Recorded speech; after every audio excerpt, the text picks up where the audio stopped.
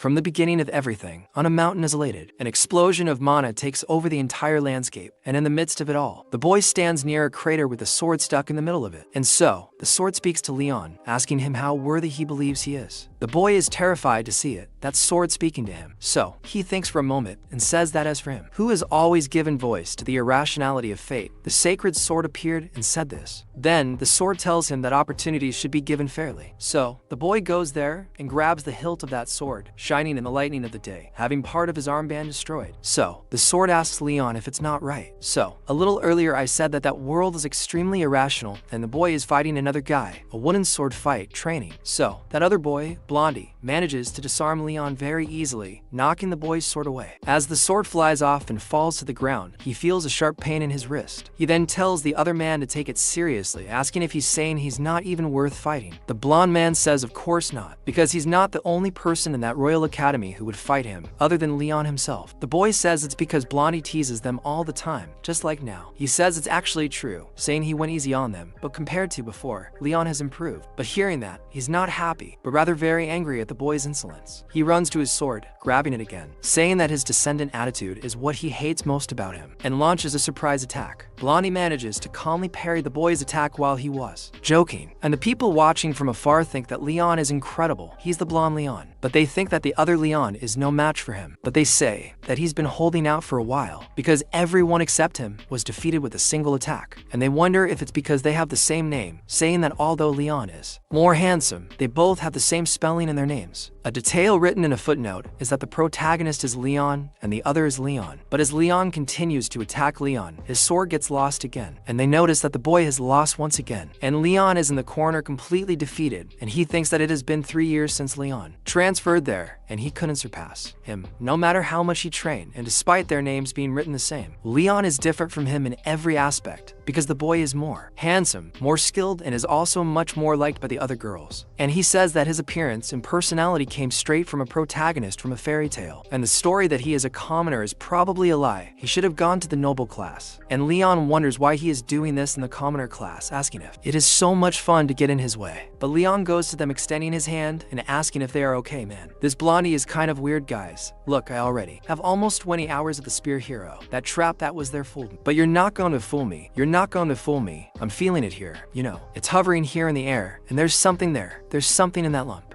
And while he goes there to help Leon, Leon is laughing all silly, and says that if only he were a piece of shit he would be calmer. And the boy just leaves it there, raising his hand wanting Leon's help. But it turns out that another person arrives there shouting, and Leon gets all shy with the arrival of that girl, with heels that are quite flashy, and Leon gets up alone, telling Leon to leave him, and leaves. And so the girl asks Leon to wait, saying that she heard everything, then says that he started a fight with Leon again, and asks why he keeps trying to fight him, even knowing that he will lose. And so Leon talks to Chloe, trying to explain what happened. But the girl gets scared, noticing that Leon's hand is bleeding, grabbing him, and he gets all red with this slightly exaggerated interaction, and she says that it was naughty, asking him to leave, but he says he's cool, and she says she wants to disinfect that first. But he screams, saying that it's none of her business, telling her not to worry about him. Man, it doesn't matter how shy you are, well, no matter how crazy you are. Don't do this, guys. Don't do this. Oh, I'm going to scream. I'm shy. Oh, guys, for the love of God, let's sit down and talk properly. Well, now your hand will be all messed up. You'll catch a bunch of viruses. It'll be all covered in pus in a little while. Let the girl heal. And Chloe obviously finds his reaction strange while the boy runs off, and Leon, watching from afar, is disappointed in his friend. And with that, the sun sets and it's already late. Leon continues training hard, and he thinks that if only he were blonde, or if he had at least some family support, or if only he had a master on the same level as that guy, even if only he had noble blood. He wonders if anything would have changed. But while he trains, he ends up breaking his wooden sword with such force that it hits that doll. So he thinks that in the end he is nothing but effort, looking at the broken wooden sword in his hand. But he thinks that in that irrational world, there are many barriers to overcome just with pure effort. While he was out training like crazy, he sees a movement inside the house and notices that, stopping to think, today is Leon's birthday. So he says he must be having a big party for the pride of the Royal Academy, but he throws his sword on the floor, wondering if he should give his best until tomorrow, and says that he spent 3 years of his life there, so just one more day and he will achieve something. And he starts to roll on the floor, wondering why he needs to give up. Because if everything is decided at the beginning, then what would be the meaning of his effort? So he starts to scream to the goddess, asking what is the reason for his effort in his life. Then nobody answers him, obviously, and he thinks that there is no way she will answer him. him, but he ends up being wrong, because a prayer from Genshin starts to fall on the boy, coming from the sky, and he gets a big scare. Meanwhile, Chloe asks Leon about Leon, and he says he didn't see him, and the girl says that no one from the dorm saw the boy either, so she thought he had come to the party, but she wonders where he could have gone. But Leon reminds Chloe that she is with him now, but the girl doesn't care about that,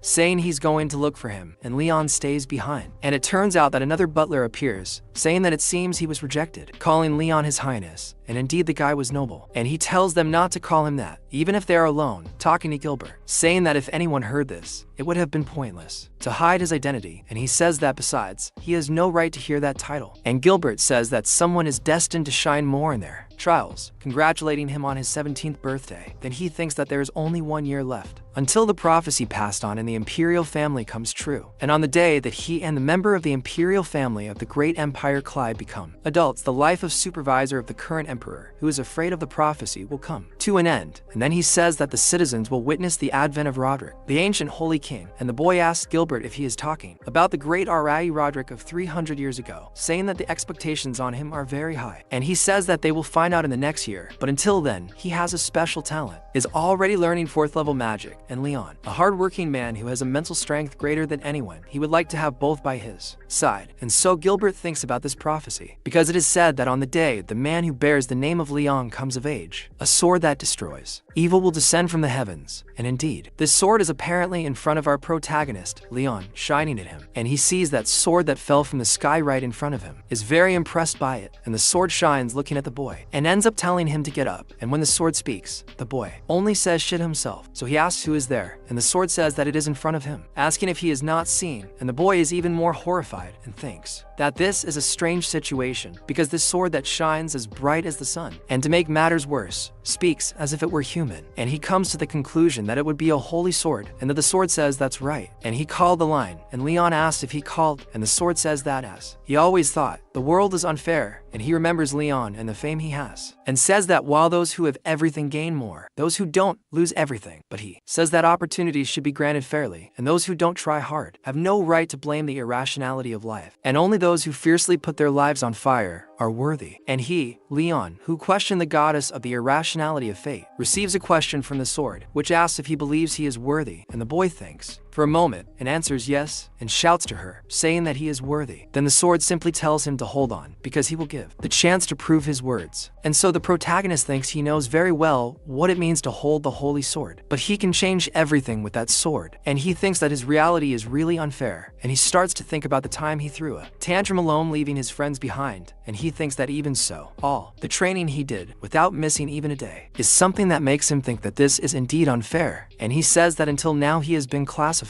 regardless of his efforts, and he worked hard to destroy the unfair reality he couldn't accept. And he doesn't want to turn his determination and effort into worthless trash. And so the sword asks why the boy is standing before it now. And he says that he asked him whether or not he is a worthy guide. And so he says that he wants to prove his determination and effort, and the opportunity must be granted fairly. And the sword is shocked by what the boy is saying, and he simply turns to put his foot down, but at that the sword tempts him again, saying that he has proven his integrity, and then tells him to pull, and begins to shine brighter and brighter as it seeks the boy. And he asks her to wait, asking if because I called him a hero. She refers to the one chosen by an oracle, but she says that it is nothing about oracles, and only his will, and his powerful mentality that will not bow before blood and noble families, or even before destiny itself, and his will to prove his convictions, rather than greed for gold and fame. And he, as the one who fulfills all the conditions, is worthy of becoming a hero, ordering the boy to pull him, once again creating a huge pyrotechnic around himself. And he says that this is the right he has received, and it is also an opportunity that was granted justly. And with that, Leon ends up falling into temptation, grabbing the sword, preparing to pull it, which introduces himself as Elcio. And when he pulls it, he says that he is a clone of the holy king Roderick called. He is Vivor, and the sword that guides the light of that to her. And when the boy finally gets it, she calls him Master Leon, ordering him to destroy evil with him, Elcio. And thus the sword seals the pact with the prodigal. Meanwhile, another guy asks if he called him a blonde guy, then notices that there is a holy sword and a commoner, and he says that he was starting to get good, and he questions if anyone is asking him why he broke the prophecy, and says that Leon's name also means lion, and says that just because the prophecy is passed down to the imperial family does not mean it is restricted to members of it only. And the other Leon doesn't fit his standards. He has both talent and destiny, but he lacks will, and he hasn't matured yet. And seeing as he's not complaining, he assumes that person has started to like Leon too, and he tells the person talking to him that he thinks things that can give established standards are rare nowadays, and tells them not to worry because he'll be even better than the previous hero if he uses his inheritance. And it's time for those bastards to pay what they owe. So he tells the blonde to take a good look at the sky, asking if that isn't his work, and in that the protagonist wakes up wondering if that was a dream. And when he looks to the side, the sword is really the lion. He starts to suffer with that, and he realizes that it wasn't a dream, and the sword asks to repeat everything to him, saying that it is the opportunity he has been given, and the boy is surprised. But the sword tells him not to think that he will become stronger immediately just because he has, and he will have challenges much more difficult than the opportunity he has been given. And so, a one-eyed ghost in the shape of a balloon simply comes out of that thing, saying that those who have a great destiny must lead an equally cruel life, or even worse, and he may have to sacrifice the woman he loves or the friends he trusts.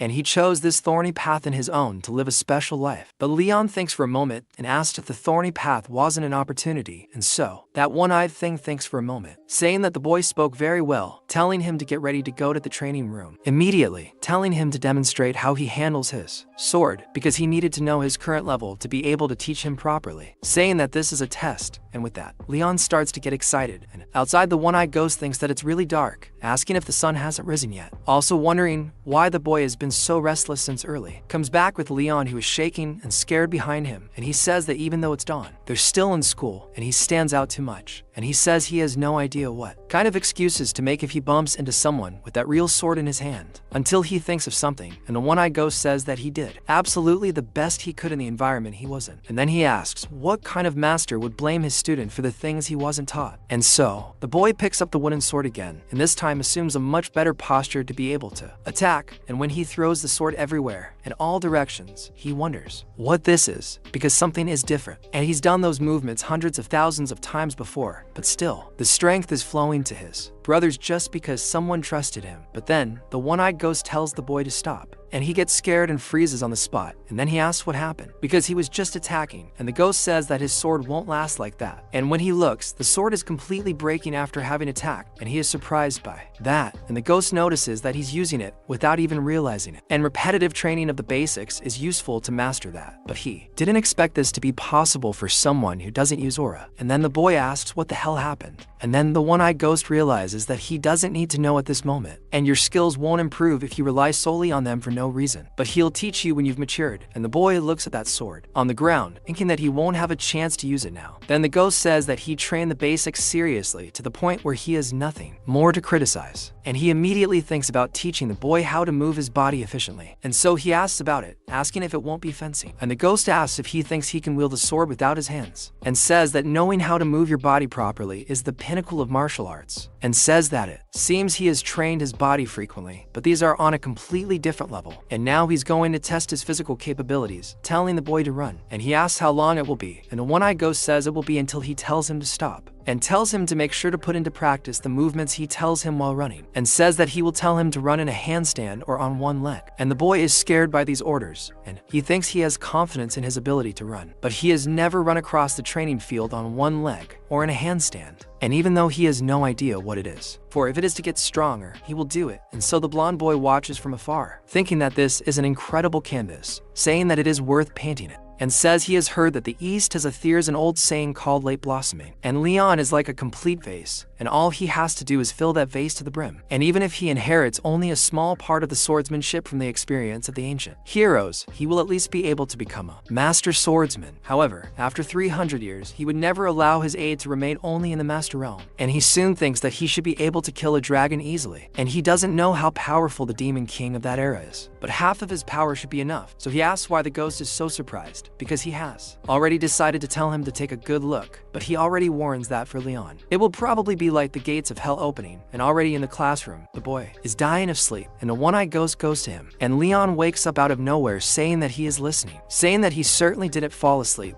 and when Leon looks, the class is going on and everyone is quiet. He thinks he is using everything he has to pay attention in class, but he thinks he wasted a lot strength in the one-eyed man's test. But aside from that class, he thinks that not missing any of Asad's teachings is crucial, and the ghost says that he realized where he should start teaching me, but he asks Leon from his point of view what he lacks, and the boy thinks it must be swordsmanship or aura, thinking it's one of the two, but the ghost says he's wrong, saying it's his eyes, and the boy is surprised. Then the ghost says it's a proverb passed down in the East: eyes, feet, courage, and strength. And he says that the ability to observe is the most important, and then the movement of the feet, followed by courage, and strength comes last. And of course, it's not as if it doesn't matter, but it just means that the other means are more important. But he also says that there are some things he doesn't agree with, but the eyes are more important. And the protagonist thinks about the eyes, as he's never heard of training the eyes before, and he wonders if it means his vision will get better if he rolls his eyes. And he tries to do that in an absurdly weird way next to a girl who is scared by his madness. And the ghost says that from now on, he will learn to see. He will show him how useless his eyes have been until now. It really is, you will show, because you only have one eye, and it is very big. If you are not a master in using this eye, then it is a joke. He is very surprised by what the ghost is saying, because he does not understand much, and so he keeps thinking about how to see, wondering if this is it. And the ghost tells him to look forward, saying that using the teacher in front of the blackboard is a point of focus. He must focus for 10 seconds and memorize. So the boy starts to do this, thinking about the dark blue blackboard, a middle-aged man with gray hair and green eyes. And he is holding a stick made of wood, and has some strands of white hair mixed with his gray hair, and the pills in his nose are also showing. And so, the ghost says that time is up, telling him to close his eyes, and then asks him how many lines were written on the blackboard. And the boy didn't even know there were lines there, because he told him to look at the teacher, and he says that he told him to use him as a focus point, and didn't say to just look at him. And the boy, he doesn't know how to answer, because he thinks he was only looking at the teacher, and has no idea what was on the board. And so the ghost notices that he doesn't remember, and says he's sure that the board was also in his field of vision. So he bets that he doesn't remember anything other than the teacher, and even after looking for 10 seconds, he asks why he doesn't remember anything about the board, and the boy says he doesn't know, and the ghost says it's simple, because he only tried to look at what was important. And the boy realizes the mistake he made, and the ghost says that eyes are much more wasted than he realizes. Today, they have a maximum of 220 degrees, and the average of 120, and we only use the front part. And he says that maybe it's to filter the necessary information, but most people don't use their full field of vision, and he should focus on his entire field of vision and memorize each figure that is reflected in his eyes like a drawing. And he tells the boy to relax his eyes and discover how to see in the widest way, and then you should learn to do this all the time, instead of just for 10 seconds. Man, this is crazy, you know. I'm doing it here with my computer. I was staring like a horse. I just saw the screen shining in front of me, but I looked to the side and it was a funny mess. I even think I'm going to turn it off, right? Because, man, I don't want to some time now. But man, you can see a lot of things besides just looking forward. And Leon starts testing here. He says he would like to say it's impossible, but he didn't expect the teaching of a holy sword to be really easy. And he says he can't start complaining now. And so the ghost tells him to look up at the blackboard this time, and he has 10 seconds again. And the boy does so, while looking for a long time. And the ghost continues to look at him like a madman with his eyes glazed forward. He finds it very strange, wondering what Leon is doing. And after class, the boy comes out of there almost dead, totally exhausted from the classes, and he thinks his eyes are hurting because his head feels like it's going to be split in half. And the ghost notices that things are going very well, and the fatigue in his eyes is because they are dry, or because he is straining them unnecessarily. However, the headache is different, and because of the attribute that was dormant until now. The pain appeared by releasing what was frozen, and it is not different from the muscles. And Leon asks him if he is saying that it's an active muscle pain, and the ghost says that in a way it is. It's probably a little different, since the brain doesn't feel pain, but he must think of it that way. And besides, they're going to continue the training. And he starts screaming alone, because no one sees the ghost but him. And the ghost tells him to look at the candelabra on the wall up there, and asks how many candles there are. And he says there are 2, but it turns out there are 3 instead. And the ghost tells him to look at something else, which is the boy next to that moon that passed by him 3 seconds ago, asking if he was wearing glasses or not. And the boy says yes. Then he also asks if he was wearing a tie, but the boy doesn't get it right. And he continues asking several questions about things they were seeing in front of him, like the light in the 12th room on the left, asking if it was on or not. So the boy says yes, but asks him how much was above it, and the boy doesn't know how to answer. And a while later, when he gets to his room, he still feels a terrible pain in his eyes.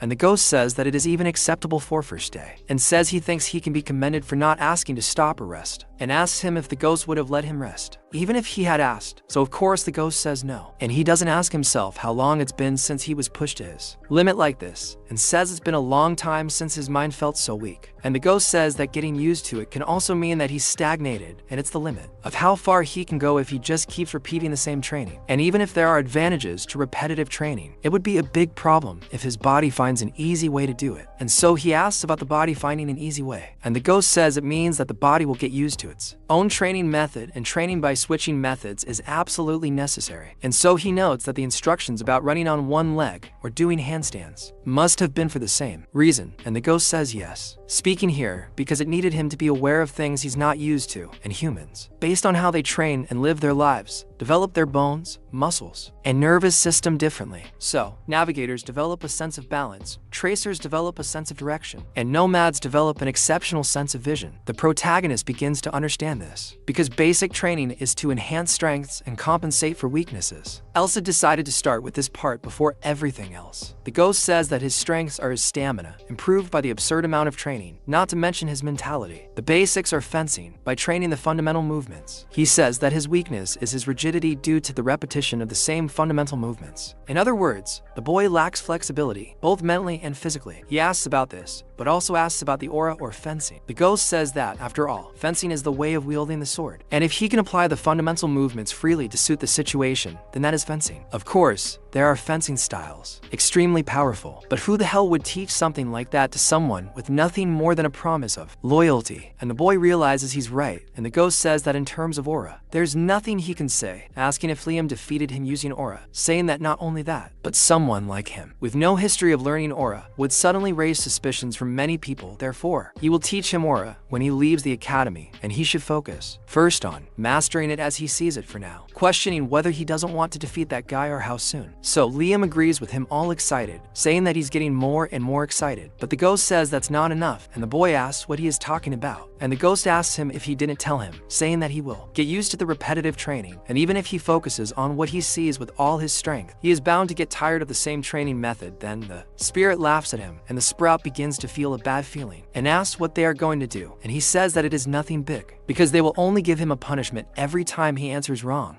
Already with a somewhat different face, a smell malicious in that mono eye. And he says it will be to the point where he won't have any leisure to get used to. And he says it will start tomorrow. And the boy becomes fearful of this punishment. And he says he's not giving the boy a hard time for no reason, and says it's just a very effective thing called operational conditioning. And although his mentality is useful, in addition to willpower, he needs someone to give him a push. And the boy thinks that even so, it's a bit difficult, but realizes that Sid is right, because it will be impossible for him to achieve everything starting tomorrow. He will be punished sooner or later, and he should also decide to experience it soon, and he will be able to develop the corresponding resilience too. And so the question comes back if he will want to do this, and the boy says he can go up, but at the time of the punishment, he begins to feel an absurd pain with the shock he receives. And so the ghost realizes that it was 5 seconds and he is already all fried on top of the bed, but says that he was the first, so he couldn't adjust properly. He'll hold back to go faster next time, and although he'll increase the intensity if he messes up too many times in a row, he just needs to do it right. And his smile means a lot, except that he'll take it easy, so he says they'll do their best the next day. And the protagonist notices that that one is actually a demonic sword instead of a holy one, and the very next day he wakes up very early and starts running with the ghost, while also training his vision by looking at the back of the teacher's head, who is scared shitless by the boy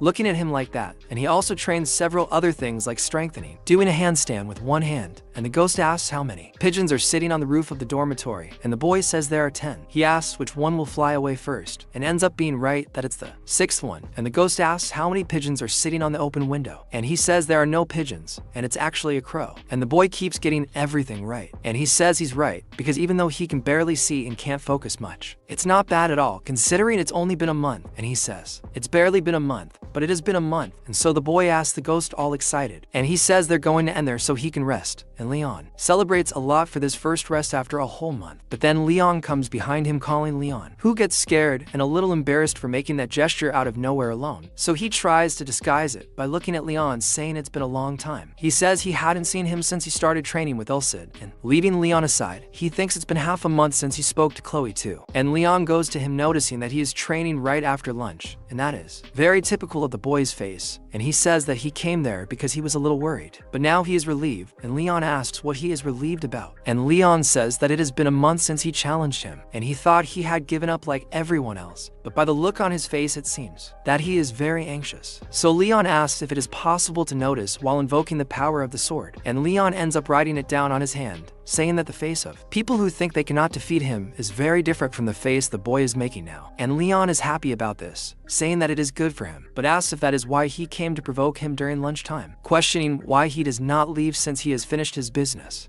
But Leon says he is very cold, and already it's been a while since they talked like this, asking why he doesn't talk a little more. So Leon asks what they have to talk about, and Leon says that only 10 minutes is enough, and the boy gives in, sitting next to him, and the two stay side by side looking at the clouds until Leon starts saying that he must have heard the rumor, or what he says here and there, that he's not a commoner, and so Leon thinks about this rumor, wondering if there was really any need to talk about it, since it didn't seem like he was trying to hide it, or maybe he should start talking to him in a more formal way. And Leon says that he didn't start the subject for that. So Leon asks what it is about, then Leon asks him to please understand what he's going to say now, telling him to think of it as coming from Leon who is hiding his identity instead of his fledgling. And so the boy is surprised and ends up agreeing with him. Then Leon asks if he knows that he accepted his duels for a reason, and he says that he knows that because Leon doesn't, he wouldn't be affected in any way if he refused, and he could have just run away from the duels without even using his identity, and the continuation of his duels is due exclusively to his kindness, and he thinks that nothing more than the generosity of the victor compared to him. As long as Leon dedicates himself to this, he can become stronger and stronger. But then Leon talks to the boy, saying that they will end it, and Leon is a little surprised by what he's saying and questions about ending it. And Leon says that he's not talking there now, and they will do it in their next duel, the last one with pure fencing, without aura as always. And in exchange, they will use the real sword instead of the wooden one, and the boy becomes more and more surprised by Leon's words, and he says that if he wins that duel too, he will become his subordinate, and Leon wonders if it's just a declaration to decide the hierarchy, and realizes that this is a bet, but asks what guarantee he has that he will keep the promise, because it's not a magical contact. It's a verbal promise that can be broken at any time, and Leon says that would be the case if it were with anyone else. But the person in front of him is an inflexible man who came all this way with pure pride, and then Leon asks if it is a compliment or not, and Leon says that he is saying that he will believe the boy's word, because he is the type of person who will keep a promise no matter what, and Leon likes what he is saying that if he loses he will become his subordinate, asking if that is the condition, and the boy says yes, but he asks what will happen if he defeats him, and Leon, seeing the boy all excited and acting like that, smiles, saying that he will give him whatever he wants, as long as he does not put his honor and his family in danger, slender, arcane, or a cultivation method, or even elixirs, anything, and the boy gets excited about it, because he will decide on the day of the duel, asking if everything is okay, and Leon tells him to say when he is ready, because as he will have to prepare a place, he will need to know 3 days in advance. And so the two turn and go their separate ways. In the past, Hero thinks that that moment has finally arrived, noticing that the path of Leon, who was chosen as a hero by the whims of the sacred sword, and Leon, the prince who tried to hide the imperial throne, turns out that this is the moment that his true duel will begin. But he has already bought that he is scared shitless, because he is too nervous about the duel that is coming, and the ghost discovered that he is nervous and gets very angry with the boy, because he was responding well to this lazy person seconds ago, asking if he is scared after to have come this far, and he says that's not it, but that he really wanted to know if he got stronger. And the ghost wonders what he's talking about, and the boy says that although last month's training was very hard, he doesn't feel like he's gotten stronger, and the ghost looks at him a little skeptically, saying that he doesn't seem to have noticed, but he's already gotten much stronger. So he tells him not to worry, and he questions if it's serious, and the ghost says that vision is a different type of strength, and asks if it's not obvious that he wouldn't be able to feel it, since he didn't use it properly. And he also says that he's already taken other measures besides that, so he shouldn't worry. But then he tells the line what he said, that there would be a physical evaluation later, and the boy says that's right, and so the ghost tells him to wait, smiling, saying that something beyond his imagination will happen, and he's quite convinced, saying he bets that he won't be able to say what he just said again, and the boy doesn't quite understand, but decides to wait, and for a while then, the teacher tells him to form a line according to his number, and if anyone is feeling sick, they must get out of line and say their name. As for the rest, they must start warming up, and the protagonist thinks about this evaluation because he was 9th last time. And although pure physical capabilities are evaluated without using mana, those who occupied the first places were always those of the noble class and the nobles. In addition to the aura, received dresses and physical training, so 9th was the limit for him. But then Vador asks what Leon's ranking was, and he says he was first, and says that is expected because he seems to have trained a lot, although not as much as the protagonist, and he doesn't even compare to those bums who were only born in good houses. And even though it is called short distance running, it is to laps around the field, and they should run 800 meters, but Leon clocked 1 minute and 20 seconds, while the boy, he got 1 minute and 40 seconds in a full. And the ghost notes that it was a 20-second difference, thinking that Leon is really incomparable, but tells the boy not to be scared before even trying. He says that even if he tried, he shouldn't be scared, because compared to before, now he has the sword, so he trusts, saying that he will trust the sacred sword. And so they all get into position, and when they start, the protagonist runs off, and Leon is surprised to see the boy running, because he took the lead of everyone very quickly and ran too much, passing everyone. And even the guy who was timing is surprised because he did it in 1 minute and 29 seconds, and Leon's eyes widen, seeing that, and the teacher goes to Leon, asking if he learned the time, but the boy says no, so he asked if he would mind if he confirmed it. And the boy tells the teacher to go ahead, and when he touches him, it is said that he is looking for a repulsive force by infusing a small amount of aura into him, and if he learned the aura then, it would be eliminated immediately. But now he notices that the boy really didn't learn, but he thinks that he can't believe that he has changed so much in just a few weeks, questioning what kind of training he did. So he says that he only trained the fundamentals, and he says that he is right, that the teacher knows that he had more breaks than before.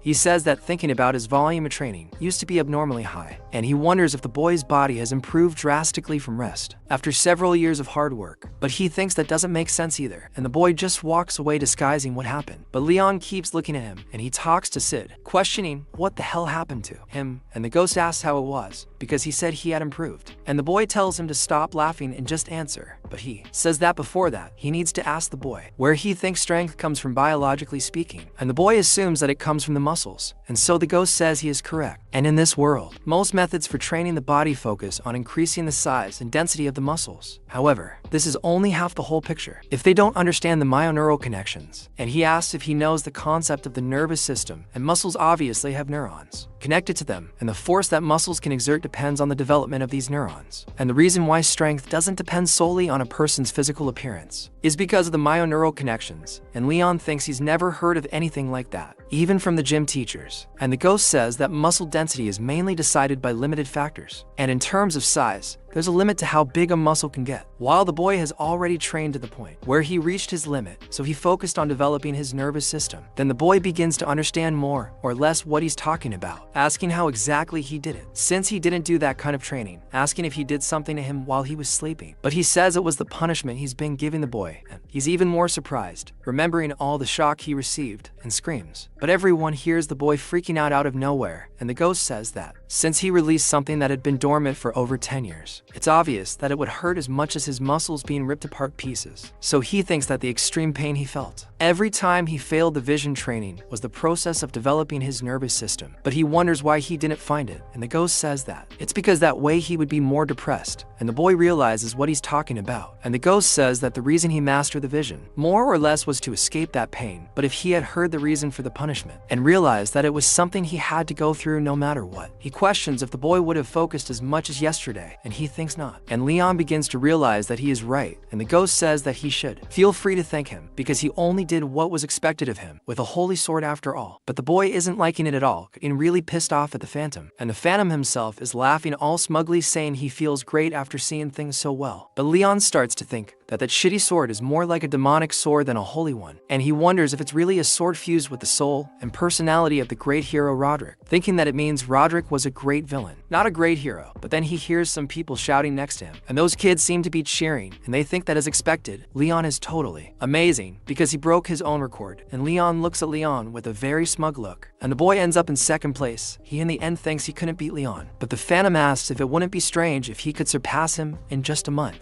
And he says the boy shouldn't try to feel satisfied with just that. And then Leon says he knows that because he was just saying that even so, from the 1st to the 9th floor, he climbed up to the 2nd and he thinks he can really beat him. But he also thinks that he can't and that he will win. And in this pose, the boy calmed down a bit and he asked the Phantom what kind of training they would start tomorrow. The Phantom said he would think about it, as the vision training went beyond the level of just practicing memorization, and there was nothing he could really do in terms of physical ability. So it would be better for him to gain experience so he could effectively apply what he had learned. But the boy said it would be difficult to gain experience in real battles, and the Phantom said that was exactly why he suggested they leave that place. The boy was surprised, wondering if he couldn't teach fencing first. The Phantom said he told him to abandon his fencing fantasies, because to learn his fencing, he first needed to learn the aura. And as he said before, it was more than enough for him to just use the fundamentals to a certain extent. Martial arts without aura were nothing more than cheap tricks. Even if he called it a secret technique, it would be nothing more than something difficult to handle the first time. He would become easy to counterattack once his movements were read. And he questions if the boy thinks that an orthodox swordsman, like Leon, would fall for mediocre tricks. So he asks what the Phantom wants to do, and he says that he should use his emotions, because a sword trained with effort for a long time is powerful. But now that his physical capabilities have increased to a similar level, no other Leon would be able to defeat him. But he says that the boy really needs real battle experience, asking if there is anyone who would start a fight with him. He even thinks of some tough guys, but the boy says that this is not a slum, and there is no way the academy has people like that. So he asks if he acts like that too, but he says that was what he discussed with that idiot. However, someone who can pick a fight appears, asking if the boy is the commoner named Leon, and already together with some guys who seem to be pickpockets of some kind. He thinks that he limps the uniform of them. It shows that they are from a noble clan. So they ask how the mere commoner got 2nd place, saying that he is very arrogant, and says they are sure that he used some trick, that he even fooled the instructor, but they scream at the top of their lungs that they will not be fooled. And so the ghost is surprised that 300 years later, there are still jerks like that. And the protagonist says that if they have a problem with the ranking, why don't they complain to the instructor? And all three ask how the commoner dares to talk to them like that, and crying. How would they know what kind of trick he used? Because a bastard who hasn't even sworn loyalty yet, coming in 9th place, was already strange from the start. But then, they say that he finally showed his face, asking which family he would be supporting. And the protagonist thinks that they really aren't listening, but ends up realizing that they probably had no intention of talking, because in their eyes, he's just a weed in the annoying line that they want to uproot. And so, another kid appears, telling them not to be sad, because even though they are commoners, they are all students of the same academy. But the Phantom notes that this kid is being underhanded, so he tells the protagonist that he can call the punishment, which they, the nobles, are about to grant him with dignity, asking if Leon doesn't think so, and the others say it's exactly as Lord Elmont said, agreeing with that pile of shit the kid is spouting. And so the ghost asks if he's the leader of the group, noting that he's part of some big family too. And Leon says that he's the 2nd son of the Bourmont family, Elmont, and says that he was always 2nd in the physical exam, and he must be extremely angry that he took 2nd place from him, because he can't even compare to Leon. And the ghost notes that the characteristic of nobles acting against the weak, and the weak against the nobles, is really always the same. And Elmont stands in front of the protagonist, saying that he regrets that their first meeting happened like this, and tells Leon that he may feel wronged by this, but they can't just accept it, and he expects him to keep his promise, raising his left hand to the boy. And then he says that he wants to hear the proposal first, and everyone thinks that this is arrogance, but Elmont tells them to shut up while he stays irritated with the boy, asking how about they do some fights under the supervision of an instructor. And the protagonist notes that this is how it will be, while the boy is all convinced, but he says that it may seem like he made a great offer, bringing an instructor, but he is clearly at a disadvantage with this proposal, since the fact that without aura is not included in Elmont's conditions means that he will use the aura against him, as well as all the other three. So he says that if he raises an objection, they will try to react by saying that he is deceiving the instructor, and if he himself refuses the duel, obviously they will try to defame him in some other way. But then he looks back and sees that Leon is there, and he thinks that if it were Leon, he is sure that it would be possible for him to get him out of this situation. But then he gets angry with himself and does not even think about the situation, because receiving help from his rival is a greater and stronger humiliation than that provocation. So he agrees with those idiots. And Elmont questions himself if he will really accept this proposal, and the boy says yes, but says that in exchange, the one who will supervise the fight will be Instructor Helmont, and it's only 1 person per day. He tells him to promise that he will never question these skills if he wins, and he says that Elmont can certainly accept that. So he thinks a little and realizes that he is choosing the demonic instructor of the academy, Helmont. Then he realizes that if he is the supervisor, master, then any trick with him is impossible. And he agrees to this, saying that he accepts the boy's conditions, because it doesn't matter who will supervise the fight, because the only thing that disappoints him a little is not being able to beat him up until he is satisfied. And Leon remembers the burden that Bastard was making, because he never expected to gain real battle experience like that. And the ghost says that in terms of results, this is great, but then he asks what else it thinks, asking if he can defeat him without using the aura, and he says he doesn't think so, since he's never fought someone who can use the aura before. But then he's surprised by what the boy is saying and wonders if he should show Leon how to make things easier. So the boy soon gets defensive, asking what the ghost is talking about. After all, the last time he came up with these good ideas, he got a shock, and it was somewhat traumatizing, so the ghost soon snaps his fingers, saying that this method must be the easiest, showing the boy a selection window. Then, say that his title is a hero who still can't use the aura, and his level is 18, with strength of 119, stamina of 124, agility of 115, and aura 0, and his skills are mastery with the basic sword, maximum level, Roderick's vision level 1, and martial exoskeleton is at 1, and the boy is surprised to see that, and asks Elsa what that is, and he asks what else it would be, because that's what he's capable of doing now, and those stats are from that brat element, and his title is like a brat who is blinded by an inferiority complex with level 15, strength 97, stamina 89, agility 82, and aura 63. Besides that, his skills are mastery with the basic sword level 6, fencing vision without any kind of information level 1, and beginner aura user level 3. Then the protagonist says he wrote this based by his own standards, so it's not very additive, and the boy is very surprised, because that brat Elmeth is that weak, saying that if he is the second son of a Kant family, he probably got all kinds of elixirs, and he should have gone through a round of training to get stronger.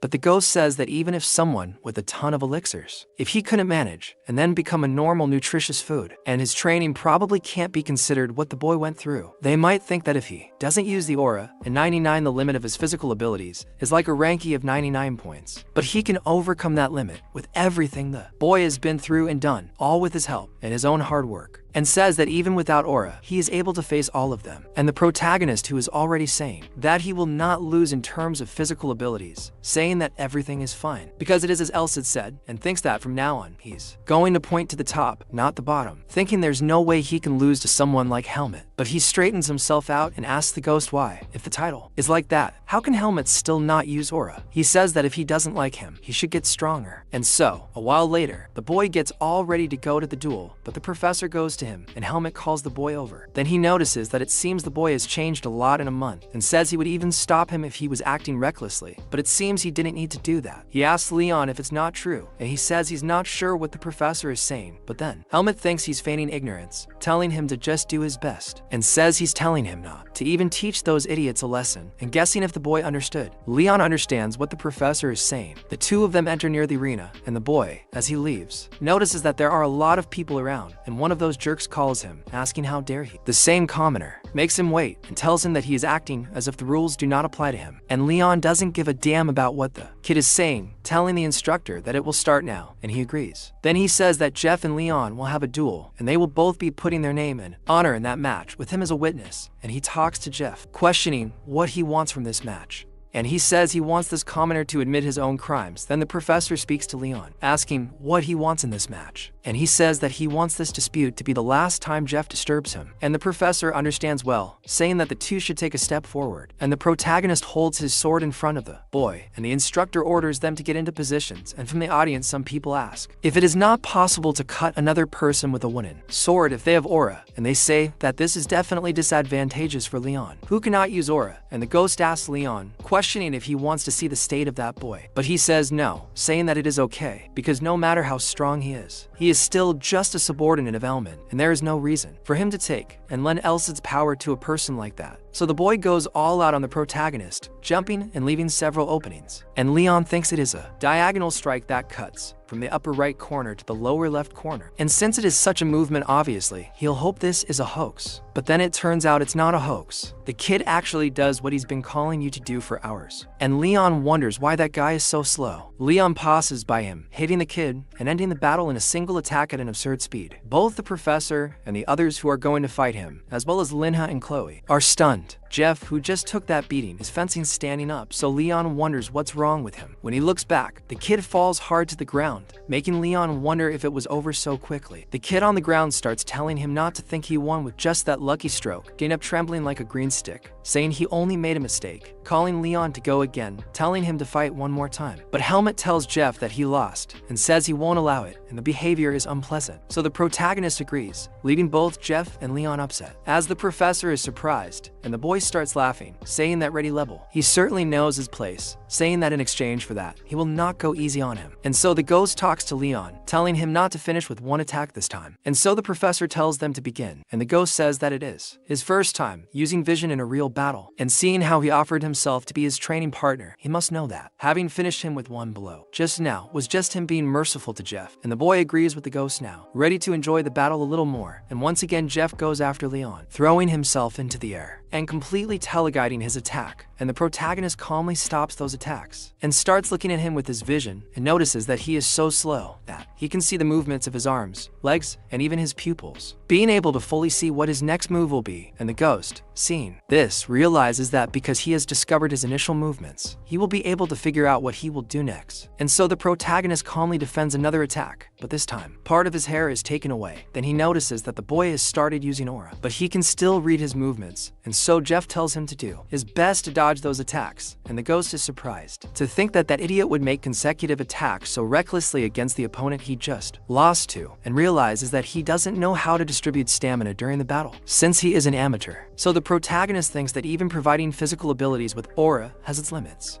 Then the boy starts to tremble because he doesn't is holding on any longer. And so he notices an opening and throws his sword with everything at the boy's leg, hitting his thigh. And he certainly feels it, jumping back because of the pain, and starts to tell him that he is a fool, but that he is wobbling and trembling himself, saying that he should have finished him now because he wouldn't be able to take him down with that kind of attack. But the protagonist goes after him, contradicting what the boy is saying, hitting him in several parts of his body. And so the ghost asks what Leon thinks, and says that it is as he said. If he wants to use vision and training, a moving target is the best. And at that Jeff starts to speak, who gives up on the ground all broken, and really once again gives the victory to Leon, raising his hand, and Chloe is all happy, while the others are shaking with anger and fear. And already during the night, everyone is talking about Leon's duel, and Helmet's annex, saying they didn't know that Leon could fight so well, and says that he started challenging each of them, starting with Jeff, and they all lost, and had to be sent to the infirmary. And the only one left was Helmet himself, but they think that Helmet wouldn't lose to the boy either, but that the one-eyed ghost himself thinks they are too easy opponents. They were using such Leon fencing, but without any soul, and he can hardly believe that they are at that level, despite using aura, and he says he is sure that that day will be a little different after all. Helmet's time has finally come, and the ghost says that it is important that he does not let his guard down, and when he is face to face with the conceited one, Helmet is already exuding aura, and the ghost realizes that, apparently, he has stopped being pretentious, and Leon immediately notices what seems to be the case, and says that Helmet uses aura, and is stronger than him physically, and there was already something in the status window, which else had showed him, the fencing vision, and he was only at level 1, and it shouldn't be very powerful, but unknown techniques are very scary to him, and he really is full of hate, looking at the boy, and Leon thinks he has a chance, that he won't be able to live through this, with Roderick's vision. And Helmet starts to say that he didn't think his turn would really come, and the boy asks if it really is, because he himself already knew that this would happen, and Helmet gets more and more pissed off with the brat's arrogance. And Leon thinks he will be a perfect training opponent for the duel against Leon, and realizes that although he has great physical abilities, even without aura, he is weaker if the aura is taken into account. And if he is at the level where he can grind aura into his sword, then it will be dangerous even if he blocks his attacks with a wooden sword. And he wonders if in this case, he should avoid a direct fight, try to provoke him first. Then the teacher shouts, ordering them to begin. But at the exact moment the teacher finishes speaking, an attack passes close to the boy's ear, almost tearing it off, but taking away some hair, and then he notices that that is the energy of the sword, which came out of the tip of Helmet's sword as soon as he extinguished it in the direction of the boy. And Leon soon begins to imagine that perhaps he will not be able to face him, because the difference in speed between them is quite gigantic. And Helmet becomes increasingly serious. And Leon thinks that he is still a direct descendant of a count's family, even if he is useless. So he has to have something going for him, and Helmet is smug, saying it's no wonder they lost, because he would have trampled them if he were just an arrogant commoner. But that's a different story. If he's someone worth recruiting, and says that if he manages to join him right now, he can forget about trivial feelings and accept him on his side. But Leon goes against him, showing it not with words, but with action, attacking while he's talking too much, and almost hits Elma in the face, who needs to go all out, but still he gets cut on the cheek, and he gets pissed about it, because the boy is certainly arrogant, just because he got some useless skills. So Leon asks if he really is, but the ghost hears that his skills are useless, gets pissed, talking to Leon, to that weakling, who just called his technique useless, and he seems like he definitely wants a little revenge, and he talks about something they even say. When rivers and mountains change in 10 years, but after 300 years ago, he was being ridiculed by a brat who still wet the bed. Leon noticed that he had a very threatening feeling, and he spoke to Leon, asking if he could see the white-toothed kid. He said yes, saying that the only insult the teacher could receive was being reprimanded by the student. If his teeth remained safe in that mouth until he was finished, the one who would be punished would be Leon himself. He thought that 1 or 2 teeth wouldn't be enough, saying he would pull out as many as he could to satisfy that madman. He became very focused, and Elmont, noticing that kid like that, asked what that vigor was. And Leon went all out on him, forcing him to defend himself from that barrage of attacks. They then noticed that Elmont was being pushed, and Leon said no, saying that Leon was on the offensive, but Elmont hadn't been thrown out yet. Leon began to wonder if he was pushing himself too hard, because if it weren't for the aura, then everything would be easier. If Leon thinks that if things continue like this, Leon will fight a battle of attrition, then Elmont calls him persistent, and tells him to stop at that last inconvenient position and end up on the ground. But Leon tells him to look at what he is talking about, and thinks that he will compensate for his lack of strength and speed with his vision of Roderick. 2. Anticipate the opponent's actions, and if he can see this a little faster, he will be able to compensate for his inferiority, and he should be much more accurate and faster, also being wider, until the opponent in front of him is appearing to be moving underwater. Then he goes again for the boy, but ends up being pushed back. However, it still works, and Elmont gets more and more pissed off because he can't even use the aura, and the professor thinks he didn't feel any aura from Leon. Despite this, he can't believe that he managed to push Elmont so much. So he says he can't believe it, that he's being forced to use this against the boy. And Leon realizes what it is, noticing that he's using arcane fencing, and he wonders if it's going to be the stabbing, the cutting, or even it could be him throwing the sword, and he thinks he can't waste a single second, activating his otherworldly vision again. But it turns out that Elmont goes all out on him, and Leon notices that he's using the stabbing and thinks he can dodge it, and he actually gets ahead when Elmont throws his sword, but to his surprise, the boy manages to turn his neck, almost hitting him. And he notices that that stabbing was just a spot, and that technique assumes that his opponent will dodge, and it's the secret bourbon technique. A blow he feels, and Elmont is happy about it, and the protagonist realizes that he's going to strike directly at his chest, and even if he tries to dodge as much as he can, he'll hit his ribs. He won't be able to fight with broken ribs. He can see the trajectory of the sword with his vision, but he can't dodge it. He'll be hit, and he'll lose, but he thinks about losing, activating everything in his being, forcing his body to move in every way. So he digs his foot so hard into the ground that he breaks the weight and manages to jump over that attack, and Elmont can't believe it, with the protagonist coming down hard, hitting his shoulder, breaking that part of his body, and with his arm already a limp, Leon ends up behind him, and when he turns around, they realize that he only hit his left arm, and since it's one arm against 2, that's a clear disadvantage. But Leon, he tells him to forget about his injured arm, because he's sure that the shock from the Arcana scream from his family failing is much more dangerous, and they think it's not over yet, because after that he'll take advantage, because he has 2 hands for a frontal attack, and when he does that, the durability of the wooden sword will reach its limit due to his aura attacks, and if he manages to break his sword, even though he only has 1 arm, Elmont thinks he'll be able to win, and he says that he was dancing in the palm of his hand all this time, attacking the protagonist from top to bottom. But Leon manages to counterattack at the base of the boy's hand, knocking the sword out of his hand, so Elmont can't even see what's going on. But Leon doesn't stop there, hitting with everything, and this time knocking out some of the boy's teeth, and when the teeth fly out, everyone is happy and vibrating, as is Chloe, and the professor finally gives the victory to Leon, while Elmont is lying on the ground, already with some good windows in his mouth, and a while later the ghost is all happy, saying that he did a great job, because since he was defeated by a useless technique, he is sure that from now on, he will choose his words more carefully, and the protagonist wonders if his character will be better after being defeated only once, because since they made an oath on the winner of the duel, everything should be fine since they are in the academy, but the ghost thinks that instead, he should be very surprised, and the protagonist does not quite understand,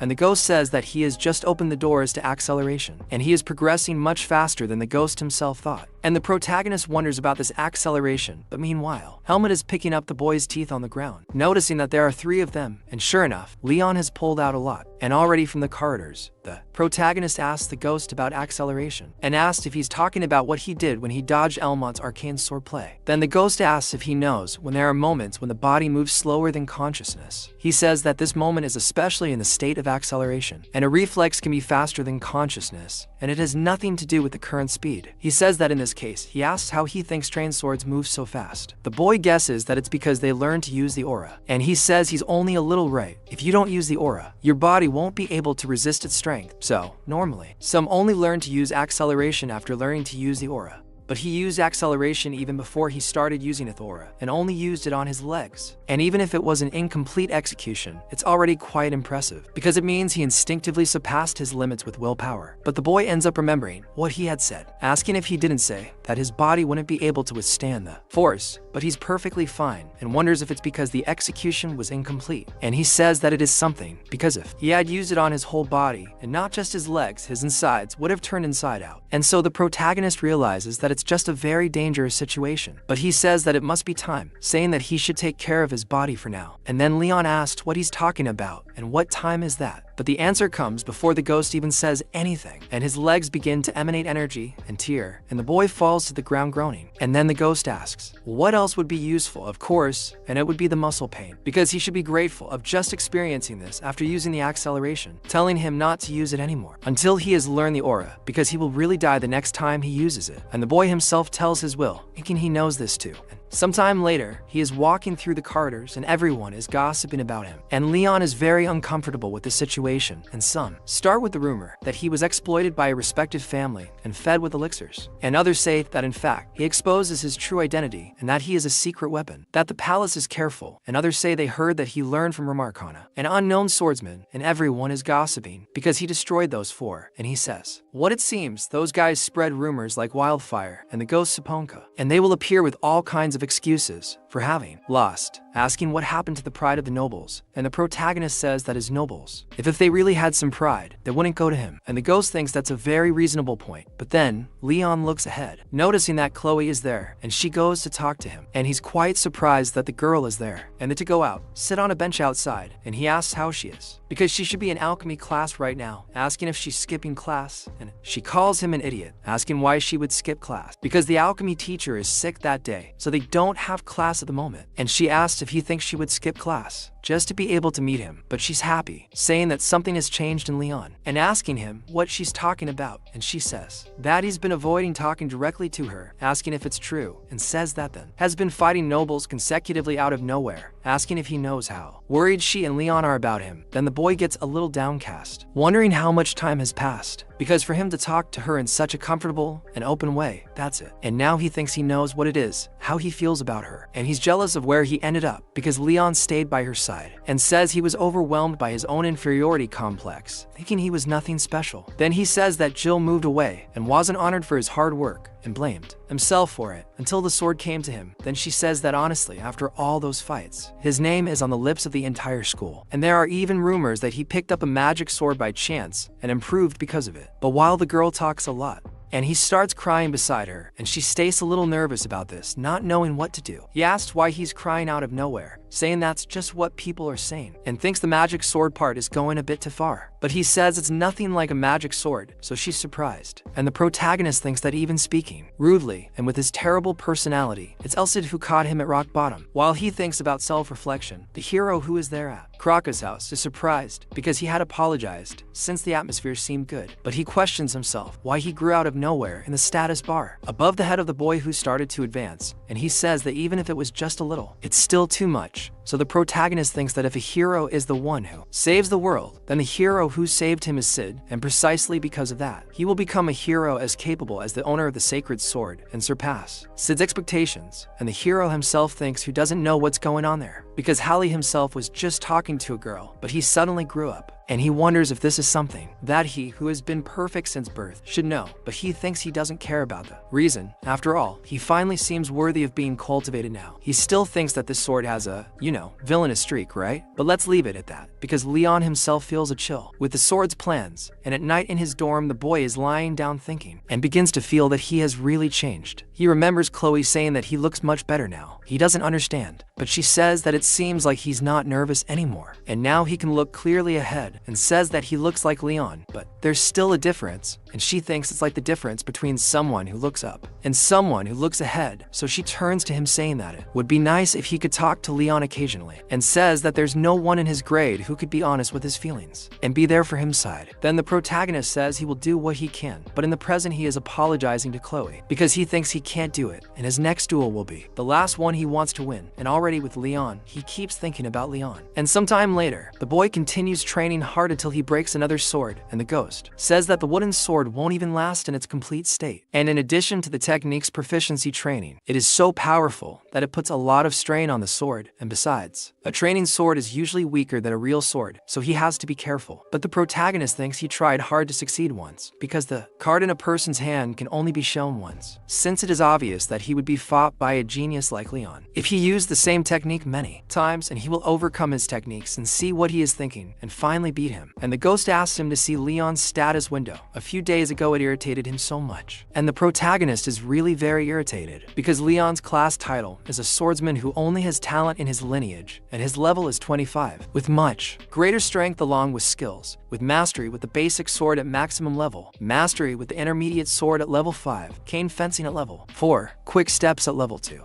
Use of intermediate aura level 1, and exoskeleton martial arts stage 2, and upon seeing that, Leon became quite irritated because the intermediate aura user can use the energy sword. He can still manifest aura in his body, and he is already stronger even than the instructors. And the Phantom says that he is at a level that talented gentlemen would only reach around 30 years old, and he is just saying that he has already surpassed that, despite not having gone through the coming of age ceremony. And the protagonist thinks that even losing in strength and speed, he still has a little more stamina, and he is definitely a difficult opponent, but not someone he can't beat. And so the Phantom thinks that this is a good thought. He will give him as much advice as he can, so he should use this as a basis to prepare to win his duel against Leon. And even so, Leon remains very calm and talks to Lucid, wondering only if he loses against Leon, what he intends to do after that. And so the Phantom says that he will not answer that, and the boy asked why. And he says that this is a test for himself because he already told him at the beginning, saying that the trials he will endure will be harder than just having the opportunity, and he says that this is very difficult for him to print, right? Then the Phantom says that this fight could become the turning point of his life, and if he beats Leon, then he will explain everything, and he will know why he said that after his explanation. Then the boy starts training again until sunset, and a while later, it starts to rain, and inside Lenka's room, the butler is with him, and he says that the results are above expectations, and he says that he already knew that the others were not that bad, but he did not think that he would defeat Elmon himself. Then he talks to Gilbert, noticing that apparently he recognizes those results, remembering once he said that he was not sure of his evaluations before, and he asks if this is 3 years old, because for the person right, it's not long, and since he defeated the second son of a count's family with a body that can't use aura, that means he no longer needs to doubt his potential. But he says he had a message from Leon today, and he said he's ready, and so Gilbert is happy that it finally happened, and Leon talks to himself, saying he would like to ask him a favor. So he thinks he will defeat Leon, and will definitely make him his knight. Besides that, he also thinks about Chloe. Meanwhile, Leon himself is walking through the corridors, and says that it seems that someone in the heavens is preparing the fight for him, and the ghost says that the hero of the sacred sword is putting the future at stake, and of course, it wouldn't be surprising if the heavens were agitated. And so, the professor notices that Leon arrived at the right time, and he says that that day is calm, and he says that this is a request from Leon, because it seems like he wants to focus on the fight, unlike the other fights that happen there. And the ghost remembers that that brat Helmet would want to humiliate an audience in a fight, and Leon becomes more relaxed about it. And the professor says that while there is no audience, there will only be one observer, besides the witness. So he asks who this observer is, and the ghost begins to understand everything, and he questions if Elsa knows who it is. And he says that it is probably Chloe, and with that, the boy becomes more nervous, asking why he knew her, and the ghost says that he thinks, and he doesn't know what is happening, since Leon thinks he likes her, and he probably intends to use this fight to push her to him. And he says that there are many cases where the king and his subordinate fight over a woman, And Leon remembers when the boy said that if he won this fight, he would become his subordinate. And he gets angry with Leon, just knowing this. You know, 3 friends, 2 men and a woman. The chance of a love triangle, it's gigantic. Yeah, you're kidding. You didn't see this coming. Because you're slow, right? It can only be. And he thinks about the X1 with Leon and remembers everything he's been through so far. Remembering that if he loses, he will become his subordinate. And it's a good enough reason for Chloe to become an observer because he's drawing a clear line of who will be the leader and who will be the led. And it's a truly meticulous plan that Leon would execute, but he thinks that of course, this way of doing things disregards what Chloe and he feel. So he thinks he imagined this. But Leon is really a high-class nobleman, someone who tries to manipulate the relationships and emotions of others. And it's a political technique, which doesn't treat others equally. And he wonders if this is the way to a nobleman, saying he's really disgusted by this while he's very angry. The ghost observes this, asking if he's angry, and the boy clearly claims he is, thinking he should never have done that, and tells Leon that he'll have to teach him the lesson he took. And when they stand face to face, Leon says that Leon is late, but the boy says he's the one who's precocious, and asked where the observer is, because he heard that he called someone. And he says they're in a place they can't see, because it wouldn't be fair if he made a mistake because he was distracted, and says that this will become an excuse too. So the boy asks if it's really true, calling to start right now. But Leon says that before that, he has something to do. He takes something. Then the protagonist asks what the hell is that thing he just ate. He says it's just a pill that suppresses the aura. And even though he said he wouldn't use the aura, it could end up coming out unintentionally. And if that happened, this whole fight would be a disaster. And Leon feels like he's talking. It even makes sense, considering the level he's at. And so he hands the boy a real sword, asking if they should start and to get into position. Then Leon thinks he's totally serious, unlike his normal self. And Leon keeps looking at him with a very different look. But Leon thinks that when it comes to concentration, he won't lose either. And so the teacher tells them to start.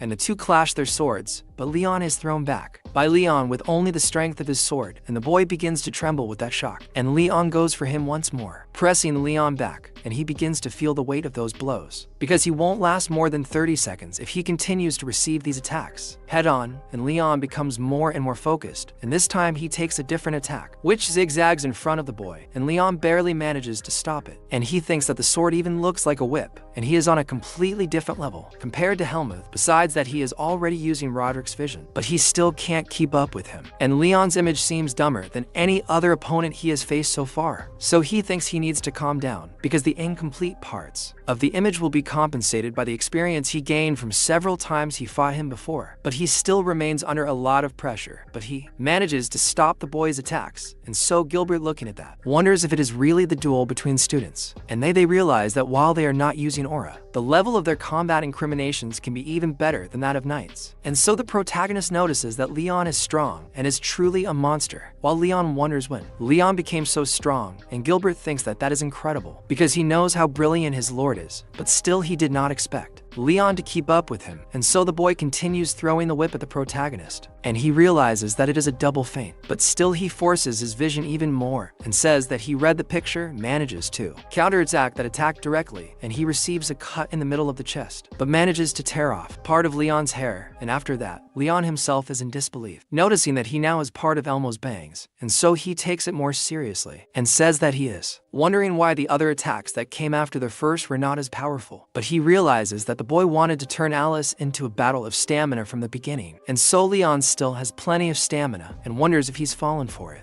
Then the two stand face to face while maintaining a distance, and the protagonist remembers to get close to the enemy to drain their stamina, and then they will slowly turn yellow in their favor. And it is a prolonging tactic that does not allow them to make even the smallest mistakes. It is a strategy that certainly has nothing fanciful about it. And Leon, looking at the protagonist, thinks he can feel his desire to win no matter what it is. And it seems he needs to break this desire first, because if he cannot do this, then he will never submit to him. And he takes this even more seriously, becoming more and more focused. And Gilbert notices that he wants to use the quick steps, and he is using an arcane technique of the Imperial family there. And the protagonist feels this pressure, realizing that this is a technique that uses muscles and blood flow. And as he prepares, the boy remembers that all of this is to allow the user to use a force beyond their limits. And even though it's not complete, since he's not using aura. Leon thinks that even half of his power would be enough, and Leon, seeing that, gets very nervous because he had to use his vision to the maximum, and so he tries to get out of the way while Leon runs past him with everything. Then he thinks he was very superficial, wondering if he dodged that, but blood falls on the ground and he notices that those are the fast steps, realizing how lethal this is, and he wonders if that brat really isn't using aura, but the Phantom says that he really didn't use it, and the protagonist feels really scared. And complaining seriously, he says that the human body is stronger and faster than he imagines, and even though there are body strengthening techniques that focus on speed like fast steps, there are also techniques that increase strength and endurance, so he shouldn't try to play what can be done with his own common sense. While he is distracted talking to the Phantom, he is almost hit by the boy. Then Leon asks if he dares to get distracted, asking if he's that calm, but he says he feels the same because Leon is only using arcane swordsmanship now, and he thinks calm down the ship Myoma because he's been at his limit for a long time and thinks he lost the flow because of Elcid's sudden interruption, and he remembers the Phantom telling him not to try to play what can be done with his common sense. But he thinks that Elcid didn't interrupt him and says that only about 5 to 6 steps until he's out of the ring, and he's been pushing him until now, but still he concentrates. And Gilbert notices that the atmosphere around Leon has changed, but he thinks with his that there shouldn't be a way to advance against the quick steps of Leon's level. Then the boy starts to think that he thought he only had one chance to win, and that was by withstanding the attacks, and in order to protect the small advantage he had in stamina, he waited for Leon to become exhausted through the quick steps, and the worst solution he could is available is acceleration, a technique he can't control. But he thinks that this is no fun, and so he assumes another sword stance in front of Leon, and thinks that the only thing he needs to rely on is the strength he has been accumulating. And Leon himself thinks that this is the first time that the other Leon has looked so big, and he says that he is right, and this is who he is, and he will make him become his subordinate, no matter what. He starts activating the quick steps, but Gilbert gets worried, because using the quick steps consecutively without aura would make him go beyond his limits, and so the ghost gets very excited. He thinks that if he is a real hero, then this amount is nothing, but Leon thinks that Leon does not know the decisive difference between them.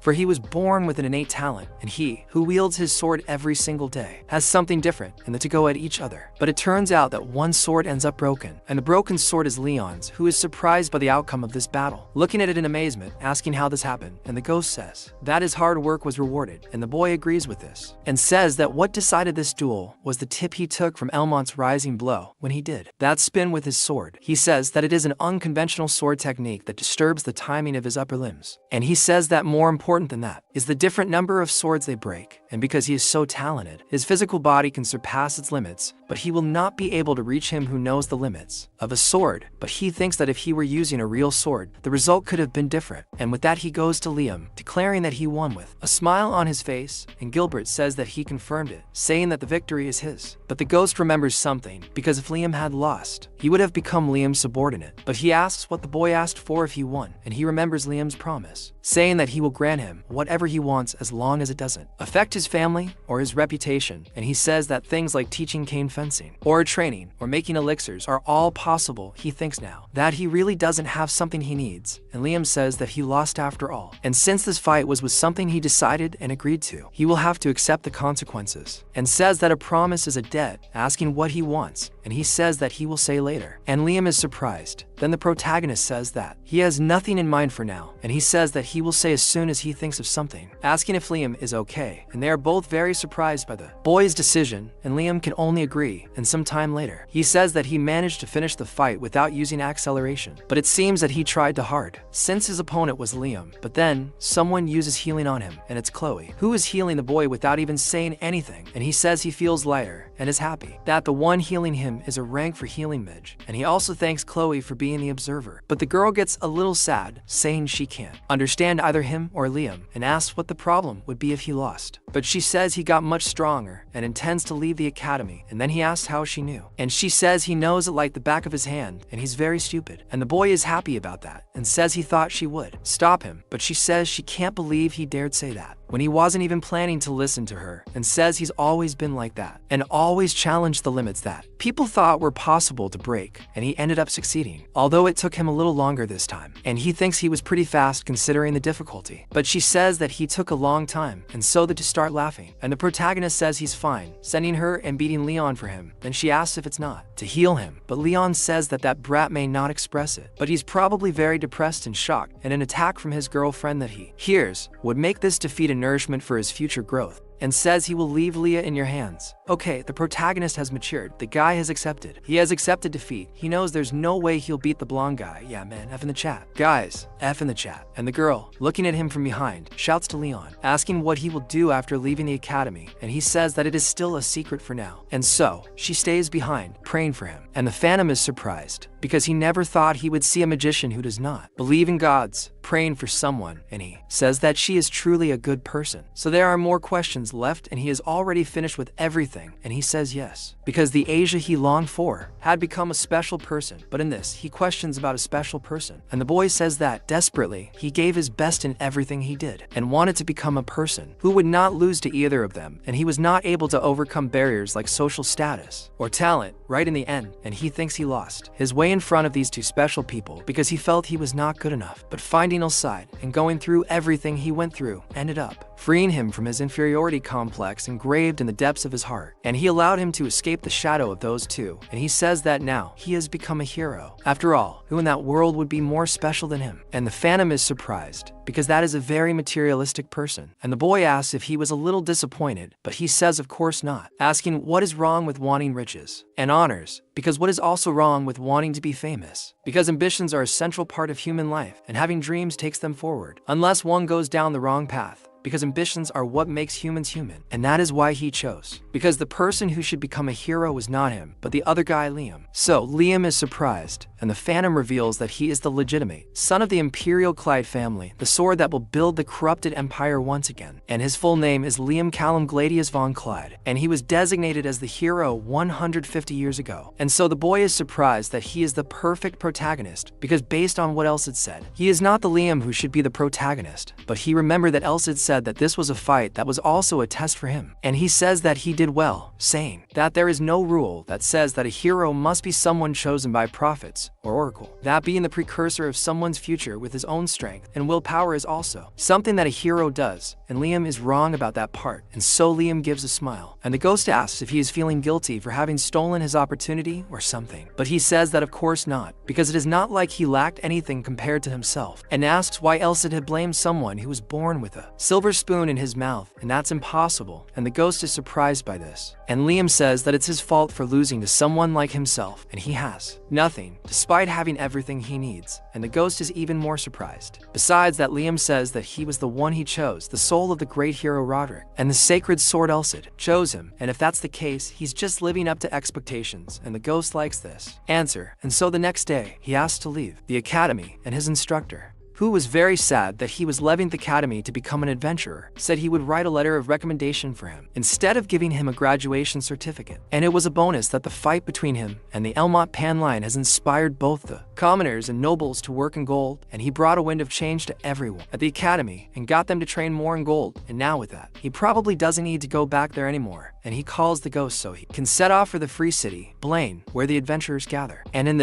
another corner, the protagonist continues with the sword, and he is currently running through the middle of the forest, and says that he is finally away from that maddening forest. Then he notices that he can see Blaine there, and finally he will be able to sleep in a bed after having left the academy for 15 days. And so, the ghost asked about him calling the forest maddening, saying that he should be grateful, and that this place became a test for him to train. But he says he is so grateful that he is almost crying, since they are going to leave it. And he says that 15 days ago, he and Elsid entered that forest on their way to Blaine, and he camped in a forest for the first time, and the goblins attacked him with some frequency, and in those not very favorable conditions, and Elsid allowed him to use the sacred sword instead of a wooden sword, which he had prepared before leaving the academy, and thus, he managed to kill some good goblins. And he says that he used the 15 days he had in the forest and got used to wielding the sacred sword and training with it. But in doing so, the ghost says that it took him a week longer than expected. But the boy thanks him for the training, because those goblins were giving him trouble from the beginning. And he says that he managed to cut 7 goblins in less than 10 seconds, and says that even if he was able to do that, it was all because of the footwork training he gave him. So the boy thinks that he has definitely become much stronger than when he entered the forest, and if it were for what he wants, he would like to finish off all the monsters the next day. And so, the ghost notices that he is quite excited, saying that he should still save this for when the time is right, because he still has a jar under construction, and becoming stronger, finishing off the monster, will fill that jar. And no matter how much he tries to fill a jar that is not finished, it will end up resulting in a leak, and his effort will be wasted. And so, the protagonist protagonist thinks that he will keeping this in mind, and a while later, he continues through the forest until he reaches the city, goes to introduce himself to the guards, and finally manages to get in, and is happy that he managed to pass through the gate safely, because the public trusts the Academy's student ID quite a lot. And then, the ghost talks to him, saying that this city is a village of bandits, and upon hearing that, the boy shouts about it being a village of bandits, leaving some people around quite confused. And the ghost says that since 300 years ago, there have been several cities like this. Everyone around starts to look at him, and the ghost says that it is not small, but it is not exactly big either. Compared to the size of the city, it is quite disorganized, and the security there is also not the best, and the boy realizes that he is still quite inexperienced. But the ghost asks where he wants to go, questioning if it will be an inn. But he says no, saying that he'll go to the guild first. And he says that it would be better for him to register as soon as possible, while they're not in a rush. And the ghost remembers that he had said he wanted to become the adventurer, and he says that the mercenary would also work, but in that, he starts thinking about several other classes, but says that compared to the adventurer, it doesn't seem like would have a lot of freedom. He doesn't want to get involved in power issues among the nobles, but more importantly, he wants to use the privileges of a hero, and believes that adventurers who take requests to finish off monsters would be better. However, the ghost says that it will still take a long time for his seal to be released, and the boy thinks that besides training in the forest, he was able to learn a lot about Sid, and also why he descended a year earlier than the oracle declared, and says that most of Sid's authority with a holy sword is sealed, and normally, the owner of a holy sword recovers so quickly, almost as if he were immortal, and would experience an immense strengthening, and would begin to be able to deal fatal damage from existing demons, and as a bonus, would also be able to become stronger by multiplying the aura and holy energy. And he thinks that for someone like him who lacks aura, to be able to use the holy sword to its full power, he needs to first become stronger. And so he arrives at the guild, and registers as an adventurer. Then, the attendant says that she confirmed his enrollment in the academy, as well as Helmet's letter of recommendation, and says that if he registers as an adventurer, he will start at rank D. Then, he asks if her name is Rise. Speaking about this D rank she's talking about, he doesn't really know, and she says it's a rank in which he can take on real jobs, not just random tasks, and based on the recommendation letter, he should be able to rise to C rank quickly if he shows good results. Besides, he'll need to be at B rank to show he can use an aura weapon, and it will probably take a while to reach the core of the guild's forces at A or S rank. So he thinks. He can't believe the aura weapon is a rank requirement, and beyond the level of just circulating aura, the aura weapon is a level where someone can control the aura outside their body, transforming it into a sword that can break stone, and even cut through steel, and it's the real beginning of a superhuman, and for him it's impressive to think that reaching this level would only allow him to reach B rank. He wonders how strong an A rank or an S rank would be. Then, the ghost begins to say that this is a more interesting organization than he thought it would be, as it seems there are many humanoid races around. There, then, the protagonist observes everyone who is there looking, being some elves, some people with fur, and some people even with tails, and observing those types there. The ghost thinks that there are werewolves, elves, and even Rye elves. He can't believe that they are working with races that were busy fighting 300 years ago, and the person who created that organization must be very good. Then, Rise looks at him asking, what was it? He says it was nothing, and so she says that they finish their registration, and if he officially wants to be an adventurer, he'll need to complete a quest without any kind of reward. So the boy already notes that he'll have to do the work for free, and she says that's right, because he needs to be recognized by the guild to become an adventurer, and of course, he needs to pay a price to receive this recognition. And the ghost says that the world is not always an easy place, and he shuts up and agrees to do that. And already outside, in the city sewers, the boy is killing a bunch of ratmen there, and says that it's the first time he's seen rats fighting with a sword. And the ghost says that his sword techniques are strictly for hand-to-hand battles, and to get past those guys, he will have to keep cutting, and there is no better training than cutting down all kinds of enemies, whether land or flying beast. However, the boy says he doesn't think a sacred sword should give that kind of advice, but he thinks there's no way around it, since the mission he took on was to clean the sewers. And the boy is very tense about that, and goes through the middle of all those rats, killing them quite calmly. However, he feels something talking to Sid, telling him to look at that guy at the back of the Linhada, asking why he has a horn even though he's a ratsman. And he says it's an evolved species, and the boy is in doubt about it. And the ghost says they are species that have lived for a long time as monsters, or have obtained some kind of special power to absorb tons of resources, and they are like the hobgoblins. And he asks what he needs to be careful of. Then he says that the horn is proof that he has a special ability, and the bigger it is, and the more horns it has, the more dangerous the ability is. And that rat actually gathers some energy at the point of the horn, preparing to launch that. And the boy asks if he can know what kind of ability it is. And the ghost says that it would be good for him to experience it for himself for the first time. Because unfortunately, this ability of his companion is useless, so he questions what he is talking about. And the ghost says that it is a curse-type ability like voodoo, and the protagonist, who is holding a sacred sword with a sacred weapon, is surprised by that ability, and the rat launches the curse of the plague towards him. However, that curse hits the sacred sword, and does not work since on the surprised rat, and Leon says that he found the wrong opponent, told him to hand over his horn and go after that, and in the afternoon, he returns to the guild with a huge bag of tails, and those things, and Rise is surprised by him, asking if all those are hatchman tails, and he has 23 kilos of them, so they say that in a simple calculation, this means that he hunted a total of 230 hatchmen, so he says that he has that too for horns, and says that how hunted the 200, ended up appearing 3 or 4 hatchmans with horns. He asks if he can sell that too, and Rise is surprised, and agrees with him, and says that it gives a total of 13 silver coins, and 50 copper coins. He says that it is much more than he imagined, and she says that hatchman horns are quite expensive to tell the truth. Well, they also have a high demand, and he was the first to get all that right on the first mission, saying that she is really impressed with the boy, and he thinks if that is it. And she says that she would be very surprised if he simply hunted a hatchman, but to imagine that he hunted for high ones, he must be really good with the aura, even being so young, and he is incredible. But the boy starts to sound cold with her words, and she continues congratulating him, saying that from that moment on he will be registered as an official rank D adventurer in the guild, and says that the silo on that copper emblem symbolizes the free city of Blaine, and he asks if he can use it anywhere, and she says yes, but adventurers of rank B or lower will only have secondary priorities when choosing jobs in other fields. He is surprised by what she is saying, and she says that it is a measure to prevent people from accepting only and looking back. He sees several adventurers very sad with what is on the wall, and he thinks that this one is proof that he is no longer a student of the academy, but an adventurer, and she tells him that if there is any request he would like to fulfill,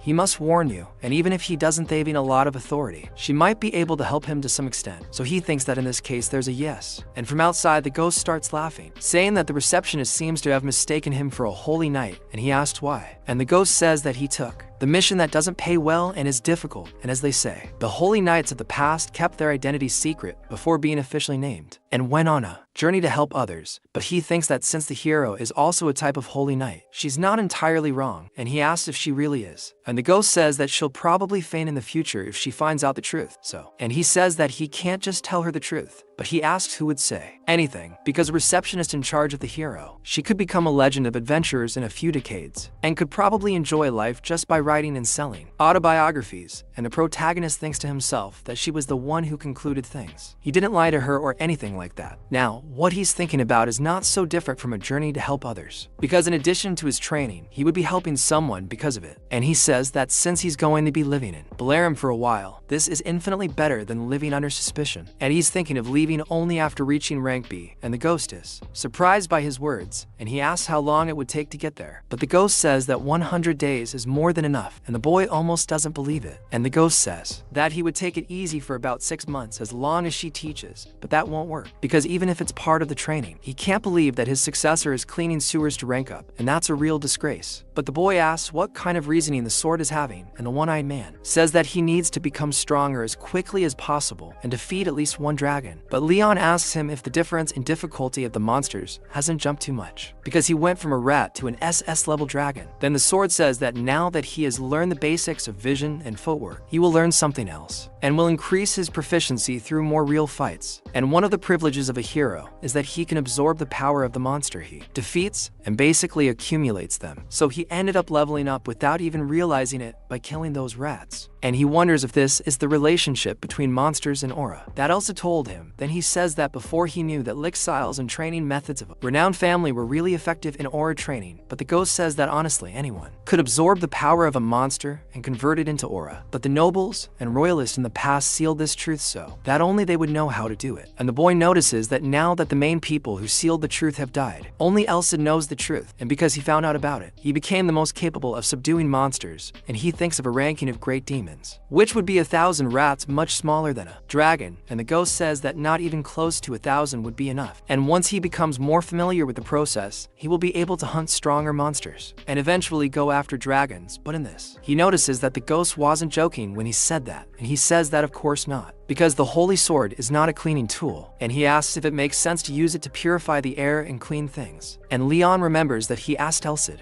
purify him when he came out of the sewers, and he realized did this to leave the boy clean, and says that apparently he was brooding over it, but he questions why he is insisting that he hunt dragons. And Elsa says that it is because they need to go to the Titan mountain range in the future, and the boy is even more surprised because this is an area of dragons that he would not dare to go, as it is a land ruled by the laws of giant kings, and he asked why he would go to the demon realm in the past, where countless kingdoms failed to conquer. Then he says that he will definitely be able to help him because his body was left in the area. He lost his memories, so he does not know much, and they will make it their goal to reach these lands in 6 months. He asks what the boy tells him, and the protagonist realizes that he wants to go to this place to look for something. He has no idea what it is, but the ghost says that he will be fine because it is not as if he will play around until he gets there. He just needs to be able to protect his own body and trust the rest in him, for he is the holy sword, and Leon agrees with this because even so far, nothing he trusted has gone wrong. And the ghost says that then they will begin the infernal training now, and the boy does not like the infernal part in that sentence at all. And sometime later in the guild, everyone starts to tease the protagonist, asking if he is going to subjugate the Ratman again, and they start gossiping that he has been stacking a mountain of Ratman cups every day. And the protagonist says that maybe it is because he became a famous Ratman hunter. If the nickname in the guild ended up becoming Cat, and he goes back there to deliver more tales, and Rice starts to get sad with him, noticing that the amount is smaller than usual, and he says that it is, having not encountered many Ratmen, and the ones that attacked him were very few too, and he thinks that they are starting to get scared of him. Then the girl says that even though the Ratmen seem stupid, they have some intelligence, and he says that it is that's why I'd like her to check out other missions. She gets all excited, saying she knew this day would come, so she handpicked for missions. The boy starts analyzing all the missions with the sword. He notices one, because looking closer, the mission documents look quite old. The ghost says that this shows how unpopular those missions are, and also means it's never been renewed. The protagonist says he'll take one of them, and it turns out to be the rock slime hunt. He comments that their habitat is found inside the earth near the wall because they eat rocks. Also, if they let them live there, the walls won't last long. He realizes the mission is from Blaine's defense captain, so he thinks there's no chance he'd take advantage of him. But upon arriving at the location, he talks to the guard about the subjugation mission, but he says he didn't even ask for that, and the boy asks how that can be, because that one there is an official mission document from the guild, and he thinks there must be some mistake. But then another guy comes asking if he is the cat guy, the adventurer who cleaned up those rats from the sewer, and so the boy agrees that he is, and that guy starts laughing, saying that he is amazing and they need more adventurers like him, then says that they can't believe those guys who only take easy jobs and want to call themselves adventurers, and they are ridiculous. Then he asks if the boy doesn't agree, and after agreeing, he is at the bottom of a sewer, and says that depending on how good he is, he can give him more rewards, telling the boy to work hard. And Leon thinks he made it seem like it was something difficult to deal with, but the sword asks if it wasn't good of him to say he would give him more rewards. And Leon says that even though it's not as dirty as the sewers, it's very damp, and the floor is slippery, and if he uses techniques like footwork there, it will be difficult to stay on his feet. And the ghost says that in other words, it's the perfect place for footwork training. But the boy tells him to wait a second while there's something. He notices that there are 3 of them, but the sword tells him to use his vision, saying that if they were like ordinary slimes, the adventurers wouldn't avoid them. So he thinks it's true, and when he uses his vision, he is almost hit by a rock right in the eye, and notices that it came flying out of nowhere, asking where that came from. And so the ghost tells him to look forward, with the slime already almost attacking him, and the boy uses his sword, but the slime returns his blow, and the boy finally realizes that this is why they are called rock slimes, and the sword is the core, and if he destroys the core in the center, then he will be able to destroy the entire slime, no matter what kind of skill he has. However, he thinks that there are countless rock fragments in the slime, and they are like several layers of armor protecting the core, and for a monster, it was certainly well thought out. And the ghost says that it is no wonder that the adventurers really wanted to avoid them, because blunt weapons would work well penetrating the slime's defense, while swords and bows would easily cut or pierce it. However, he uses the rock fragments to compensate for his weaknesses, and there are a lot that have become difficult to deal with using weapons. And so, they start throwing rocks at the protagonist, as if they were those Plants vs. Zombies. And so, with that bunch of rocks coming towards him, the boy is left with nothing to do, besides defending himself with the sword, and the slimes keep putting pressure on him,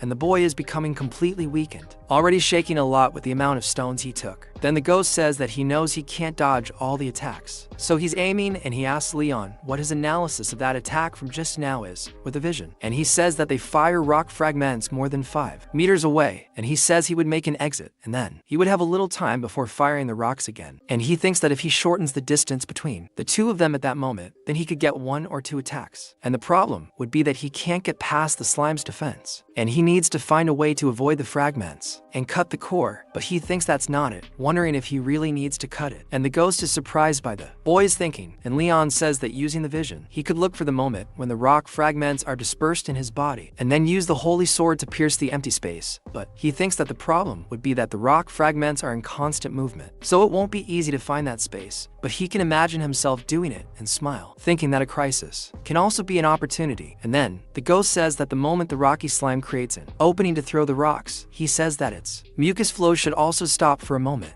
And based on its ability, there is no other way for him to destroy the core with precision. And so, he realizes that the ghost thought so far when he chose the stone slime. And the ghost says that, of course, and the boy agrees with him, saying that he will give it a chance, going after everyone. And he uses the vision in both eyes to the maximum and manages to break one of the slimes at the right moment. And he thinks that if the team loses, even for an instant, he will be the one who will be hit, and he manages to finish another at the right moment. And the ghost says that they already detect what is around them through vibration, so he needs to reduce the amount of pressure he puts on the surface as much as possible to move, and says that this is definitely possible with his footwork technique. Then he is shot, but dodges everything he can, and he starts to imagine that he can do it, because as I said, it is possible to use footwork techniques there. But while he does this, the boy ends up slipping very narrowly, almost shot by all those rocks. But he uses the acceleration to turn around quickly and take another path, going straight to that slime, completely breaking its core. And the ghost comes up behind him, saying that he doubts he did it consciously, but well, in the end it worked. Then the boy asks what he's talking about. All of a sudden, and the seed disco he just did was level 2 of the footwork technique. And the boy is surprised, and the ghost talks about finding a balance on flat ground and reducing both vibration and noise, which are the basics of level 2, and says that if there are other things on the ground, he should also know how to use them, and whether it's a frozen ground or a boiling ground, and being able to use an environment as part of his power is the main point of the footwork technique, and says that this is becoming adaptable enough to transform a disadvantageous environment into one that is convenient for him. And even if it was by luck, he changed to a position where he opened his legs to lower the centers of gravity, and in doing so, he abandoned his standing position and was able to flexibly change in any direction he wanted to go. And if his environment changes, then his posture must also change. And until now, the posture and movements he was using were only suitable for flat terrain in a place with a low ceiling and wet ground. So he needs to move appropriately for that place, and the boy notes that a lower posture definitely allows him to move more comfortably. And the ghost asks if he doesn't think his training is progressing better, because he is experiencing all of this personally. So the boy calls him a demon sword for doing this to him, and the ghost asks which one it was. And then the boy notes that this is only level 2, and he can't believe that this is the standard for beginners. But the ghost thinks of something, remembering just now that he shouldn't dodge attacks, even though he's gotten a little more used to the footwork technique. Then the boy asked what he means, and he says that he won't die just because he was hit by some pebbles, and it's better to practice the way he gets hit, taking less damage, so he can then use that in a real fight. And he says that he'll need to use his body to take the damage he was trying his best to block, but couldn't. And also he shouldn't use only impulses, and if he finds the perfect timing, he'll be able to cut them, and he can't use impulses if there are 2 or less of him. So he sends the feather to ask him to die, calling the seed a demonic sword again, and the sword says that all of this is for his own good.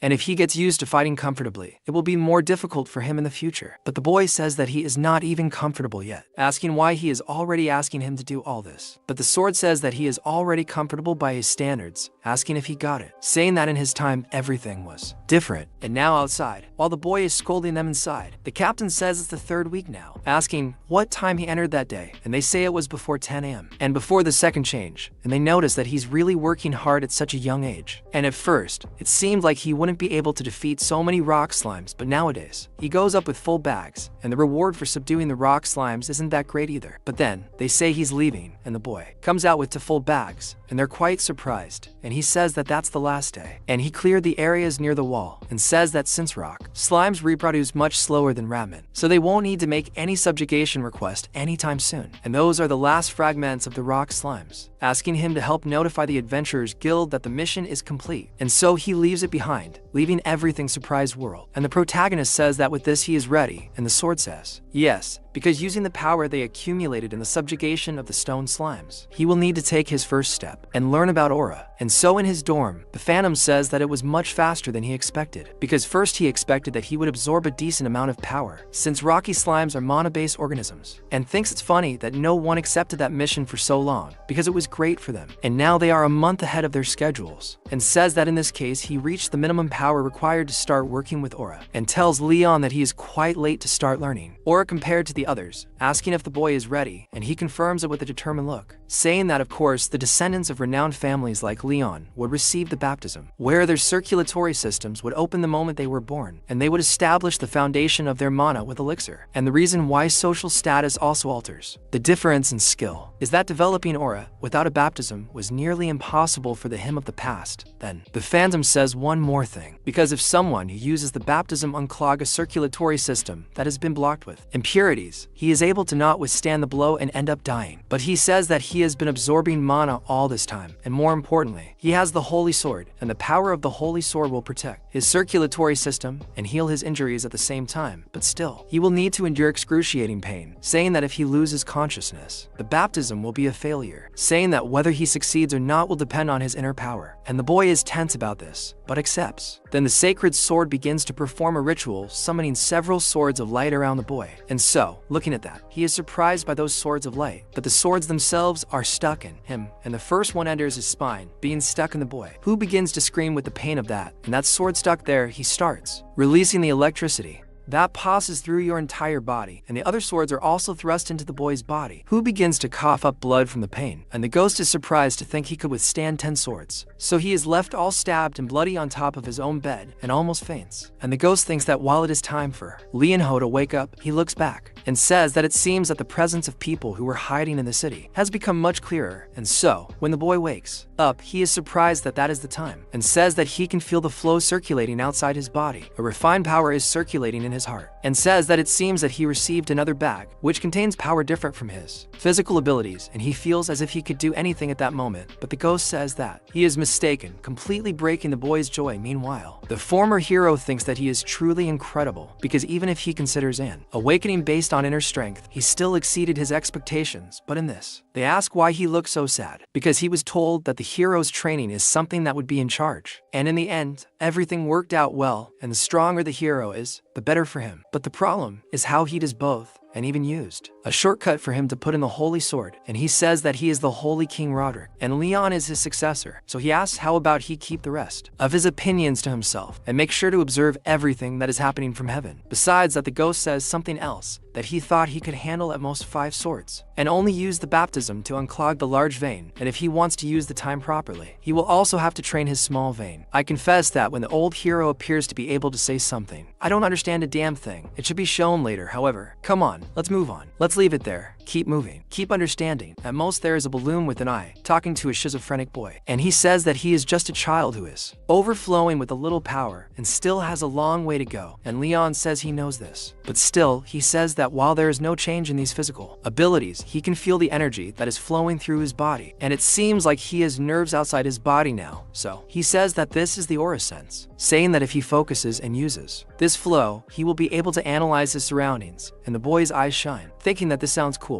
So, the ghost says he knows that now, but first, he needs to explain this aura to him, and asks if he knows that aura also contains attributes, and says that there are 5 common attributes that are normally seen in humans, which would be wood, fire, water, iron, and metal. And the attribute he has is not in one of these 5, and he's a little surprised, because he got the same aura as his. And the boy asked about his aura, and the ghost says it's the aura of the sun attribute, which has the attribute of light and heat, the high-class attribute that represents splendor, and both the boy and I are surprised. Yeah, that Naruto talk. Oh, you have to try hard, effort beats talent. But in the end, there was a 9-tailed fox on his ass. You have to see, and the boy is all happy about it, saying that he has the same attribute as the legendary hero, and the sword says that they should summarize before getting to the main topic, and then shows him the title, level, and skills that the boy has now. and he notices that he is very different from before, and not only that, but he just learned the aura and is already at level 3. So the ghost says that he got it even before learning to use the aura, and can even use the aura sense now, and what he is saying is that he is well above level 1 and 2, and says that his martial body also increased to level 2 after his meridians were open, and now he would like to teach him some of the swordsmanship that he lacks, and the boy is very happy about this, because he will finally learn the swordsmanship of the great hero, asking if they can start immediately, and in that, he notices that the boy is really excited, and says that it is 100 times better than having no motivation, but he thinks there is something he needs to know, and that city is where his enemies live, and the boy is surprised about this, so he says that somewhere in that city, he can feel their presence. The hero's archenemies, the traitors who are trying to fulfill a purpose by handing over that world to beings from another world. Insects that are always writhing in the shadow of the hero in their respective era. So the boy asks what their name is, but the ghost doesn't like the fact that they have a name, saying that it's not wasted on those pieces of shit. So he says that if he needs a name to call them, he can call them Malice, an evil group. And the boy already gets irritated with the hero's enemies. And the ghost says that there's no way he can face them now. But Leon then says that he just needs to get stronger and he'll be able to fight. And he says that he's already decided to become a hero. And Elsa looks at him saying that they'll probably stay quiet for now. But it's not like he has all the time in the world, and they'll probably move in 2 months at most, and going up to play monster is nothing more than preparation to become stronger. However, Malice is an enemy that the hero can't avoid, and from now on, he's interested in throwing himself into the mud, restricting him with blood and animosity. And sometime after the guild, Ryzen says that the guards told her, but she says she was worried since he didn't show up for days straight, and the boy asks if he kept her waiting. Then she notices there's something different about him, and he says he kind of had an enlightenment while he was going up to play the monsters. Look, protagonist, maybe you haven't caught it yet, but look, she's hitting on you, and she gets all excited saying she already knew, saying it seems like she has another reason to congratulate you, and the boy doesn't quite understand, asking if she said about another one, and she says yes, congratulating him on being promoted to rank C, handing him another plaque. He notes that he usually needs a separate evaluation for the promotion, and she says that he usually does, but his subjugation of the Ratman and the Rock Slime received very high evaluations, so was omitted thanks to the appreciation letters from the Lord and the Guard Captain, and he is surprised, as he was promoted after completing only to request. And the ghost says that the boy did not do badly at all, because if he can get more requests thanks to the promotion, it will be easier to look for Malice. So he asks if he can start accepting rank C request, and she says yes, saying that he can start right now, and thinks that he is already looking for request right after being promoted, thinking that holy knights really are on another level. And the ghost says that is what she is probably thinking, and thinks that holy power is quite similar to the hour of the sun after all. And he says that there are some that seem good for training,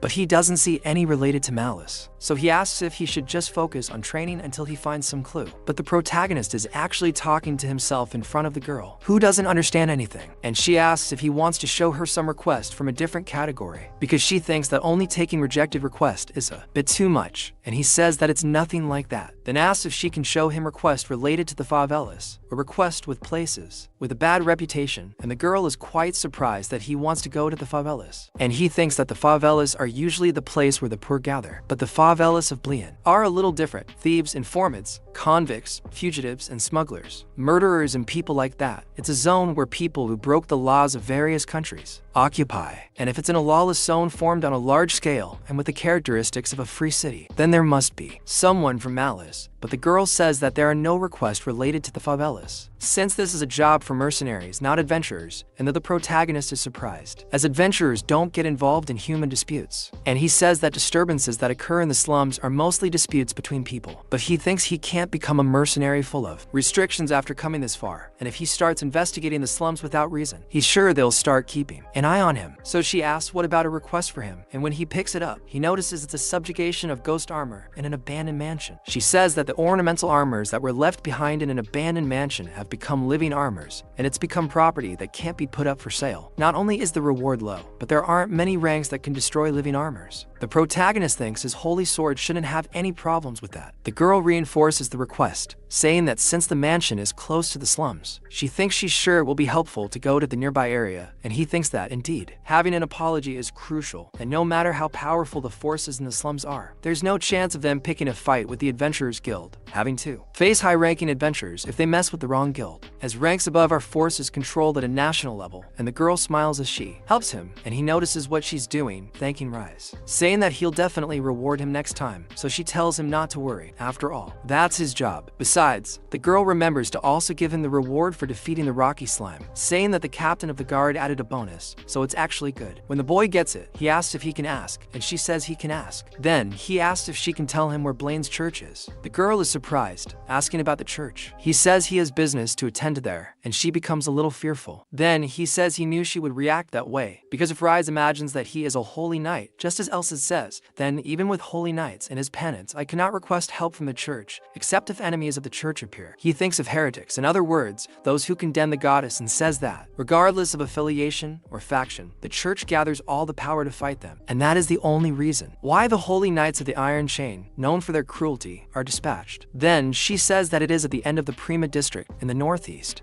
and it's the 13th building, and the boy thinks Usain Thaid is already leaving. And when he leaves, the girl is even more surprised, because a holy knight searching for the church means that the church's enemy has appeared, and she thinks that this is not something that only the guild can ignore, saying that they need to report this immediately, and leaving there. The ghost thinks that he really is cunning, because it is certainly the most effective method, considering that he will not reveal his identity, and there is no way for the guild to move due to a warning from a C-rank adventurer, who is not even a holy knight, so he says that this is not true. He did not reveal his identity, and once the report is made, the guild will make its own move, and he thinks that he could show Elsa to the church if it was really necessary, but he will leave this as his last option, because Elsa's mark has not yet been completely released, and he has to improve his skills further to proclaim himself as the owner of the holy sword before the church, but he thinks that leaving himself aside, he is after living armor, as they are monsters that consist of sets of armor moving around. But in this, the ghost says no, and says that living armor is a rare natural phenomenon, and says that sets of armor can move using the power of magic or sorcery, or even by someone imbuing power into the armor. They have no ergos, and are nothing more than pieces of metal with instructions to repel intruders left inside them. And the boy asks if then the spell and dispel of a wizard wouldn't solve everything, and he says that they weren't made using magic, so that wouldn't work, and says that the principle of dispel is similar to collapsing a building by removing its pillars, and this doesn't undo the pile itself. And the boy notes that this is why a wizard is useless in this kind of matter, but thinks that what they have to face is not a big deal, and says that these sets of armor are made of a mixture of silver-plated iron. Then the ghost asks why he thinks they haven't been completely subdued yet, if they are so easy to deal with, because they would have solved it long ago if there was been assigned a mission to disciple Leonard. And the boy realizes what he's talking about, looking closely at Myotis's writing, and notices that the armor's regeneration speed is probably abnormally fast, and halfway through destroying each part of the armor, it reassembles itself before 10 minutes, and his weapons can't last until the end, so he retreated something like that. And that's what they say, and the ghost says and understood, supposing that this is the comfort of armor, made of iron mixture, but the boy thinks differently, saying that they will find out as soon as they get there, putting his foot forward, calling him to leave. But the boy passing through the slums thinks that it is much busier than he expected, and the ghost says that it certainly is, and he talks to Acid, saying that he has felt something very uncomfortable since they entered the street, asking if someone is following him. But Acid says that he would have told him immediately if there was someone, but he thinks he only has a hunch of what it might be, and asks him what it is. So he says that it is because of his aura sense, and the sun's aura is very sensitive to more external intentions, and they're checking him, because they think he is an easy target due to his age, and their more intentions stimulate his aura. So the boy says that he feels even more uncomfortable now that he knows this, and he cannot believe that those stinging sensations come from people wanting to hurt him, but he says that he should still be cautious, because most of the other intentions are nothing more than significant,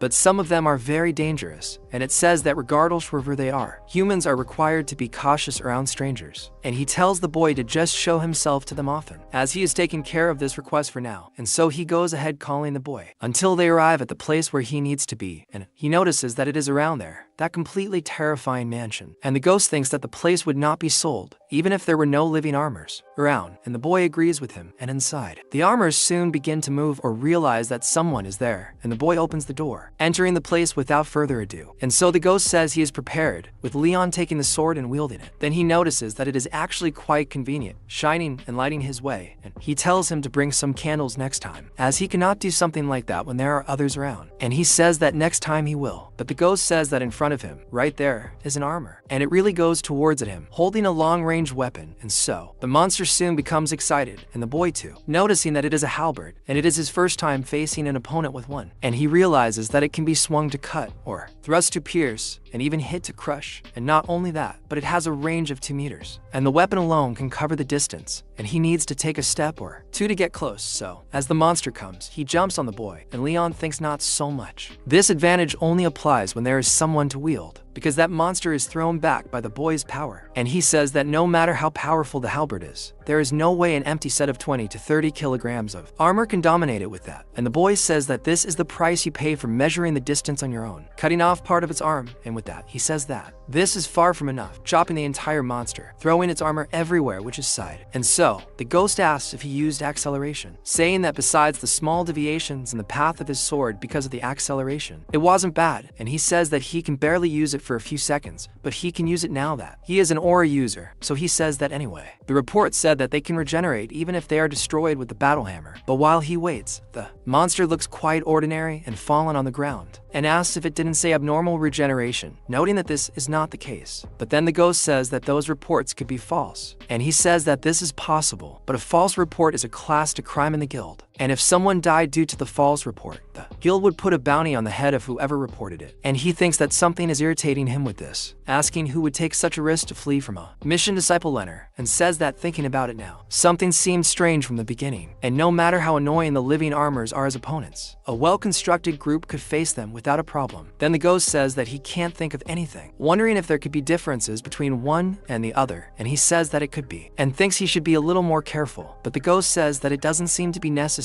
because they came to him, and several of them walked towards the boy, and he says that he can't see them well, and the brightness can no longer be increased, and the ghost gets mad at the boy, saying he no longer knows if he's a holy sword or a torch, and increases the brightness strongly, illuminating almost the entire place, turning golden in the boy's hand. And he thinks that this is incredible because it is shining, but it is not too bright for his eyes, and it is a very comfortable light. But on the other hand, those monsters are blinded by that light and start screaming in front of the boy, and he wonders what the hell is that, what they have, and the armors for some reason get very angry with him, going all out on Leon, and he defends himself from each of them, and notices that those bastards are attacking together, and the attacks are even easy to read, but the movements are perfect. However, he says that it would only be a problem if they were real gentlemen, and for how long does he think those repetitive movements will work on him? But the ghost screams at Leon, and he almost gets hit, losing part of the top of his hair, falling down and jumping back. And he asks which was the precede, and he says that those things are not living armor, and he asked what they are, and he tells the boy to use his vision because his eyes will be able to see them, and he puts his vision at the maximum of 2 eyes, looking at those things, and inside them he sees a kind of incarnation, something like a ghost smiling at him, and he wonders why is smoke. Then the ghost says that this black smoke is a type of evil energy, and it will devour his vitality as soon as it touches his body, and he says that his solar class will be able to resist, but nothing good will come from touching them. And so he asks if that is why they reacted to the light of the holy sword, and the ghost says that it was more or less like that, because if they were only composed of evil energy, they would have just been purified, and living armor has no intelligence, emotion, and certainly no vocal cords, and are beings for whom the act of screaming is impossible, and there is absolutely no reason for them to tremble before the light of a holy sword, and that the only things that feel the light version of purification are evil spirits, and they are phantom armors, and they are born through the inner armor of a restless skeleton, with its stupidity degenerating into hatred against the living. And the boy remembers what happened to that armor he cut, and notes that this is why the one he cut could not regenerate, and says that armors controlled by evil spirits cannot be destroyed until their hatred is exhausted, and no matter how much force is used to destroy them, they will continue to rise. And the only ways to subdue phantom armors are to expel the spirit with powerful magic, break the connection between spirit and armor using the power of the aura, or purify them with holy power. And fortunately he possesses the holy sword, the greatest of swords, but he thinks there are a lot of them, and if they are phantom armors, then it's best for him to retreat for now and return during the day. But the one-eyed ghost says the numbers are strange, because there's no way so many of them could appear by coincidence. The boy thinks about it, and he says that the creation of phantom armors has a low success rate, and even if a good magical enchantment is used, whether artificial or coincidental, that many of them being there after countless failures would mean that hundreds or thousands of spirits float into this mansion. So, the boy thinks that's not possible, which would mean that many people are dying in the city. My friend, you're on the side of the crazy thing, from the criminal faction to everything. People like crazy, every bad element in the city, and you're surprised that so many people died there. You're kidding. and now face to face with all those monsters. The ghost speaks that the activity level of an evil spirit is not that great, and they cannot travel long distances or stay in this world for a long time, and they cannot even travel to a different district of the same city. And then the protagonist that there is no other place than the favelas, a place far from law and order, and the only place that meets the conditions is the favelas, where you can get anything you want simply by using money and violence. So he thinks he can't let this go. But as someone who doesn't yet have experience as a hero, this isn't something he can handle at the moment. He says that even his final card, to make the church move using the holy sword, is useless if he can't discover the objective and identity of the secret organization. He wants to eliminate the option of returning in the morning, going after those things. And he says that at this point, fighting the strongest opponents in a dark environment will become the basis of his growth. So he kills those armors one by one, cutting them all down and making mincemeat of all the enemies in front of him. While he's at it, the day dawns, and the ghost says that it looks like they've been kind of finished off, and protagonist stars with him after killing several armors throughout the night. He says that fighting while intentionally surrounded is not so bad either, after all, already with a dead look in his eyes, and the ghost asks if it is because of his blind spots, and the boy says it is, because his perception within his field of vision is almost invincible, but at the limit for the human field of vision. Then, no matter how much he turns his eyes, he cannot see behind his head, and it is not as if he can fight with his back to a wall all the time either. And the ghost, seeing this, realizes that the boy is right, and he says that someone third-rate is controlled by the conditions, someone second-rate adapts to the conditions, and someone first-rate uses the conditions to their advantage.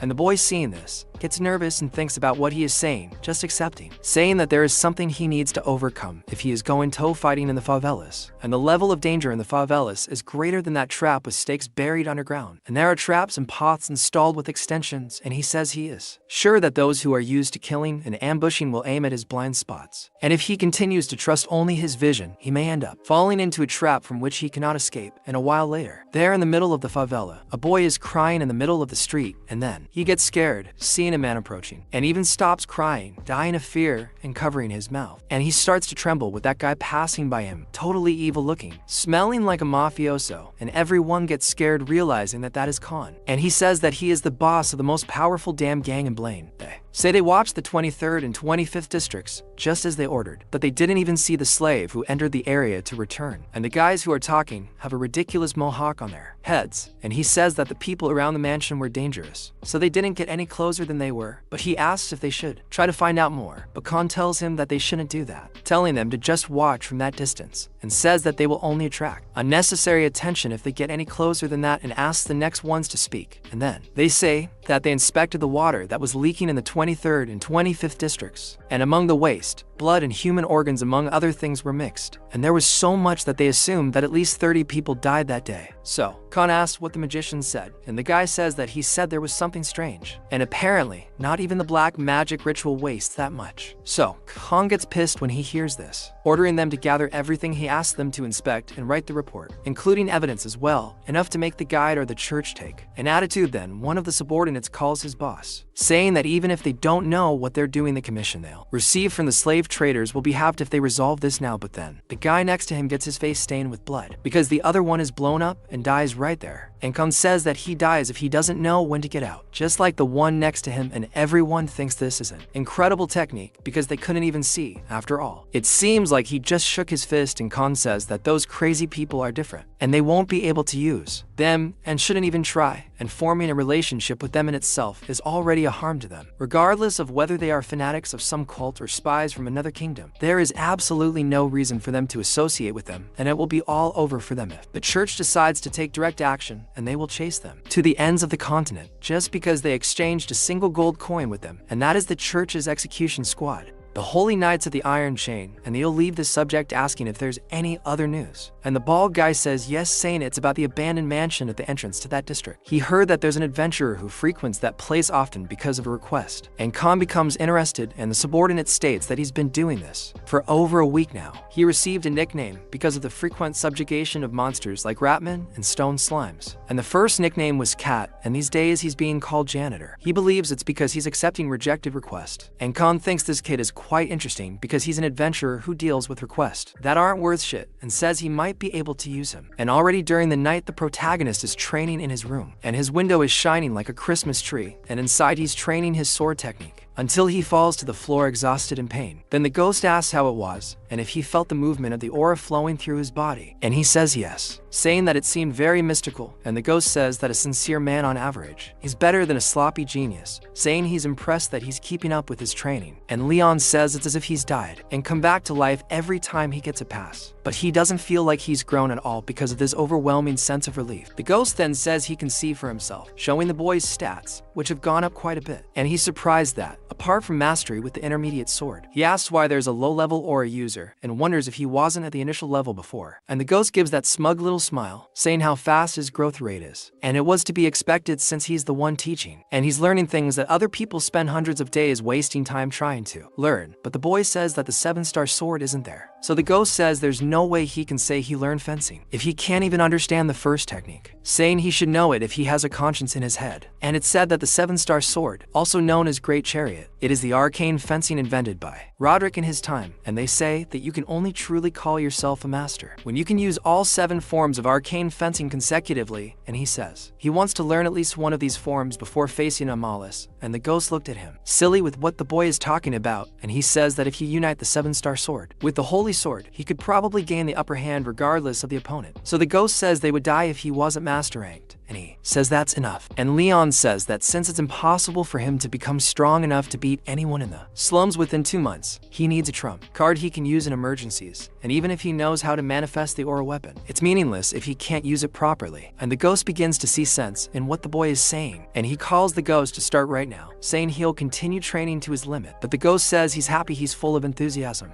But that day's training ends there, and the boy he asks why. And the ghost says it's because they have unwanted guests down there. Then he asked about it, and the ghost says they're definitely not boarders. The protagonist asks if they came because of him, and the ghost says he doesn't sense any signs of monsters or malice, and he also doesn't sense anyone skilled among them by their appearance. They just look like troublemakers. He asks if they're from the favelas, and the ghost says they don't have a very friendly expression, but he doesn't think they're there to fight. So Leon thinks that maybe meeting them is the answer, and says they might have some clue as to how to find malice. As he goes down and meets those people, they're looking at the protagonist with a not-so-friendly face, asking if he's the janitor, and the boy says yes. Then the one who got beaten up is there, all bandaged, saying they apologize for coming without warning. The other one says they're there on superior orders, and asks the boy for understanding. Then Leon asks about these superiors, and they say yes, doing a JoJo pose, saying they are members of a gang called Bastard Yes. Apparently that's the name of their gang, and both the protagonist and the ghost can't believe that shit they're seeing, and he says he heard about them while gathering information, and the gang is led by a man called Khan, the prey, the one at the top of the people dividing the favela into 3, so they say that their boss is there, looking for him, and they say they were ordered to leave him alone if he didn't want to come with them. But he suggests that he go obediently, and the protagonist just asks them to show the way, leaving them completely bewildered, because in all these years in this vital industry, this is the first time this has happened, and the protagonist thinks that he wouldn't call him that if he wanted to do something with him, and he thinks that if he mentions the name Khan the Prey, most people will get out of his way, and this is his chance to get to the bottom of the favelas, and the ghost thinks that he can know exactly what he plans to do. And the protagonist also senses this, and thinks that he probably wants to give him a job that he can. T requests from the guild, and if he intends to use you, he will also use Khan, and in that, while the Mohawk leads the way, a guy passes by him, hitting and falling to the ground, letting all the apples fall around, telling them he's sorry. That guy, who is already all hurt, gets pissed off with that worker, cursing and hitting the man, asking why he doesn't look where he's going. Leon gets angry with that person, but the ghost asks him to hold on. The protagonist questions what he's talking about. Then the ghost asks him to be more careful, controlling his emotions because his aura is leaking. He says that if he shows bloodlust like he did now in front of this Khan guy, it will lead him to not achieve anything he's planning. The boy holds back a bit, saying that he's fine now, saying that he'll be more careful. On his way to the house, he finally arrives and notices that this is the base of the bastards. Then the ghost asks if he doesn't know what cleaning means until they see a lot of blood thrown everywhere, and notice that they are very recent brands, and Leon assumes that they don't clean on purpose. And the ghost says it's a classic way of showing dominance until Khan appears behind the boy, asking if he's the one they call the janitor, and Leon gets a big scare and pulls out his sword, turns against Khan, but he defends the boy's attack quite easily and starts laughing and thinks that this is a very inappropriate nickname. And at that, Leon is surprised at how easily he stopped his attack, and Khan prepares to return the same coin, preparing a huge punch in the direction of the boy. And Leon thinks to himself that he will surely die. But with that punch coming in his direction, only the wind passes through him and Leon remains standing in the same place, and with just that pressure his nose starts to bleed, dripping everywhere. And Leon thinks he couldn't dodge because there was so much power just from the wind pressure that if he had continued his head would have been blown off. Then he asks if Khan is the one they call prey, and Khan says he has courage because he thought the boy would be just a piece of shit since he heard that he is C rank. But that is enough, and he takes the boy out of the way, saying that he is the one who chose it. Then Leon asks why he chose it, and he says that it is obviously for his request, questioning if he didn't already suspect since he went there, saying that he will give him what he wants. Then Leon asks what he wanted, then Khan says he is sorry, but says that he has already done his research on him, and in that Khan talks about him having been a student at the Royal Academy, and he was the one who was always second in the commoner class, and the man who got the ass of those immature nobles with pure effort, and says that after giving up he registered in the Adventurers Guild Leon, only took requests that were rejected and became known for the big guns of the city. And the protagonist is surprised that Khan from the top of the slums even has informants from the alleys on his side. Then he says that he kind of understands why he left the academy, saying that he had no intention of becoming a knight, saying that he did not intend to bow down to the nobles, but the two are confused about what he is talking about, and Khan says that then he gave a hell of a beating on those nobles and became an adventurer different from those suckers who only seek profit. He returned from the scenario and landed as an adventurer who can be useful to the big guns, and that's why he managed to rise to rank C after fulfilling only to request. Then he questions if that wasn't the boy's path to get there, and he thinks that it's obvious that it wasn't, and they both think that, and Khan says that if he wanted money he wouldn't do something like that. He supposes that the boy had a single goal from the beginning, and he understood it right away, and that goal is simply fame, that which nobles cannot influence, that which increases their status regardless of their origins. Fame, and he is sure that the reason why he did not hesitate to answer his call is that, despite being in the slums full of dangers, that is why he is also there.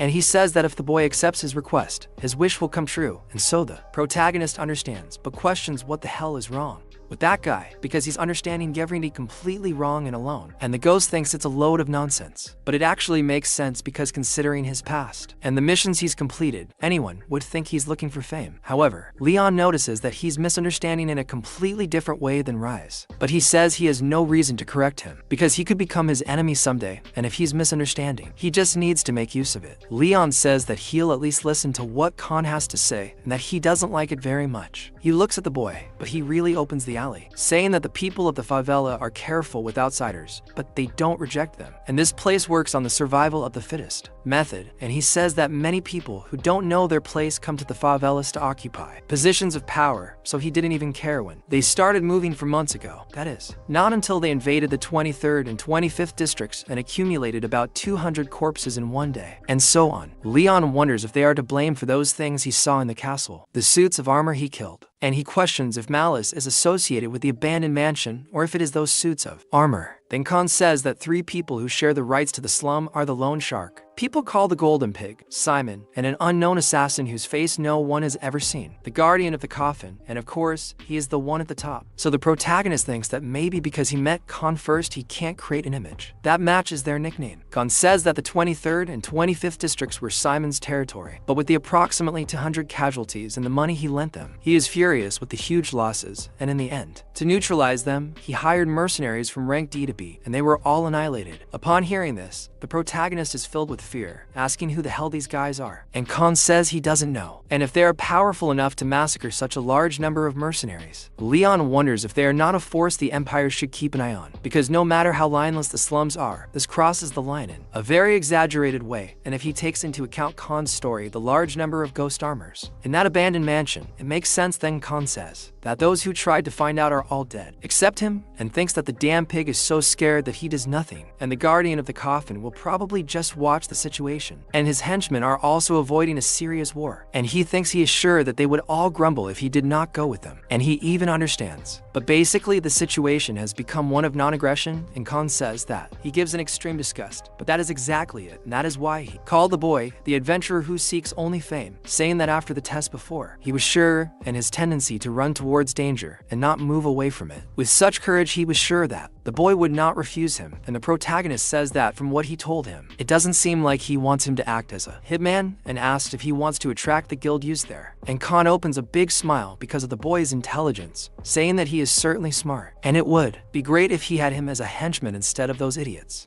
But the protagonist apologizes, saying that he doesn't really like gangs, and thinks that in short, he doesn't want to lose power to those dangerous bastards. To borrow external power, he's using someone who's become famous in the guild recently. He thinks malice is a much bigger problem now, but this man could become an even bigger threat someday. The protagonist agrees, but questions how he'll make the guild move. Khan tells him to take a look at those documents. When the boy reads them, he's surprised, quite surprised, noticing that the document Khan showed him was full of evidence of people in the slums being sacrificed by malice. The ghost thinks about it, because there are hundreds at worst, and it could be thousands. The protagonist feels a terrible sense of nausea, because since these people live in a lawless zone, there's no way to know what's really going on even if they disappear. There's no way to know if this evil act has continued to happen in Blaine. So the ghost talks to Leon, who's shaking with fear, hatred, and the boy asks Khan if he can't deliver this to the guild, and he says no, because the guild superiors are more stubborn than he thinks and says that they would never believe something coming from such a suspicious source. So the protagonist says that's why he needs him, and he says that's right, and he will turn him into enough evidence to make those guild superiors believe that those pieces of shit are real, living, breathing proof. But Leon notices that he is too brazen, because it's okay for him if he makes a living report, or if he dies and becomes evidence. And it works either way, and Khan starts laughing and questions if the boy isn't. And Leon replies that he is willing, and to think that it's a shame, but it's not easy to hear information in the favela, and above all, he can save hundreds of lives by fulfilling this request. So Khan orders him to get both a dagger and a small bag, and he asks what that is. And that dagger is a dagger with his mark, and he must show that to anyone who tries to pick a fight with him, and no one will dare attack him except the guardian of the coffin. And so the protagonist says that, and he replies saying that he doesn't want to throw that thing aside, and Khan starts to curse him. And he says that he also has magic scrolls in that bag, and he should use them when he needs them, and he can also sell them if he wants. He says that he should think about it with an advance payment. And then Leon asks to ask one last thing, remembering that Khan prepared that punch and threw it towards the boy's face, stopping centimeters from him, questioning if he intended to stop that punch from the beginning. And Khan becomes completely serious, but says that of course, obviously lying. And sometime later in his room, the protagonist thinks about the expression Khan made, noticing that he is absurdly strong, and he needs to train even more and get stronger. And he talks to Sid, asking if anything caught his attention while he was reading the documents. And he says that some things did, but he needs to do more detailed research considering how malice does things if something doesn't go according to their plans. The chances of it ending in disaster are high. And Leon notices that he is saying that he needs to see it with his own eyes.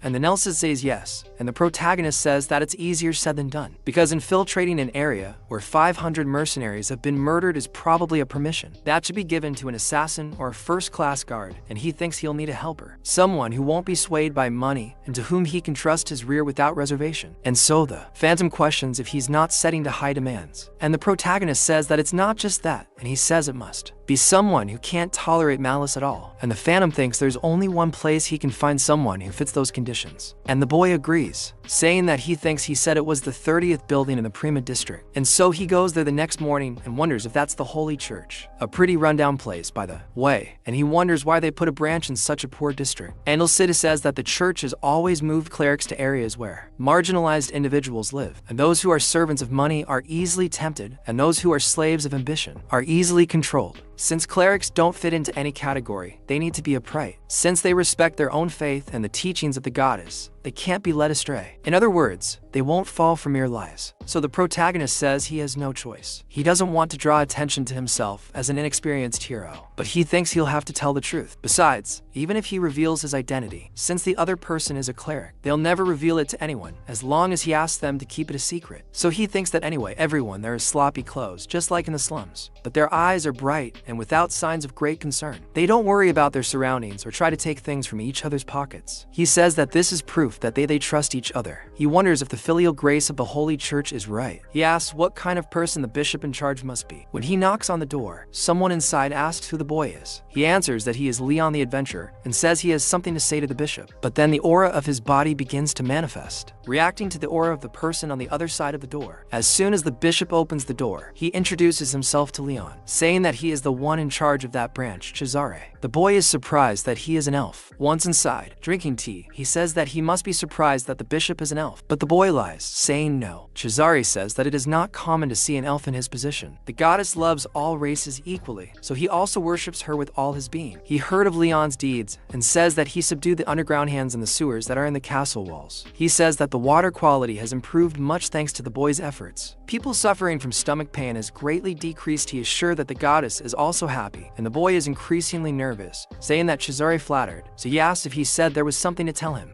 In that relaxed tone, that way's conversation changes completely, and so the boy asks if he can take a look at those documents first, and when Chizari notices that, he gets irritated reading it, and says that it is a problem in which the church must act directly. However, the source of the information is the problem, and this source will be considered suspicious, and the central parish will ask a trusted person to investigate again. But if that is done, it will take too much time to deal with the matter, so Leon says he also thinks the same, and says that is why he is looking for someone to investigate the 23rd and 25th districts with him, asking if he could introduce him to someone suitable. And Chizari thinks for a moment, but tells the boy that he is sorry because his branch is no one who knows how to fight, and he is already sad about that. And Chizari says that there are some who have learned the art of healing and of giving support, but he does not think they would be of much help in a mission like that. And Leon questions if it is really noticing that this was his last resort, so Chizari says that since the parish is inevitable, he will go himself with the boy, and both are quite surprised by what the bishop is proposing. He says he can't let others take care of business-related matters, so he and Chizari himself will go with the boy. He says that just because he's a bishop doesn't mean he can't do the difficult work. Leon is quite surprised because he thinks a bishop is willing to follow him, and says he expected at most a few paladins, but he asks Chizari if everything is really okay. Chizari looks at the boy and asks if he looks like someone he can't trust, holding his hand, preparing to show what he's made of. So he turns his palm to the side and begins to summon his own aura. Just by the crazy man's hand, you can see that he's not foolish. With that movement, he summons the aura fire in front of Leon. Here he is the aura phenomenon that has reached its density limit, leaking and burning the surrounding atmosphere. A technique that can apparently tear mithril to shreds as if it were paper, and so Usaid speaks. Which, seeing how quickly he manifested it, he must have probably mastered it through several battles, and in terms of strength, he must be on par with Khan. And then the protagonist notices that he is not a bishop for nothing, and Chizari questions what the boy thinks, saying that he will not slow him down, and he says that in fact, he thinks that he might end up slowing Chizari down, and he starts to laugh, asking him not to praise him too much, and he says that he was a member of the Holy Knights of the Iron Chain 50 years ago, but is nothing more than a retired soldier now. So the protagonist is surprised that he was part of those Knights of the Iron Chain, and notes that he was a member of the most powerful force on the continent, so he tells Chizari that he will be under his care, shaking his hand, and he says that, of course, and he should be the one to tell him that, but he asks the boy to wait a moment, as he will get his weapon, asking if he could wait for him in the front yard, and the boy agrees, being surprised that he will join forces with someone who is from the Holy Knights of the Iron Chain, as it seems like he even has an army or something like that, and aside from that, a weapon from his Holy Knight days. It must be maybe a cool bow that matches the Wood Elf's tribe.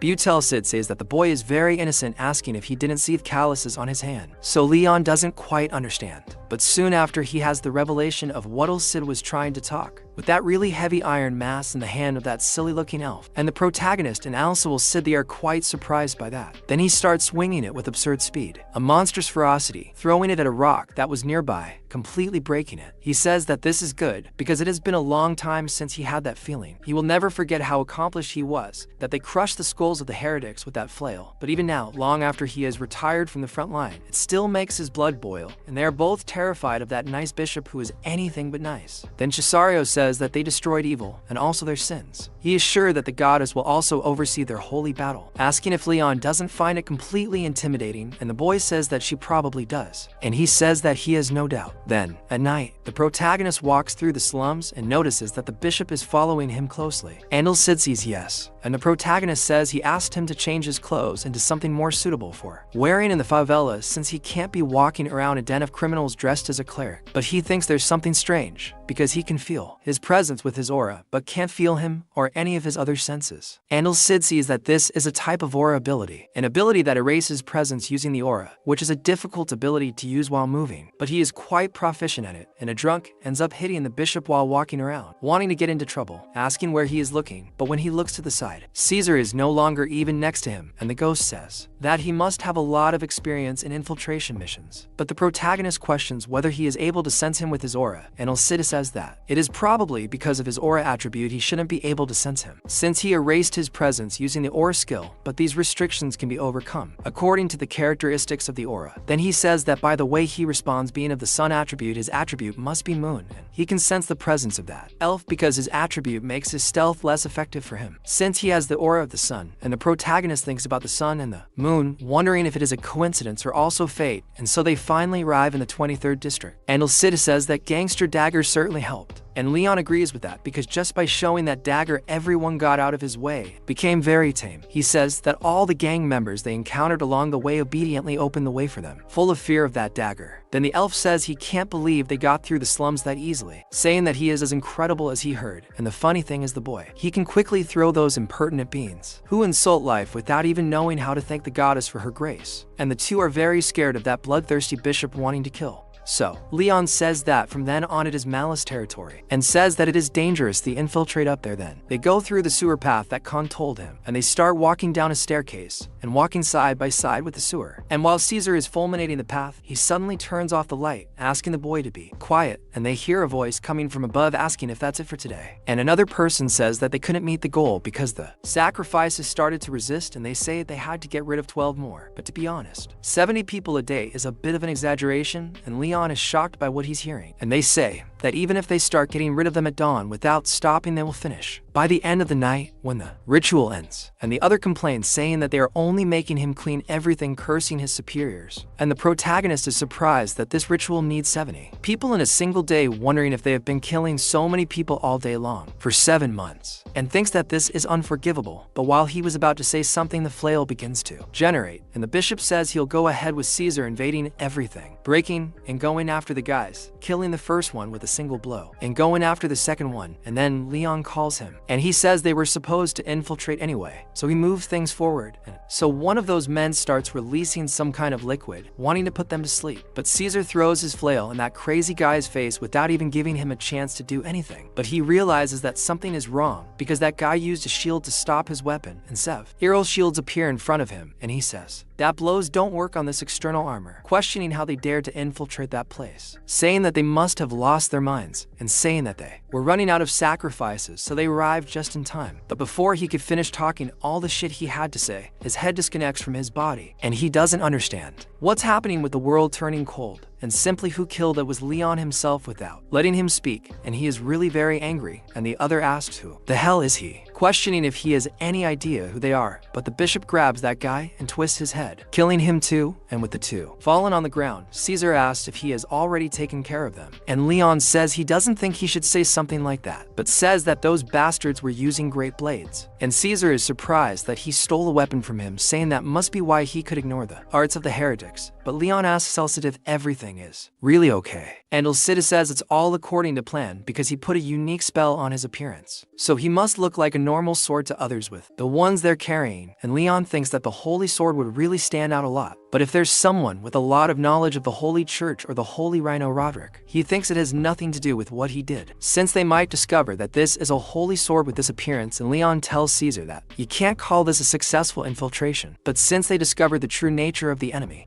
he thinks this is a big advantage and says that there is no better proof than the fact that they are using heretical arts forbidden by the church, and Caesar says that it is true. But this is not an unsuccessful infiltration, because just as it cannot be called murder if there are no witnesses, it can be called infiltration if they kill them all. And the two are scared by the words that come out of that bishop's mouth. And Leon then calls Caesar to search a little more, and he agrees with the boy, opening another door. And inside, several corpses are together with torture tools as well as dismembered limbs inside a bucket. And the protagonist says that this seems like a nightmare, asking how many lives were sacrificed and how much they suffered there. And Elcid, angry man, tells the boy to endure this, saying that he must not be used to horrors like this, telling him not to take his eyes off the tragedy, because even if no one else remembers, a hero must. And so Leon records each of those visions in his mind as he dies of hatred for malice. And he says that this tragedy is the true form of the enemy he dedicates his life to fighting. But then the protagonist asks if it isn't the Demon King, and Elcid sees that there is no way the mere Demon King can be his enemy, saying that the world is not green enough to be saved simply by defeating the villain. And the protagonist becomes more and more surprised by what he says.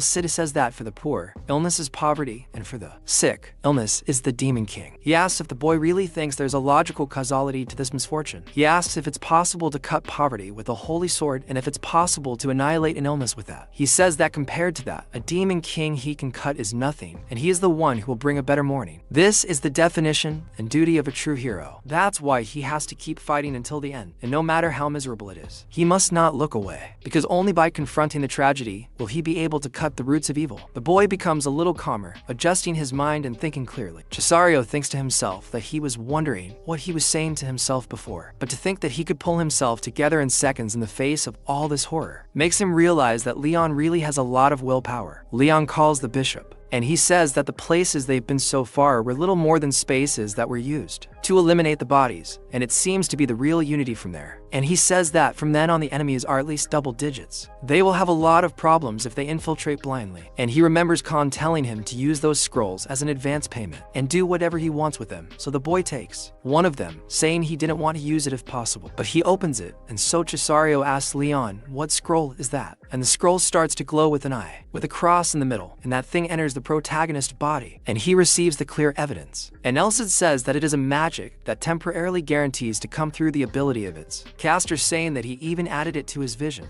And the kid actually gets an eye power from the kid to be able to use an even more stolen hack. And he starts to see all the rooms in front of him, being able to see the exact location of where his enemies are. So after using that, he spits blood out, and Chisario is surprised by this. And the boy says he doesn't think this facility is that big and has 20 for people who can be considered enemies. And they are in the order of east, west, south, and north, and the quantities are 10, 5, 5, and 4. And there is a room with one in the center that he couldn't see, and the entrance is from the east. And he wonders if this place is the key, and then Chisario says that it possibly is. Or it could be a trap for people who have come to this conclusion. And a basic element of any strategy is to catch your enemies off guard. And there is no trick more common than when a place that was expected to be the weak point is actually the strongest. And it is possible that this place is just an empty shell where bodies are buried, and the real deal is in the 25th district. And Leon is getting nervous, and then he says he must be right. But he says he only wants to move if he's absolutely sure, and security won't decrease if they come back next time. So that day is their best chance, and Chisario agrees with him, saying that in that case, now that their main objective has been established, they must take care of them as quickly and quietly as possible. So while two of those guys are guarding, the bishop's chain goes around their necks and begins to detach, killing, suffocating each of them, and Chisario says that was the 12th. As he falls to the ground, he says that his body is finally warming up, and Leon is afraid of that guy. And Chisario says that he has reached an age where he can no longer be as wild as before. So, as they continue, they reach the wall where Leon couldn't see through, and he says that he wonders how to open it, noticing that it doesn't have a handle, and it doesn't open when you push or pull, and he notices that there are unknown inscriptions there, and the dark red light seems to be Sandy coming out of a wound, and the Chisario behind him, completely excited, asks if he can excuse him for a second, and the boy is scared to death of this crazy guy.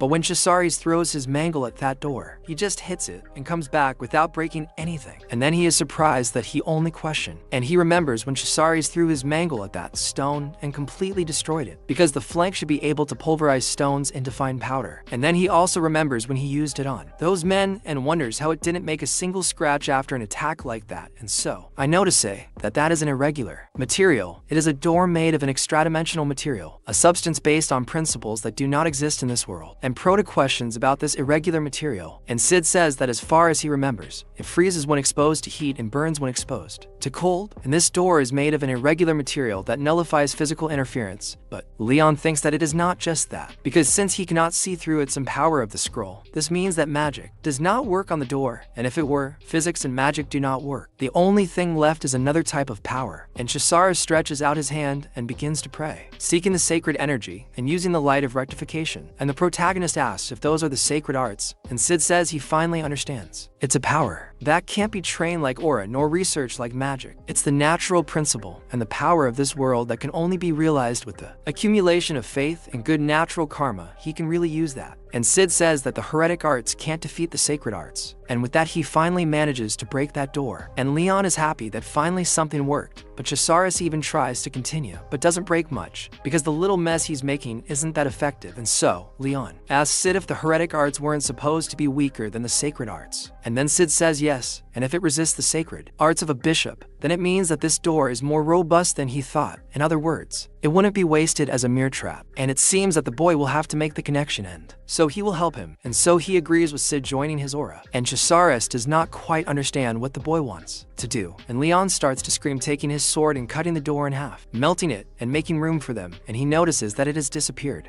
And Sid says that means it wasn't not even for that to exist in this world. And then Chisaris says that that attack was splendid, because it seems that he underestimated Leon's ability. And he says that Chisaris leaves him awkward, saying that he did all the work. But the bishop says that he doesn't feel anything behind the door, and it seems that they left it empty, except when they use it for rituals, and he says that it is too dark to see. But there is a smell of blood there, and Chisaris raises his hand, illuminating the place, and he gets a big scare. They get a scare when they see what is inside, and in that a mass of flesh connected by some wires is in front of them. And Leon questions, what the hell is this? And the two are horrified by what they are seeing. And it is a mass of flesh with eyes and teeth everywhere, and it looks like a monster taken straight from Stranger Things. And a piece of that thing walks towards the boy, and he notices that they are alive. Everyone is alive. Then Sid says that he finally understands, and they cut the flesh, extract the blood of intelligent species, and process them into pieces of meat with ignited vitality essence. And based on how many there are there, their objective is clear. It's a heretical art that involves a monster using a huge number of sacrifices as bait, because it is known to devour an entire city just by opening and closing its mouth. And he says that this calamity has a name, and Leon asks what its name is, and he says it's the devourer of cities. Then he says that it requires a great amount of time and work to be prepared, and Leon becomes more and more terrified as he speaks. But in other words, he says that it cannot be stopped once it starts, and it is an extra-dimensional being that even a transcendent wouldn't dare face, and it will be summoned into this world, simply returning to another dimension when it finishes devouring the city in one bite. And it is the free city of Blaine, and the city will become his dinner. And Sid says that since this ritual would obviously attract attention, he fails 99 times 100, but the problem is the catastrophe that will happen if it works. And Proto asks if it has worked before, and Sid says there would be no record if there wasn't. And the thing about heretical arts is that no one knows what phenomenon will happen until they activate it. And the countermeasures of the heretical arts that the Holy Church has are formed most of the time after the fact. So he asks what the countermeasure is for the City Eater, asking if they can't face it without a plan, and Sid doesn't answer the boy, but he starts screaming the ghost. And Sid says that this is not good, because the facility doesn't seem to be anything more than a place to process the sacrifices for City Eater, and even then it's not enough. The security there is to lax too.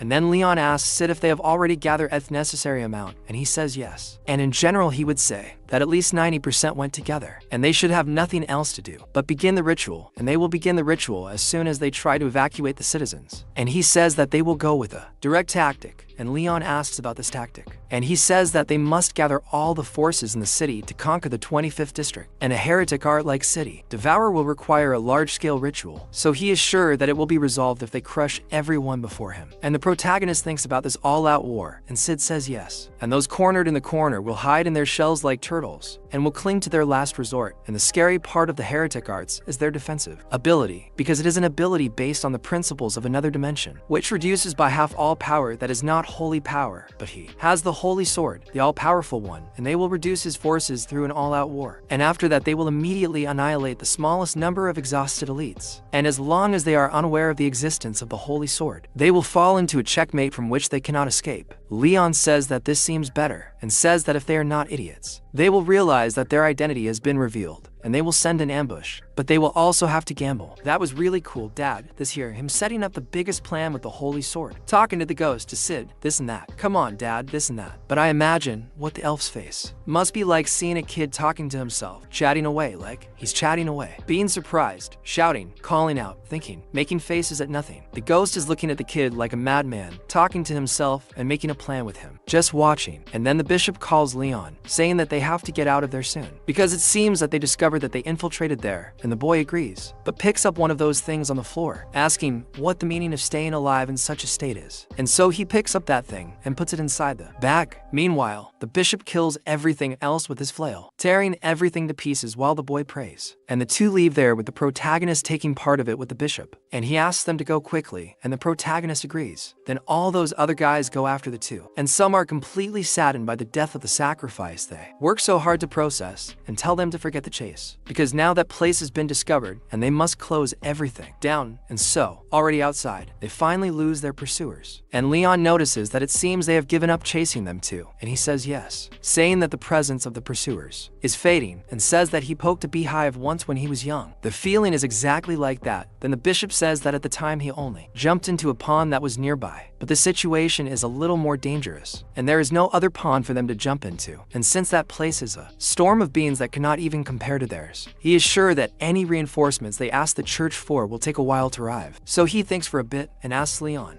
what he thinks. And Leon thinks to himself that the initial plan needs someone with enough power of speech, and he was thinking of showing the holy sword as a last resort. But only your excellency should be okay, but he would like to avoid showing it to other people. And although he may have understood the idea when they fought together, if he really wants to hear your opinion, then he goes along with it, and he says he thought of a great plan. And sometime later, with the two of them together, he shows what he brought to the table. Then the bishop thinks for a bit, saying that there are some uncertain aspects, but it's worth a try. After all, he doesn't have any other idea besides that. And the issue of this is serious, and he says yes, and he's happy about it, because it's very difficult to give an explanation that makes people believe. So he's sure he would have honored his current strategy if he had heard, since the information about the city devourer could be highly confidential, even in the church, and he will simply pretend it was a deduction to deflect suspicion. While as a way to nullify the barrier, he says he's going to exclude the holy sword keywords, and there's no other way but to make up an excuse that solar time is more effective with other heretical arts than they think. Then the bishop says that even in the holy church, solar time is famous as something that should be prioritized in recruitment, and it's so rare that he's never seen anyone other than the boy have it. But he thinks he finally knows the reason for this. He says he's decided, saying they'll have the guild and the army mobilize and lead them to the enemy base, where a small number of elites can infiltrate and attack. Then the bishop says that in this case, they have two prerequisites, having the guild and the army mobilize and forming a team that will infiltrate their base. The protagonist thinks the first part is simple, since the bishop can speak out against the occult. But then the problem is that they need people who can face the elites of the heretical arts, and the team will need to be made up of people who are at least ranked by the guild standard. The boy thinks about that, but there's an idea questioning that maybe they recruit strong people from the favelas, and he questions about being from the favelas, and he says that even in the favelas, there are to people who are of ranking, and the prisoner and the guardian of the coffin would be good additions. And since they were also trying to fight fire with fire, they will certainly cooperate. So he says that his skills aside, he asks if they will also participate, and he says he's sure they won't have a choice if he talks to them. And so the bishop notices something, noticing that he understood with the recruitment, and he says they will give an opportunity to do great work for the church, and he's sure they will give in as soon as they show the sacred bosom of the iron chain. And the two are thinking about the same idea without any scruples, and Sid realizes that he would certainly be stabbed if the people he is talking to heard this, and he immediately remembers how Khan received him and says that he is certainly not taking revenge for him making his nose bleed. And a while later, there in the Adventurers Guild, everyone is scared to death when they see those people, and even the attendant doesn't like it. Just welcome to Leon, and also one of those guys with the iron chain, and they keep asking if he isn't one of their knights,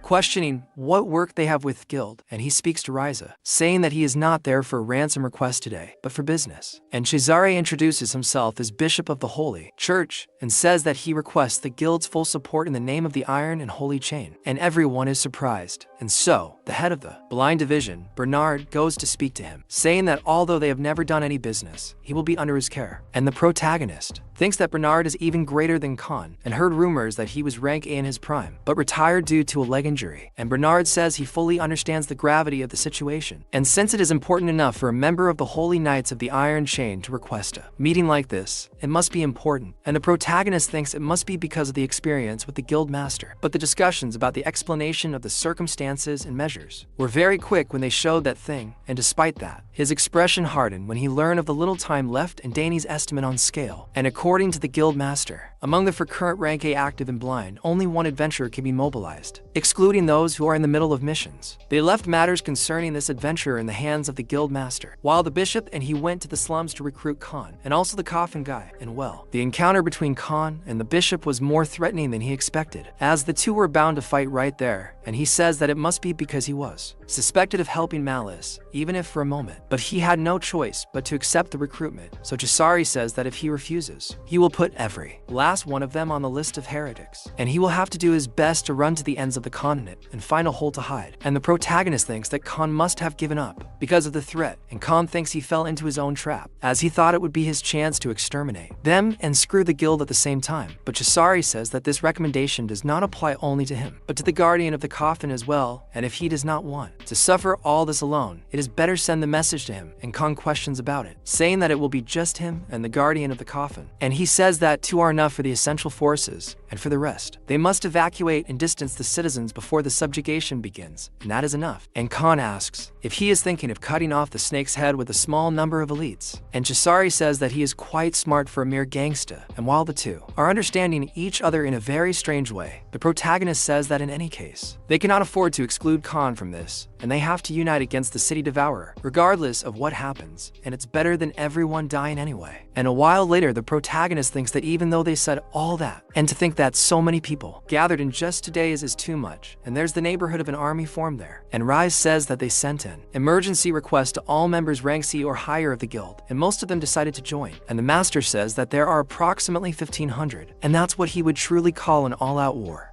And they were able to persuade Lord Blind thanks to evidence that was saved. And Garrison has already circled the 25th district, and close-range combat will be entrusted to the adventurers and mercenaries, while the troops that are lacking in individual strength will provide support from the rear, along with a long-range attack. And so Asid says that it was a wise decision, as they would only become a sacrifice to the heretical arts if they went all out as they normally do. And instead of providing strength to the enemies, it is better to bother them even passively. And Leon thinks that in any case the main force is the 3 of them. But it is said that although it is only one person, Lord Blind sent them someone, and so the senior knight of Count Blind's family, Conrad, appears and gives his greetings to the goddess's guardian. The bishop says that he is not worthy of such a title, praying that the goddess bless him with her protection. And the protagonist thinks about Conrad, saying that he was a knight well known for his distinguished military knives since his days as a knight, but Khan doesn't like it very much, because as expected he doesn't fit in very well there, and the two certainly don't get along. And Proda thinks that after all he is the leader of the slums, and then another person appears behind Proda, very stealthily asking if he is late. So Conrad asks who he is, and he questions about it, especially when he was the one who asked him to go. And Khan says that since they were both tied to this mess, they will just do the job they were given, talking to the guardian of the coffin, and he says he will move as he pleases, and says he is an assassin, so he doesn't fit in with all of them. But the bishop says he won't worry about him as long as he does his job properly, but if he tries to accompany them by staying only in stealth, he will make him realize that there is nowhere to hide in the radiance of the goddess, already showing Mangle what a damned assassin he is. And then the guardian of the coffin says he is scared to death, laughing at disappearing behind the Proda, and he says he can't believe he can't feel him. While he used aura senses, even his vision, he couldn't detect him. Then the bishop says that it seems there's only one left now, and he says he's an adventurer hired by the guild,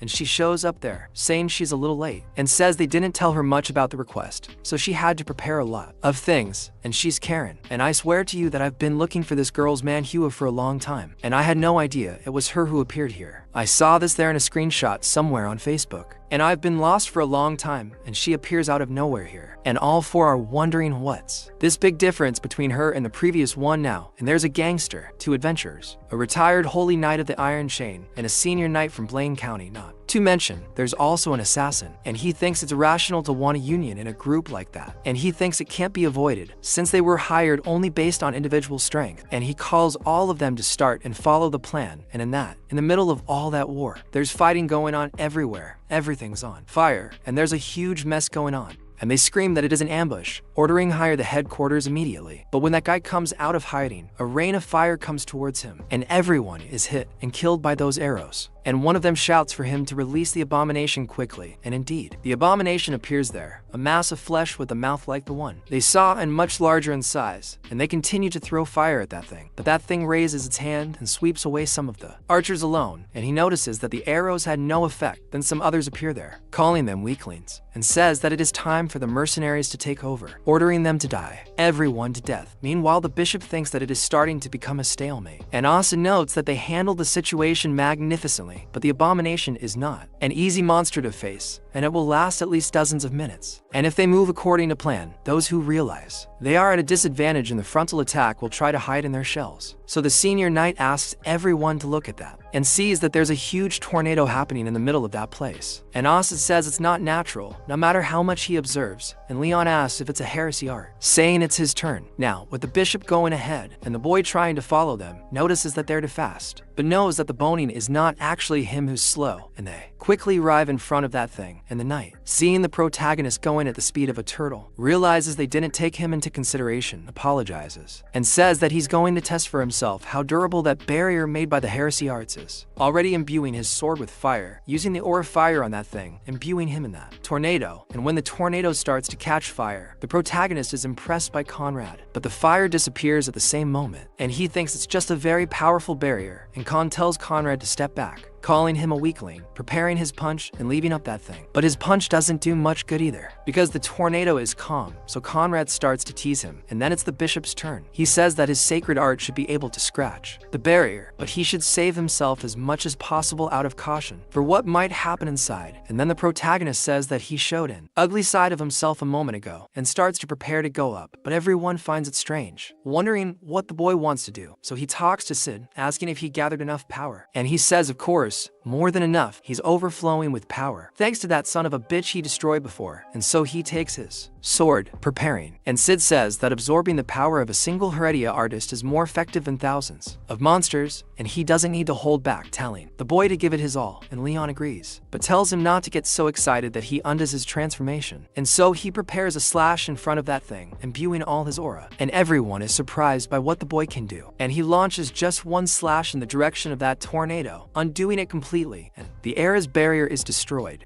And they think now is their chance of throwing himself inside. You could see that in a 6-meter race the kid even loses, but he goes hand in hand with him, so you can see he plays. And inside they start walking through a maze full of water in the corners, and they make their way ahead, and in that the animal asks if the guardian of the coffin is there, and he appears right away in the shadow of Proto, who is completely scared, and he thinks that what it looks like he and Six managed to get inside safely, and besides, these two are wearing full chainmail. But he doesn't hear a single clang of metal as they move, and so Sid says that it means that his basic movements are on a completely different level, and Leon notes that he still has a long way to go. But Karen asks them to wait, as there is an entrance that leads to the underground right ahead, and Chisari thinks that is suspicious, with Kant's questioning if it isn't a trap, and Conrad says that even so, they can't completely ignore it. But Karen tells everyone, saying that this is probably the only entrance that leads to the underground, and she thinks they should try to enter for now by throwing themselves in, and he wonders if it's that easy. But the bishop talks to Karen, asking if she can detect the presence of traps from up there, and the protagonist remembers that the guild master said Karen was a rogue, and she says that's difficult looking down there, and thinks that the area of the stairs is a completely different space from there, and so she can't explore the area before they enter. And with that, the bishop calls everyone to be able to enter then, because the situation will only get worse if they waste time there, and it won't improve anything. And Conrad tells them to go quickly, and they start going down the stairs, and the protagonist says that he doesn't feel the presence of the guardian of the coffin as he walks, and he says he can't tell if he's following him or not. But as he steps on the next step, something activates, and the boy begins to fall alone in another corner, and completely changes environment, being alone, and notices that everyone has disappeared, and he can't feel anyone's aura. And he knows Sid says it's the labyrinth formation, a classic technique which distorts and expands space to increase the base area, and the others must be separated, but somewhere in the labyrinth, and they will find them soon if they are lucky. But Karen appears behind him, and they meet like this while separated, and he gets a big scare from the girl, while Sid thinks he got lucky, and she says it's a relief, because he would supposedly be anxious if he were in a dark place like this. Then he is surprised by her calling him Jonal, and says that she was also alone, and she says no, saying that there is a dark guy trapped in her, and Proto is surprised by this. And the guardian of the coffin asks who she is calling dark, and she says, who else would it be besides him, and says that if he didn't like it, then he should get out of her shadow, asking why he is writhing around with a freak, and he says he can go wherever he wants. And Proto says it's a relief that he is regrouped with Karen, a rogue, and to be honest, he doesn't even need to worry about his excellency Cam or Conrad, so he says they should move quickly. And she says she likes his confidence, asking if she can trust the boy, calling him Jonal all the time, Melisinha, and he says that he certainly won't disappoint her while they walk there. They arrive at a place with 5 doors, and she tells them to go through one of them. And he thinks that she's moving faster than she would instinctively, and if the matter is really okay, keep following her, yes. And Sid says that she hasn't made a single mistake, so he should keep following her, because that Karen's tracking skills are superior to those of the Wood Elves, and he wonders if she's that good. Then Sid says that maybe it's because of her time attribute, because the fact that it's dark there is working in her favor, and she just raises her hand in front of Proto, leaving him a little curious. And with that, she asks him to wait, saying that feels the presence of an enemy, and indeed, right in front of them, there is a group of enemies, and she says there are 3 of them, and there is no chance of dodging, asking what he wants to do. And Frodo says that his aura sense is telling him that they are much stronger than those from the 23rd district, and his victory is not certain, even with the power of the Holy Sword, but he calls her to eliminate them, and she says that he is quite audacious for a mere rank C, and asks if he knows that it will be humiliating if he asks for help after having said that. And he says the same, because she knows it will be humiliating if she loses to her junior, so she agrees, wanting to compete with the boy, and so he notices that she has a green aura and she quickly moves like Peter Park and sticking to the ceiling. And he questions if that ability is also aura, and Sid says yes. And she sticks herself to the wall using aura. And seeing how competent she is, she probably must have gone through very rigorous training, and he'll need to focus even more on his footwork if he wants to keep up with her speed. And she really does run across the ceiling, and he tells Sid he knows this. So with the enemies, she throws a small stone near them, and when they look up, she's there assaulting them, and they scream that there are intruders. But they are all killed by her kunai with a single hit, and this is quite surprising, because in Naruto the kunai would never have hit, and Leon thinks this is incredible, because she can throw that fast like that. But those guys come back to life, and this time they've turned furry, and they get up ready for combat again, so they'll have some idea of what this place is.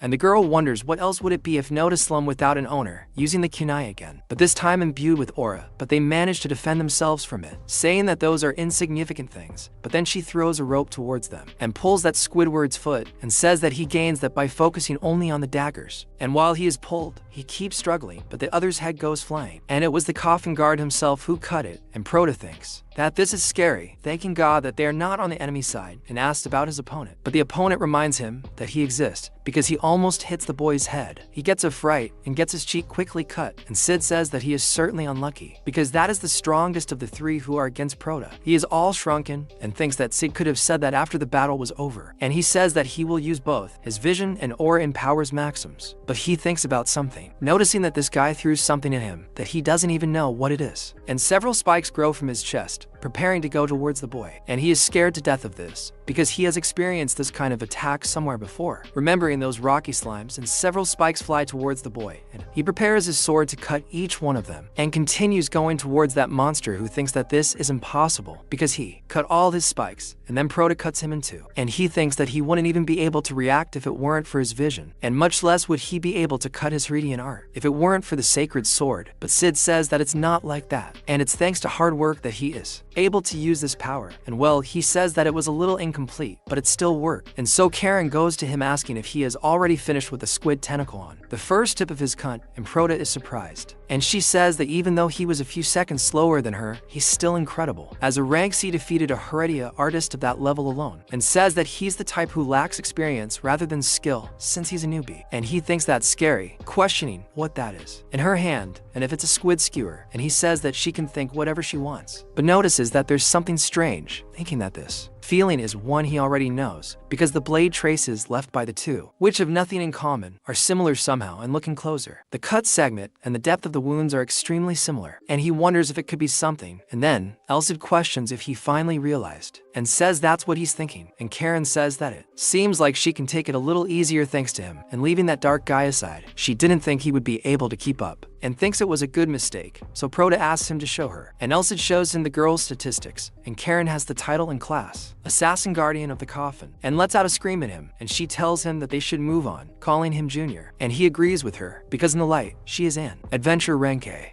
Karen, and in the darkness, she is the special class assassin guardian of the coffin, one of the 3 C's of the slums, and an explorer of the labyrinth. Thinking that the girl is definitely dangerous, it's a bunch of guys During the day she's Maria, and at night she's Juo. It goes on, and Prota thinks that the beautiful adventurer, with a cheerful air around her, is really one of the 3 slum bosses, and no one would expect this story. And he says that it didn't seem like Khan knew, and the guild master would have discounted it if he knew to, and leaving him aside. He would never be able to deal with the consequences if he deceived the bishop, and that means that he is the only one who knows Karen's true identity. And even if there are others who know, there is no way she can leave him in this situation. And for an assassin, his identity is his most important secret, to the point of silencing anyone who finds out using any means necessary. So he must be as careful as possible, because he has to be careful not to let his expression change even a little, because the assassin will continue watching him. And then she says that on the next left there is another enemy, and it is a being. I don't know if it is a brain, because it's a 4-eyed dog, a strange creature, with some tails around there. So he starts drooling seeing them, and the barbarian of that thing is acidic, and she says he's not cute at all, and that prevents her from fighting him. And the protagonist says he doesn't think it's simply because of aesthetic preferences. And Sid says it would be difficult to land a good blow, no matter how many daggers Karen throws. And if it's a monster summoned through erectile airs, it will also have regenerative capabilities, so he asks if they can avoid it. And she says they can, but it would take another 30 minutes, and she can't guarantee that the other poths won't have monsters like that. And Leon ends up realizing he'll have no choice but to fight. Notices that they're trying to buy as much time as possible to activate the City Eater. After all, they win as soon as it's activated, and then he thinks they have no particular reason to face this case. And he calls the guardian of the coffin, who asks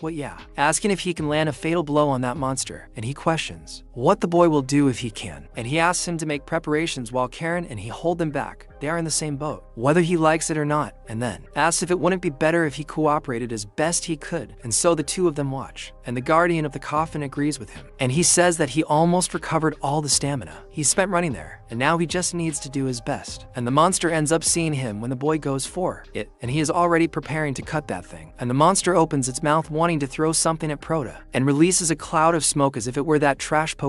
Then he calls Sid, preparing himself, defending himself from that cloud of thing. And he says that this ability was already verified when he faced the fake armors. And he remembers when that thing blinded them all. And he says that one of the fundamental characteristics of a sacred sword is to erase any power of substances harmful to life. And with that, the monster doesn't have much to do, and Prota manages to launch an attack on him. But the cut is very superficial, and he notices this. But the monster's tails go towards him, and he needs to dodge to avoid being pierced and nailed to the ground. And he says he won't be able to dodge the next one, and tries to use his vision, saying he needs to block them at least once. And Karen arrives to help the boy, calling him to go one more time. And he wonders whether he should trust her or not, but he goes for it. And the two of them go one way, and those tails come at him, but her dagger passes by the side of the boy's head, stopping one of the tails, and he prepares to hit that monster again, hitting both the leg and the neck of the creature. But still the attack is very shallow again, and he realizes he should have been faster, saying he should have been stronger too. And the monster is all bristling towards them again, but he gets scared and looks back. Then he notices that the monster's movement has been paralyzed, and several stakes appear in the shadow of that thing. And then the guardian of the coffin appears there, preparing to kill him. And spikes come out of the shadow, sticking into the monster, completely piercing it, turning it into a sieve. And he thinks that this is incredible, wondering if this is what a rancor is capable. And Sid notices that the wounds are not healing, and it must have been an attack that surpassed his regenerative powers. So it is a lethal move made to annihilate a single entity, which are those black light swords. And he realizes that that is a true assassin's move. And Karen touches his shoulder, saying that they did a good teamwork for an improvised team, questioning if the boy doesn't think so. And he says she is right, and says that thinking that she would strike the tails with her daggers was completely out of his expectations. And she says that it was nothing, because it is very little compared to that killjoy. And she didn't think that an assassin would be capable of using that technique, and it was worthy of being called the ultimate assassin's move, asking if it isn't, saying that he is certainly not one of the kings of the favela for nothing. And she is totally convinced and calls the boy to continue, because he doesn't have time to rest, and he agrees with that, saying that the essence of that subjugation is a battle against time, and it all depends on whether they arrive before the ritual is activated or not. As they continue forward, she looks at the path and notices that there are 4 or more people there, 8 in total, and asks if they didn't arrive too early, as it seems a little difficult to solve this time. Prota thinks that in terms of being able to measure the difference in strength between them and the enemies, there is probably no one more notable than her are on his team, and each of them is strong enough to give chills. He says that, however, even those who came before him would have been difficult to deal with if he had to face two or more of them at the same time. He says that now that they have reached this point, they should wait for the others to regroup, or else go meet them themselves. But she says that both options are quite problematic, because either they might arrive too late, or they might end up missing each other. And then she gets nervous about it, saying she can't believe they have to make a bet after coming all the way there. And Proto says she looks much more like a normal adventurer now, and is a little confused about her true identity, but he gets a fright, and everything there starts to shake while he thinks it's not far from there. And Sid says that this was a shockwave from the clash of two great powers.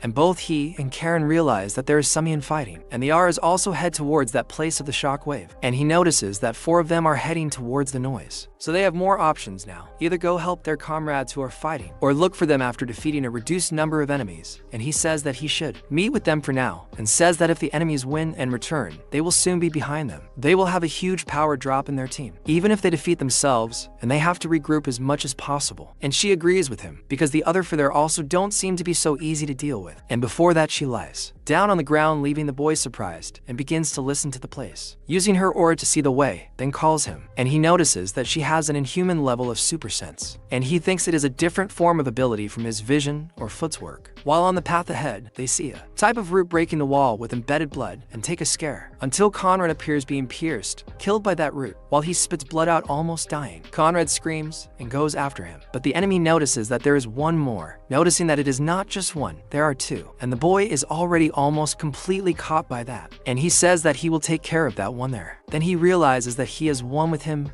and with Karen, and it seems that Conrad defeated the ones on the ground, and so Sid says that he does not need to worry about her. And more importantly, is that his enemy is very strong. He will have to put all his focus on the opponent in front of him, and that thing begins to gather power in the name of love and justice, casting its magic upon Proto. And he notices that blue fog, so that thing tells Proto to be honored, saying that he will turn to dust with just the slightest touch. And the fact that he is using this errant fury on types like him means that he is gifting him with a generous death, and so Sid says that he is a summoner, and Proto questions about this. And Sid says that the heredity artists are divided into 2 categories. Those who activate their heredity arts in their bodies, like the one he faced a moment ago, are called mutants, and those who summon extra-dimensional life forms or principles are the summoners. And says that none of them have any sense of sanity, and so Proto takes his sword, questioning about the generous death he mentioned, saying that this is his damn speech, cutting all that power in front of him. Then the heretic of the guys says that he is very foolish, saying that there is no way a physical sword can work in an astral body, but if that thing is actually cut, he gets a big scare. And Proto says that there are always exceptions, and says that the sacred sword can interfere with astral forms, and that heretic doesn't believe what the boy is doing because not even a weapon with aura would be able to break his heretical art, and he says that it is not worth forgiving him doing another jutsu, summoning a demonic magic circle on top of him, making a demonic form with 6 eyes come out from there towards the boy. But Leon is completely out of ideas and breaks that thing in half without even having a chance.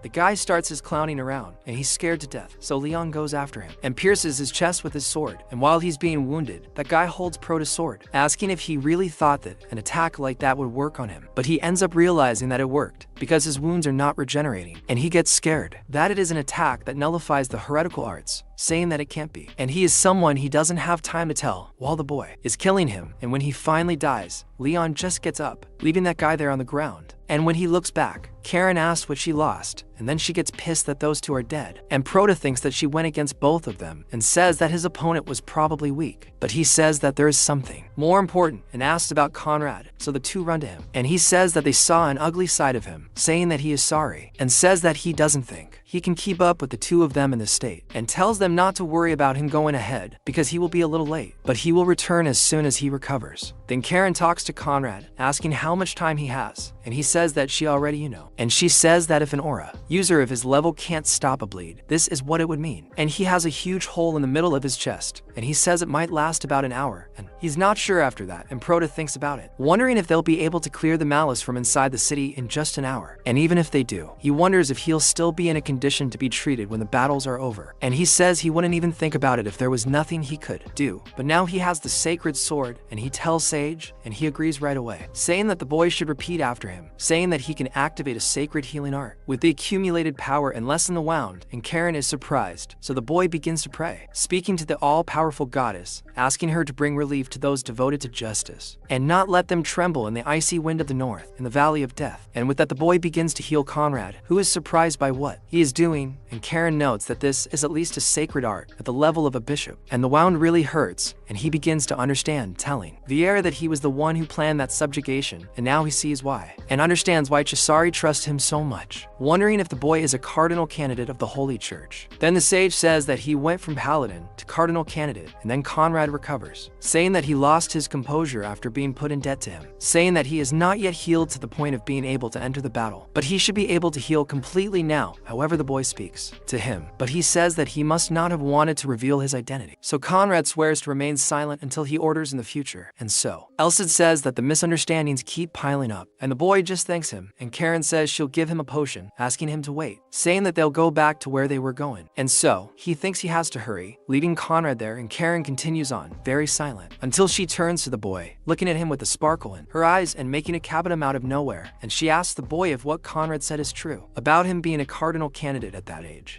questioning whether this isn't completely unheard of, and the boy becomes uncomfortable as she says she thinks her aura's solar attribute and sacred art of that level are to be expected. Not to mention that he's also very good at using the aura weapon. She asks him who he learned it from, and he says that unfortunately he's not a cardinal candidate. So she asks if he's an apprentice of the Holy Knights of the Iron Chain, asking him to tell her, because she can't contain her curiosity. Wow, he's using his little cat eyes to get what he wants. This idea is too low. Proto thinks he would have fallen for it if he didn't know her identity, but he says he'll tell her if they get closer. Then she says he has a very strong defense, and asked if all the people in the church are like that, and says that most men tell her everything when she asks something. It's also difficult to defend the guys. There's no way. And Leon thinks he won't fall for such an obvious honey trap, and says that they'll leave the jokes aside and start thinking about what they should do, or if they should look for the others, or just the two of them, and she talks about it, saying that he doesn't need to worry, and he asked why not. And she says that he'll see when they arrive or continue on, but some people are being defeated, and Cesare notices that Leon is there with Khan, and they made quite a mess there. And Leon himself starts to feel a little sorry for the Herod artist, and Cesare says that he's glad that they're both okay. But then the shadow clone asks if Leon is happy for him, and he says that he didn't even know he was there, and just agrees and follows her on. And Leon says that Conrad won't be able to move because of a serious injury, and he'll be fine after an hour or two of recovery, but they don't have that much time. And then Cesare says that there's nothing to do, and they should just go the five of them. But Khan asks if Karen shouldn't have useful magical tools, if she's an adventurer, and tells her to hurry up and get them, if she doesn't want to die while saving them. But then she asks why he doesn't take what he wants that he is hiding, because a mere parasite that keeps himself alive by sucking the poor shouldn't say anything. And they start to get angry, and Khan questions what she said, and Cesare tells them both to calm down, because they will explain their next plan of action, and says that he, Cesare, will be in the vanguard, because he has the resistance and art of the Herods, and Khan and Karen will be in the middle, and Leon will be at the end as his trump card. And Khan wonders if that adventurous brat is his trump card, and the boy feels this pang, but says that everything is fine. And other than that, he asks about the guardian of the coffin, and the boy says that he will do his part if they leave him alone, because he was very useful while they were together. And Karen says that is right, and she assures him that he did his part. And then Leon notices that his desperation is clear as day, and in that Khan says that he thinks it's better to leave those who don't listen to people alone. And so Cesare calls them so they can go, and then they go ahead, and Khan feels a sinister energy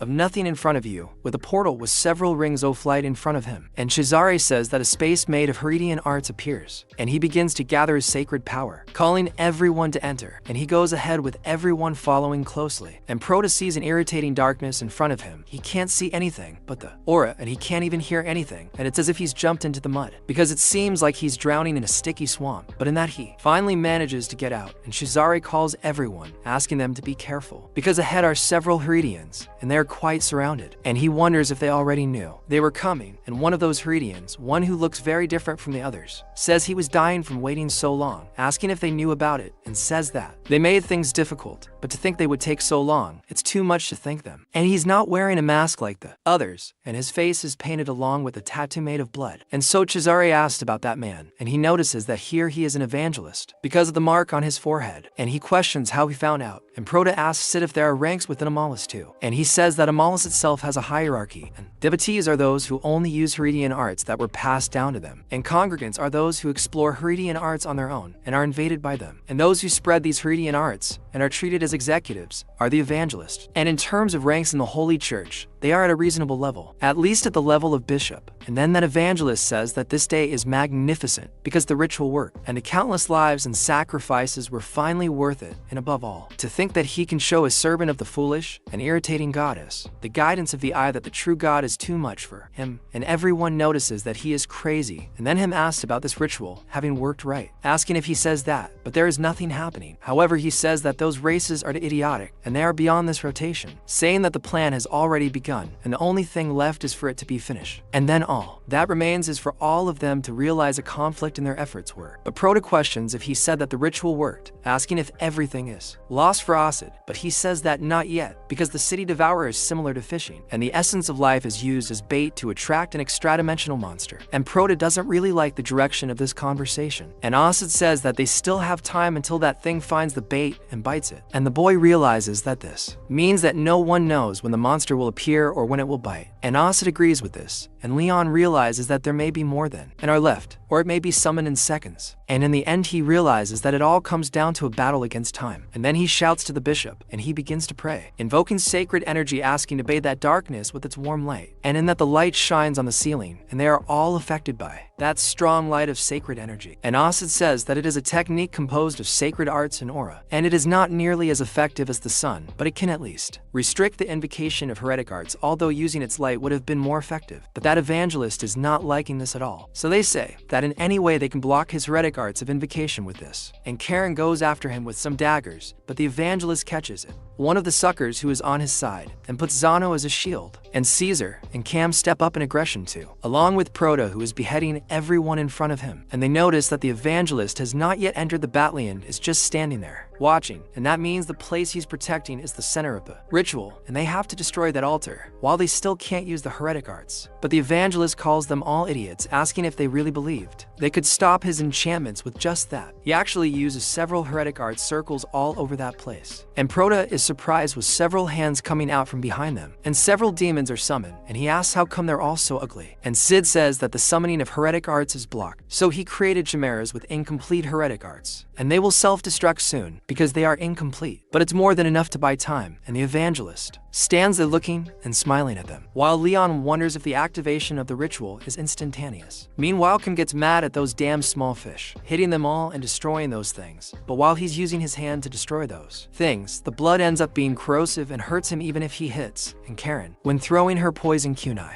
notices that her poison has no effect, but she also realizes that that thing doesn't even feel pain. And Chisari thinks that this way it will end up being a battle of attrition. They will be in greater danger as long as I last. And Proto realizes that he is right, thinking that they need to overcome the situation as quickly as possible. But he should not use the full power of the sacred sword, however. Sid says that it will become a big problem if they become aware of the hero's existence. They will do whatever it takes to hold him by the ankles, even at the cost of their lives. And he must keep in mind that this situation can only be changed by catching them off guard, and he says he knows this, because the only role he can play now is a final attack. Meanwhile, the evangelist is happy with that development, but he looks deep into the boy's eyes, who is scared like everyone else there, because the ritual is beginning, and he says that they have finally arrived. The apostle of God has answered his call, and that ritual is coming to fruition and becoming stronger and stronger. And the boy puts his hand on his chest, because his heart is beating madly, and it is an overwhelming fear that he has never had before. And he wonders if that is the city devourer, and he calls Sid, and he says that it is not yet time to use the sacred sword, but they need something to overcome this situation. So they will use the sacred art with half of the accumulated power, and he questions about it, and Sid says that it will be difficult. But he had a brilliant idea, thanks to the moon Shizari created. So he says that both the sun and the moon are necessary to completely reproduce the symbol of the goddess. And it just so happened that they had people who possess auras of the sun and the moon there in that place. And not only that, a combination between a bishop who can use composite sacred arts and a hero is truly regrettable for Malice, and he shows a status to the boy, telling him to read it. And so he begins to recite that the sun and the moon, the two pupils of the goddess who look over everything, are coming together, and they should always be grateful, for their eyes are their divine love, and their closed eyes are gentle kindness.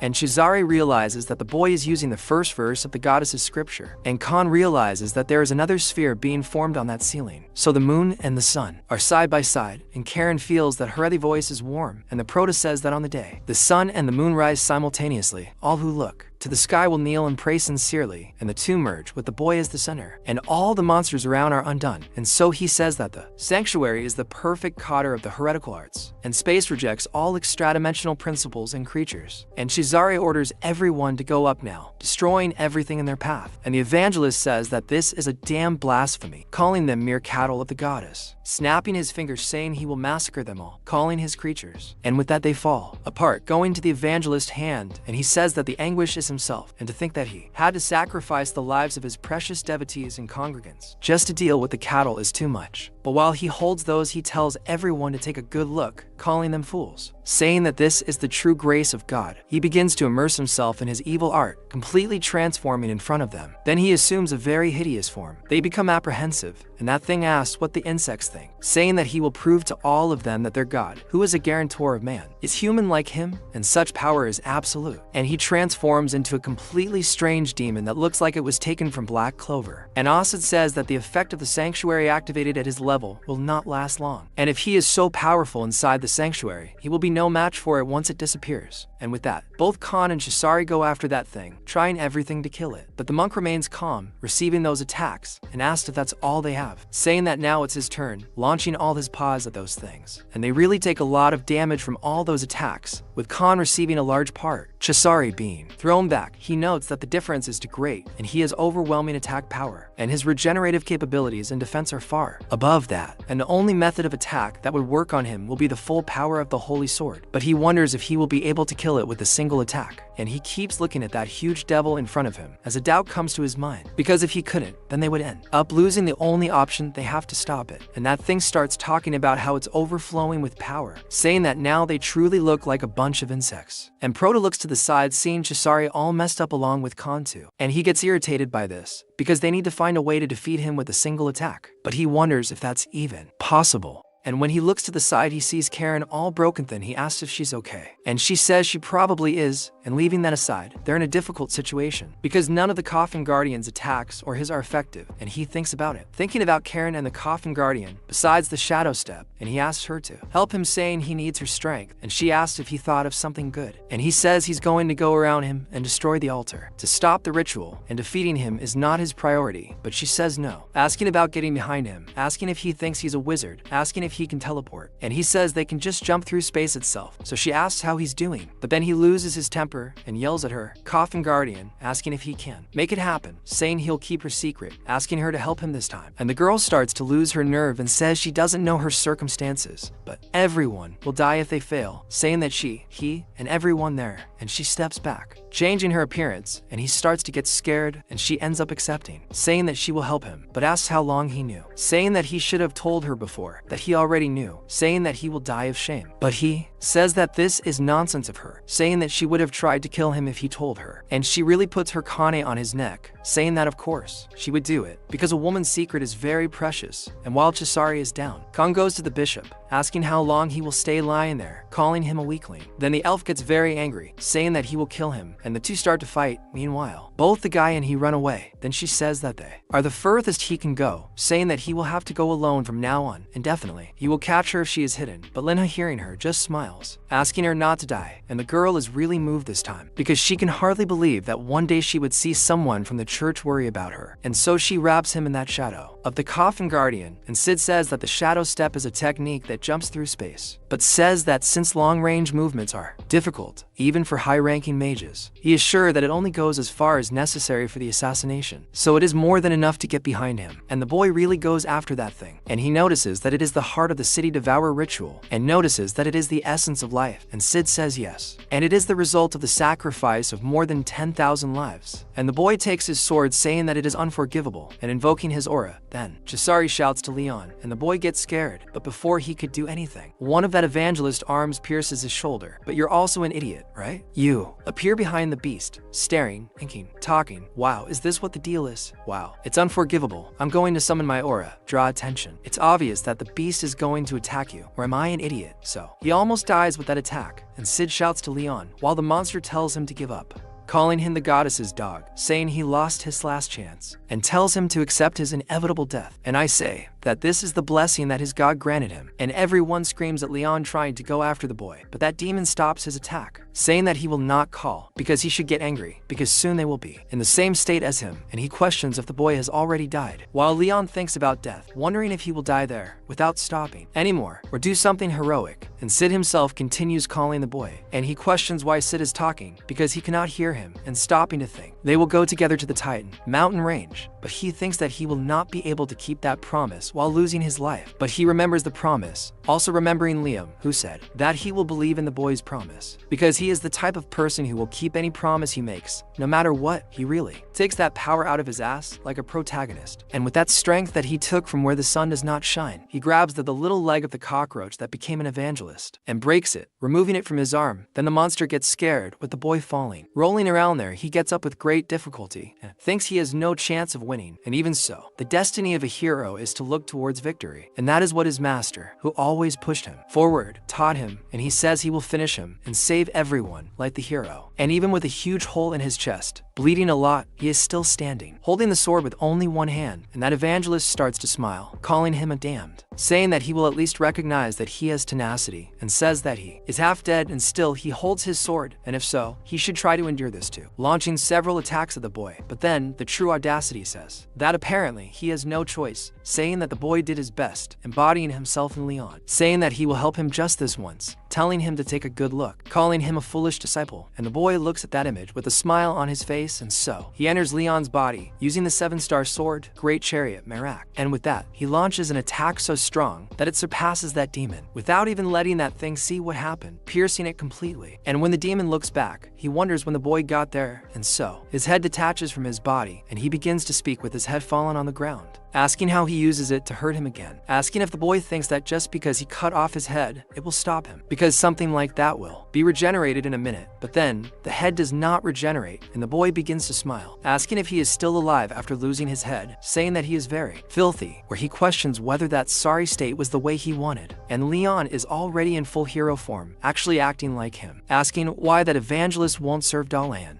because they can walk around without a head, so that body says it's a damned irreverence. And now he creates eyes and a mouth in the middle of his abdomen, saying he's disrespectful, saying that not even his blood would be able to compensate for this. But Sid says he's lacking power because of the injury, and he's shaking because of it, so he says that his body might not be able to withstand a second attack, asking if Leon will still try. And the boy obviously agrees, and Sid accepts the boy's wish, but he warns that this will cost him dearly. He uses the big car, the dub, and uses another attack on that demon, cutting him in half. Then, the demon starts screaming, asking why and what's happening, because he's not regenerating. He notices that the power of his heretical art is shattering, and says that now that it's come to this, he's going to take them all with him, turning into a great mass of something twisted and demonic, wanting to explode along with everyone. And Sid says, who knew this was going to happen? So he held back a bit, and now he's going to explode into real pieces, and the demon gets a fright that the boy is still going to attack him. And Sid tells him not to waste a single moment, speaking to Leon, saying that the true essence of the 7-star sword is in its links. He's still too inexperienced to even handle one of them properly, but as long as he discharges the technique's resource in the holy sword, it will at least become a unique finishing move. And he uses the great Ra and sacred chariot, going all out on that thing and making several cuts, as well as destroying the essence of life. And that evangelist realizes that all his plans went wrong, and the self-destructs failed, not to mention that the essence of life was destroyed, and he thinks this is impossible. But to make matters worse, he ends up being sucked by the very thing he was trying to summon. So he says he can't let it end like this. However, the city devourer appears, swallowing him as the last resort, and disappearing along with everything that he had as evidence. And Sid says that was a close call, and Leon asks if it's over, and he says it is. And it seems he was content with the little one after the essence of life was destroyed, and it turns out they really saved everything. And Sid says that just a few more seconds they would have been sacrificed to the city devourer too. And everyone just watches that thing lying on the ground then, and Sid says that the boy did a good job, but Leon falls to the ground, all wounded, screwed up and tired, throwing his sword around. Then Chisari goes to him, calling the boy, and Leon even tries to talk to the bishop, but he says that the boy doesn't need to talk, saying that he will treat him right now, using his sacred art to heal him. And he says that was a close call, saying that he is happy that he didn't hit too hard. But Leon says that he should heal himself first, and so Karen asks him if they won, along with the guardian of the coffin.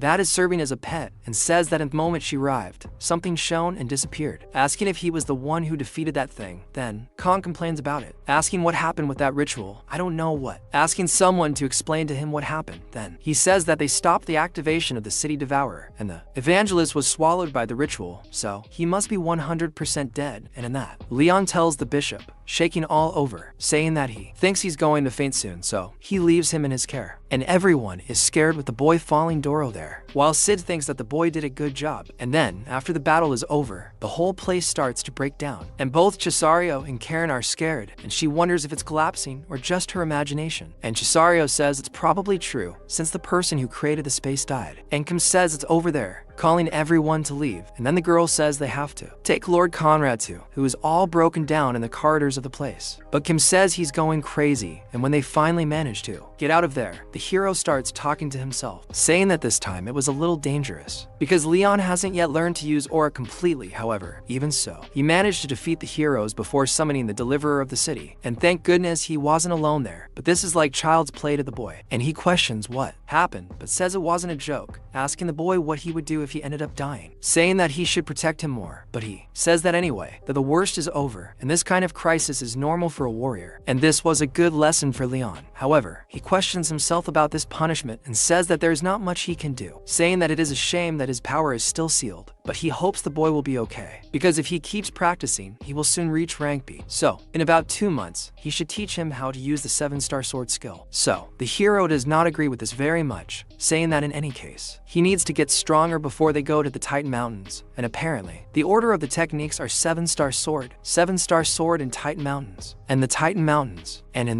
the guild hospital sometime later, the protagonist finally wakes up and takes a dirty, wondering where he is, but as he gets up, moving too abruptly, his whole body begins to hurt, and he screams there, feeling an absurd pain, writhing all over. Then, he remembers when he was impaled by that creature, and also when he managed to remove part of it from his shoulder, and the techniques he used at that moment, and is surprised by this, and remembers talking to Cesare too, and notices that he had passed out, and must be in the guild's recovery room. But it is a very luxurious place for a rank C like him, and he talks to Elsid, asking if he is there. And then, Elsid starts to get out of his hand, and he notices that he is different from normal, and is kind of falling apart. So, Elsid asks Leon to pay attention, because if he is listening to that message, it means that he is okay, and has regained consciousness. And first of all, he congratulates him, and since it was all thanks to him, he will not celebrate his victory much. So, the protagonist already gets pissed off because of this, and Elsid says that leaving jokes aside, there is something he needs to know, and he says he won't has been able to talk to him for about a month, asking if he's sad, and says there's nothing he can do. After all, it's a problem that couldn't be avoided, and he can't stabilize his soul in the holy sword now. So the boy asks if it was because he used his power on him, and he says that sometimes being too nice brings bad consequences. And the boy thinks it was too good to be true, and Elsid questions if he understood what he said, and it will be a month ago, and the next time they meet, he should probably already be able to fully use his aura, telling him to try harder, since he was able to give him a taste of what it's like to be able to use the 7-star sword ability, and says that he shouldn't rest while he's away, because unless he wants him to shower him with punishment when he returns, the boy better try harder. So the protagonist thinks that even though he's a C rank, he could sense what happened, and says that he must be incredibly strong in the past because of this ability. And so, he says that his message ends there, and getting involved with the city devourer while still young and surviving means that he will still have many obstacles in his path, but Elsa will be rooting for him, telling the boy to keep practicing. So Leon agrees with him, saying he will do his best, and with that, the message ends there, and says that it will be automatically destroyed in 5 seconds, and the protagonist is surprised by this, but some time later, he reflects on everything that happened, thinking about the big car, saying that it was incredible, because the moment Elsid controlled his body, it was as if they were sharing the same vision, and his vision at that moment was so clear, clean, as if it were a glass crystal, and his world changed completely, and the flow of space, the vibrations, and also something he could not see or feel with his current vision, and it is something he is still very far from achieving, but if he focuses on improving his vision and aura, he will be able to use the Sword of the 7 Stars, and says that he will definitely succeed. But he remembers Elsid saying that he is rooting for him, saying that it wasn't that bad, and although his head still hurts, after using so much power, he is fine. And then Cesare goes to see Leon, saying that it is good that the boy is finally woken up. And when he looks at that water, he asks the bishop questioning how many days have passed since he passed out. And then he, after knowing everything, says that according to what the bishop says, the subjugation of the heretics ended 3 days ago. And the moment they managed to get out of the labyrinth, it seems that it collapsed and it was destroyed altogether. And its forces that were outside the labyrinth were hit, and 56 people died, and 107 were in serious condition, and the rest of the people who helped them are fine. And many were sacrificed to achieve victory. But this time, evil could not overcome good.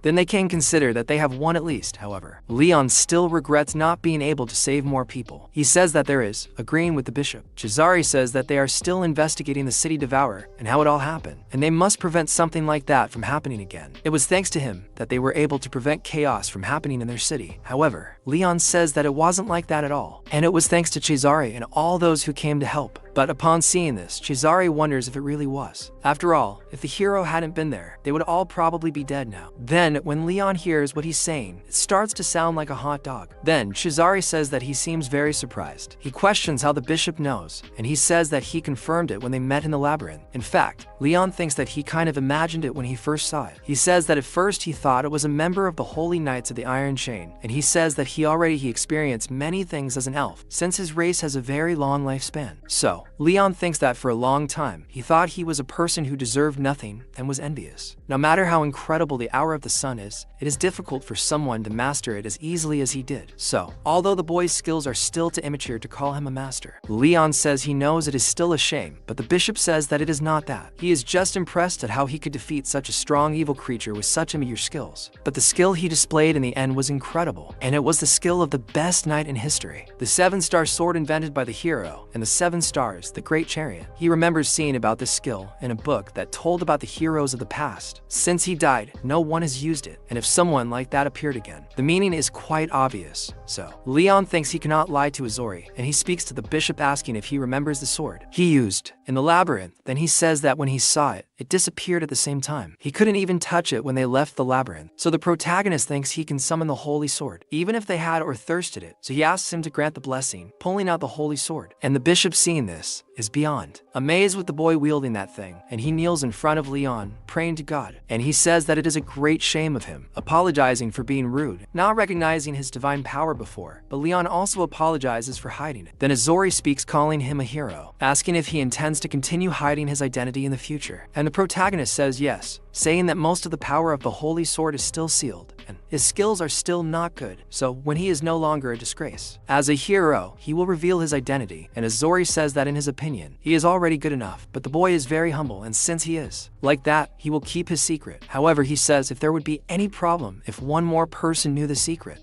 So he asks about it, and Azori says that would be the same. And even though the succession ceremony isn't over yet, she would be a little happier and more excited to hear this news. And the protagonist thinks for a bit, and thinks that if it were just the bishop and the saint, everything would be fine. And he counts on the bishop, who is all happy and thanking him. But then someone knocks on the door, and the boy gets scared. But Azori asks him to rest for now, because he blocked the sound of that room to the outside world. And what they talked about just now, no one will be able to know. And he asks that person to come in, and it turns out to be Karen, who goes to her to see how the boy is, and they are both surprised. And she asks if there was a tension, and she asks if it's because she came so suddenly, and says she'll be back later. And the protagonist says he had completely forgotten about that since the mission. And Karen's true identity is the guardian of the coffin, one of the 3 biggest villains in the favela, and no one, not even Khan himself, knows who he is. And he said during the mission that would keep secrets about her true identity, but he promised in a verbal agreement that he could break that promise whenever he wanted. But she was very convincing that she would never break that promise, and the situation at that time was very horrible, and thank goodness the bishop is there. And so Karen says that everything is fine, saying that she is sure that guy has also realized who she is, and that to stay there calmly with her, showing the guardian of the coffin. And the protagonist asks how so, and then the bishop says that it was thanks to his aura, and the aura of his son, together with the aura of the moon, has the power to sense any evil magic resonating. So how could he not notice a person with 2 different attributes, one of them being the shadow? And it would be strange if he did not notice, and she thinks that she should have killed him when she could. But at that, the protagonist asks if he will receive any punishment. After all, he knows her identity, and still he kept his secret. But he says that he is as if this were the biggest problem in the world. and asks because he wouldn't give her the chance to do the right thing. And even a murderer can do something good for others. And in the end, Karen didn't run away from the situation until the end, and they fought by her side when they needed it most. Even though her religion doesn't allow for forgiveness for the bad things she's done, he can say that she's a colleague, someone they can count on again one day. And the protagonist thinks that if Karen's existence were that of a bloodthirsty murderer, a decision like that would be impossible. Then Karen realizes that somehow everything seems fine, wondering if she'll get away with it, and asks why. They started laughing out of nowhere, wondering if they're setting the date for her execution, without her knowing what it is. Then the bishop speaks to Karen, who is shaking all over. He says that first, she needs to tell him her story and the reason she became an assassin and live secretly as a normal adventurer. And with that, there is a huge tension in the room, and she asks if he has ever stopped to think about who people hate most in the world, and then they are surprised, and she says that they are orphans just like her, besides her being half-breed. Then the protagonist says that the story she had told them was as dark as the shadow of her soul, and when she was little, she didn't have money to eat or to buy clothes, and not even anyone to protect her. And she was not much different from a bum wandering the streets, since she was from one of the lowest classes that existed. And one day, when she was suffering the dangers of the favela, she was saved by someone, but the hand that extended help to her was full of malice from the beginning. And she says that he had told her that it was normal, taking orphans who no longer care about life and making them murderers. But she asks who guaranteed that she could grow up well and earn money in this life. And even the person who took her was surprised, because she was born from a human and a dark elf. And after she awakened her powers, she managed to assassinate several people on mission. And then they began to call her the guardian of the coffin. And the more she killed people, the stronger the organization of assassins became. And her status also increased, and she ended up as the right-hand man of the head of the organization of assassins. But she says that that was nothing, because it only took 7 seconds for him to die by her hands, and in the end, she killed the head of the organization, and he was one of the 3 strongest and most feared people in the entire favela. And then Karen started killing more people, under her own judgment, but she didn't want to live as a guardian of the coffin anymore. And after eliminating the head of the organization, she started freeing the orphans who had been caught the same way as her. And then she thinks that her work as an assassin was incredible, but she didn't want to be like that forever. And then she became an adventurer little by little, hiding her real identity. But in the end, she still remains the same, and the two are super apprehensive when they see that. And she says that now that they know her identity, she thinks she will no longer be able to escape from the Holy Church. But if they can remember how she helped everyone, she will be very happy, because she doesn't want to go to prison asking them to think of her. And she starts using cap begging balls to be able to gain the favor of the two. They think that it's very strange, but Chisari talks to Leon. Just looking at him, he's surprised, noticing that Chisari is throwing the responsibility onto him, and he realizes that he has to think of this not as Leon, but rather throw her as a hero. Because if you think about it, she didn't become a killer because she wanted to, and the way she fought with them against the demon was actually good. Besides that, her life now doesn't seem to be a lie. Heroes aren't people with the right to say forgiveness, but she is someone they would never point their sword at. He talks to Karen, saying that he will give her 2 options to choose from, and she will be the one to decide which one she will choose. And no matter which one she chooses, he promises that he will respect her decision, and she is surprised, questioning what he is talking about, asking why he is saying no, bishop. So he thinks about it, because he didn't want his identity to be revealed to the bishop, but he discovered it himself, and the only person who knows his identity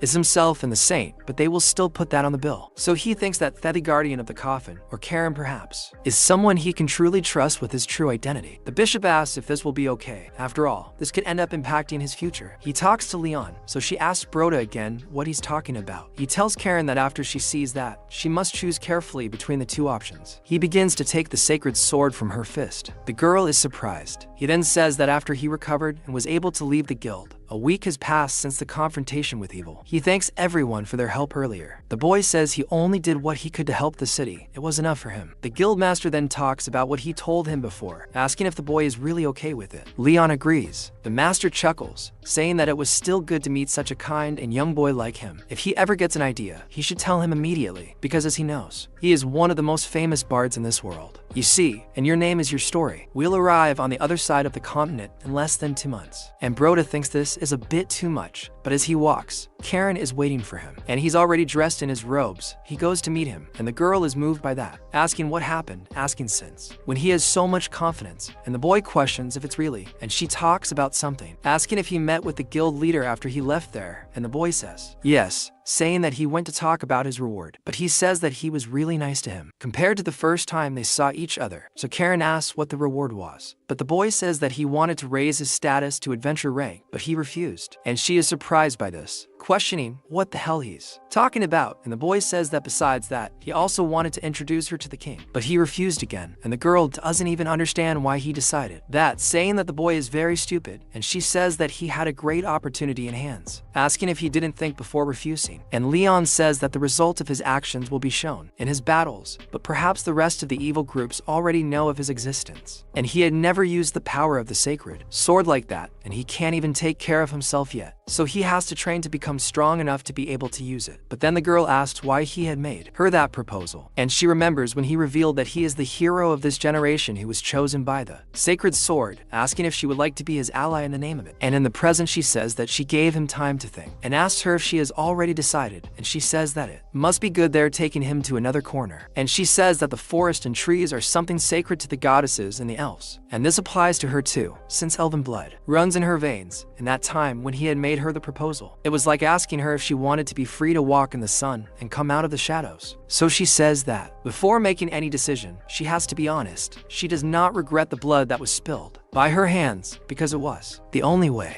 that she found to survive, and she grew up in darkest part of the favela, and at the end of all this, she is still thankful that those people died. And the protagonist is distressed watching the girl's words, and she says that she didn't want people like her in this world anymore, to have no peace, to grow up without love, and around people who don't give her any hope. And she doesn't want people like that to exist and go through everything she went through. And she speaks to the boy, addressing him as a hero this time, saying that if he says that this will never happen again, he promises this one thing. Then she gives her life to him, kneeling in front of the protagonist. And then the boy is surprised by her action, and in that, he remembers Elsa saying that this is his destiny and duty as a hero, to make today better than yesterday, and tomorrow better than today. And the boy thinks about people not suffering like she did anymore, and he will do his best to make that future a reality, reaching out and taking her vows. And he says that that day when everyone was killed, only she deserved to survive. So after a while, he sits down to talk, and he stops to think about what happened to Khan, and says that no one told him anything, that Gianano's just returned to the favela, and she asks if he really didn't know anything, saying that Khan ran away and everything ended. He packed his things and left with his group, and no one knows where he went. And since he was fast, no one was able to follow him to find out, and the boy is surprised by this and thinks he's right, that he didn't expect him to run away. And after the battle, the number of people living in the favela dropped significantly, and there was only one thing left to do. And even if they had the merit of helping them, it doesn't mean they were forgiven for working with evil before, so they can't escape punishment. But because they helped do good, their sentence was reconsidered. They will only have to spend a few years in prison. But Proto thinks that even so, he didn't expect him to disappear without saying goodbye. And she says that she still has some things there that weigh on your back. But for Khan it was different, so he just disappeared like the wind. And he remembers how Khan was actually quite fun, remembering the interaction they had.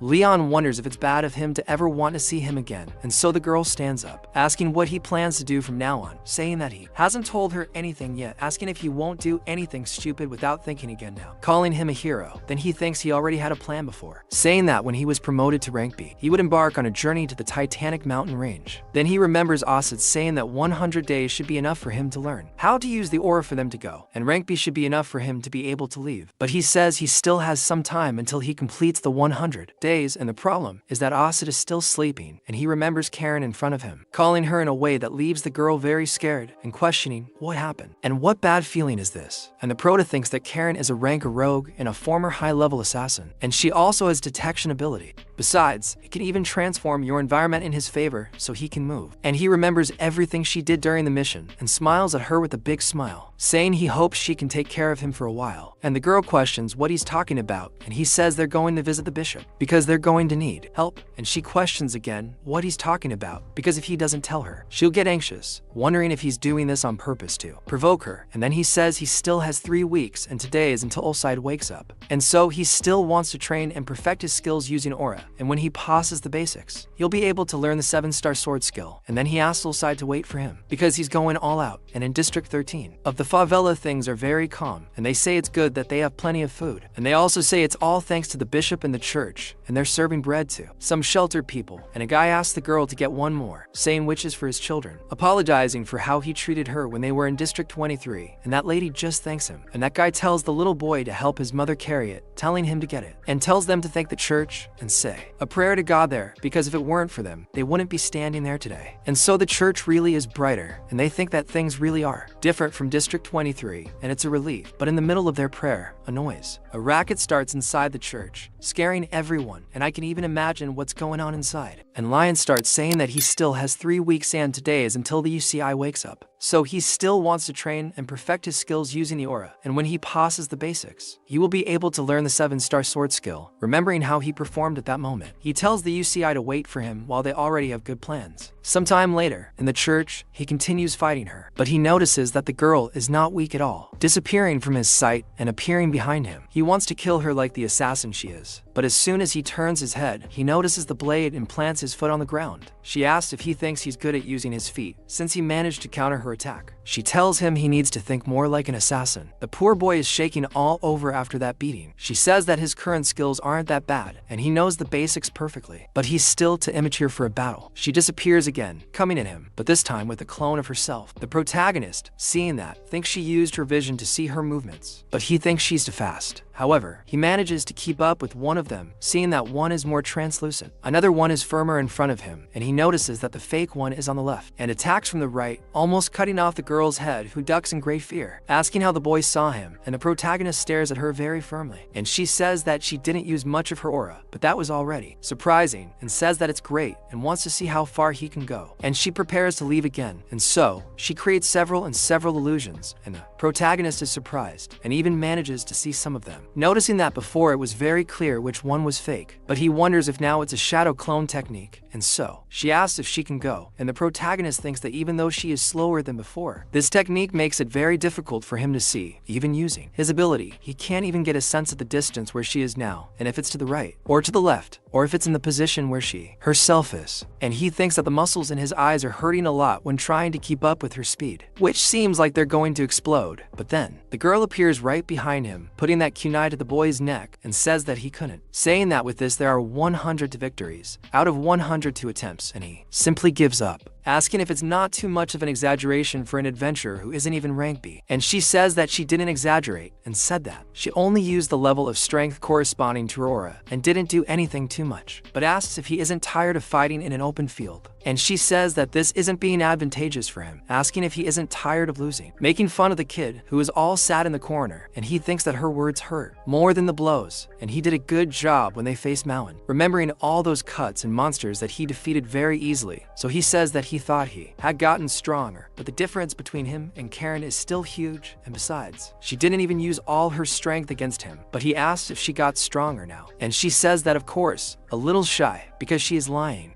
But she tells him he's joking, and he's doing well, and he asks if it's serious. And she says that when he can see through her illusions, even a first-class assassin won't be able to defeat him. And he says that his skills have already surpassed that of a B-ranked assassin. And the protagonist asks if it's true that he can't use the aura properly, and she says that the aura is certainly something powerful, but he doesn't need to worry, because his eyes and feet are already doing a good job, and she can cut iron like paper, and can even break stone. But when it comes to a real enemy, it's much more difficult, since they can dodge, and for an assassin who depends on the aura, this can end up being a big disadvantage. So to defeat the opponent, as an assassin, you need to use some tricks up your sleeve, and this can be considered winning. But she says that she doesn't like to defeat her enemies by cheating. Anyway, if she had to list the pros and cons there, she can say that the protagonist is very strong, but from her vision he's still better than his. He couldn't catch her, but he shouldn't be fooled by her, because she never cheats. So whenever she faces someone, she does her best to make the fight difficult, and the protagonist thinks a little about cheating. But she says he's overthinking it, and says that cheating only serves to have a shortcut in the difference in skill, and if he follows that path, he will never be able to overcome. And she says she doesn't know who taught her to be like that, or if it was with a madman, or if he was fighting with some monster. And the protagonist remembers that it was with a monster, but then she says that he needs to be faster and have more skill, and he doesn't need to follow her own way, but they will improve the cards up his sleeve that he has, calling the protagonist a hero, and he thinks that there is right, because choosing the easy way won't make it easier for him to become stronger, and he needs to choose the right path and strive to become stronger. But at that moment, the guardian of the coffin touches the protagonist's shoulder, given that he arrives here, and he says that the first part of the training is over, and so they go to the next one. And the protagonist gets a big scare with that thing, and with that, she tells him not to worry, calling him to go to the aura theory training and learn how to use the aura weapon. And a little later, Karen goes to meet him, asking if they stopped in the last last class, wondering if it was about the aura and training methods. And then she continues saying that the aura is a power created from the user's body, and in short, it is as if it were the essence of the human being. And the protagonist pays a lot of attention to this. And she says that life experience and thought are the basis of a person, and several people can face the same situation. Some run and others hide. And that is why it is impossible to distinguish good and evil based on something alone, and no matter how much he seeks justice, if he deviates from this path, he will have to be fair to himself. And training the aura is basically making your essence pure and more powerful. For example, the fire attribute training method, breaking something or fighting with someone, or even torturing yourself. Actions like this can refine the fire aura and make it even more powerful, and the protagonist is frightened by these methods. And she says that depending on the attribute, the difficulty of the training can vary greatly. In her case, she has the shadow attribute, and her life mission was training. And the sun attribute, for example, is something else, because it is an attribute that symbolizes divine power, and has already been manifested in several prestigious warriors. And he, looking at her, falls in love. Look, Thor knows how to draw, okay? This one can give you a hand and walk away with the bleach cube. And so the protagonist turns all red, and she asks what came to his mind when they talk about the sun attribute. And the boy isn't thinking about anything she's saying, he's thinking about something else. Then he starts to really think about what she's saying. When he thinks about the sun, he remembers a warm thing that illuminates the entire world and eliminates darkness, wherever it is. But then he stops and thinks about it, because that's what he's summing up as shining, and looks at himself, and the girl notices that he thought of something, and he says that maybe it's because of the battle ahead, but the aura inside his body is burning, as if it were lava flowing on the surface. And if he takes this fluidity and puts some power, and then concentrates it at his fingertips, he starts to feel the heat, as if it were going to burn. And he manages to concentrate the power, but he wonders how he'll be able to put it out, until he thinks that if it is the sun, then it would be in a glow, basically creating a Rasengan. What a scene, huh? What a scene. All that was missing was Tabby, the muscular one, and in that, she looks all silly looking at him, who managed to really activate his aura, and he makes a photosphere, but it's not so good, to the point of being used as a weapon. However, he managed to do it, but in that thing in his hand explodes, and he ends up hurting himself, falling to the ground, and she goes to him asking if he's okay. But in that, he remembers a little of how the hero used his power, and thinks he didn't know, since he had used Elsid's power. And one day he hopes to reach the high level of aura of that day, and Karen takes the opportunity to tell Leon that he is incredible, saying that he has already learned the basics of how to use the aura and put it out of the body, and now he just needs to learn to control it. And she says she doesn't know if it was just a light, but it only lasted for 10 seconds. However, that is already something very good for a start, and the basics are no different from an aura weapon, and says that when he can better control his aura, he will get the rest too. And the protagonist thinks about it, and she says that for her, this is it. And she sees the aura flow like blood in her veins, and it is as if she is just spitting it out. And aura weapons consume a lot of power, and stabilizing the circulation of aura is very important. But the bishop arrives there saying that it is too risky for her to base it on such a simple vision of aura, and she gets scared. And he says that if she only thinks about becoming strong, her power will not last long. And in short, if it were of the fire attribute, it would explode. And he is surprised that the bishop is there, saying that he finished his patrol early, and he just says yes, and says that besides, he went to look for a quote to fix what the two blew up, and they are already nervous, and the bishop says that later they will talk about the repair, asking how about they do something more important, as he brought a message from the saint. And the protagonist is surprised, questioning this message, and so the bishop says that he thinks the succession ceremony is happening at that moment, and far away from where they are, in the middle from a snowy mountain range. Something is happening to the pillars there, and they begin to glow, and the saint is also glowing. And the bishop says that the saint must receive divine power in the presence of 10 bishops, and a normal person, even a master, could not bear to receive that kind of power. And some saints from other generations have died during the succession ceremony because they were not suitable, but she is the 8th saint, Elahan. The strongest saint who will support the hero is being born, and she truly obtains sacred power, even having a cross shape in her eyes. And inside that place there is a mask stuck in the ground. And it is said that 300 years ago, when the hero appeared, the first saint who accompanied Roderick ended up being killed due to his impotence.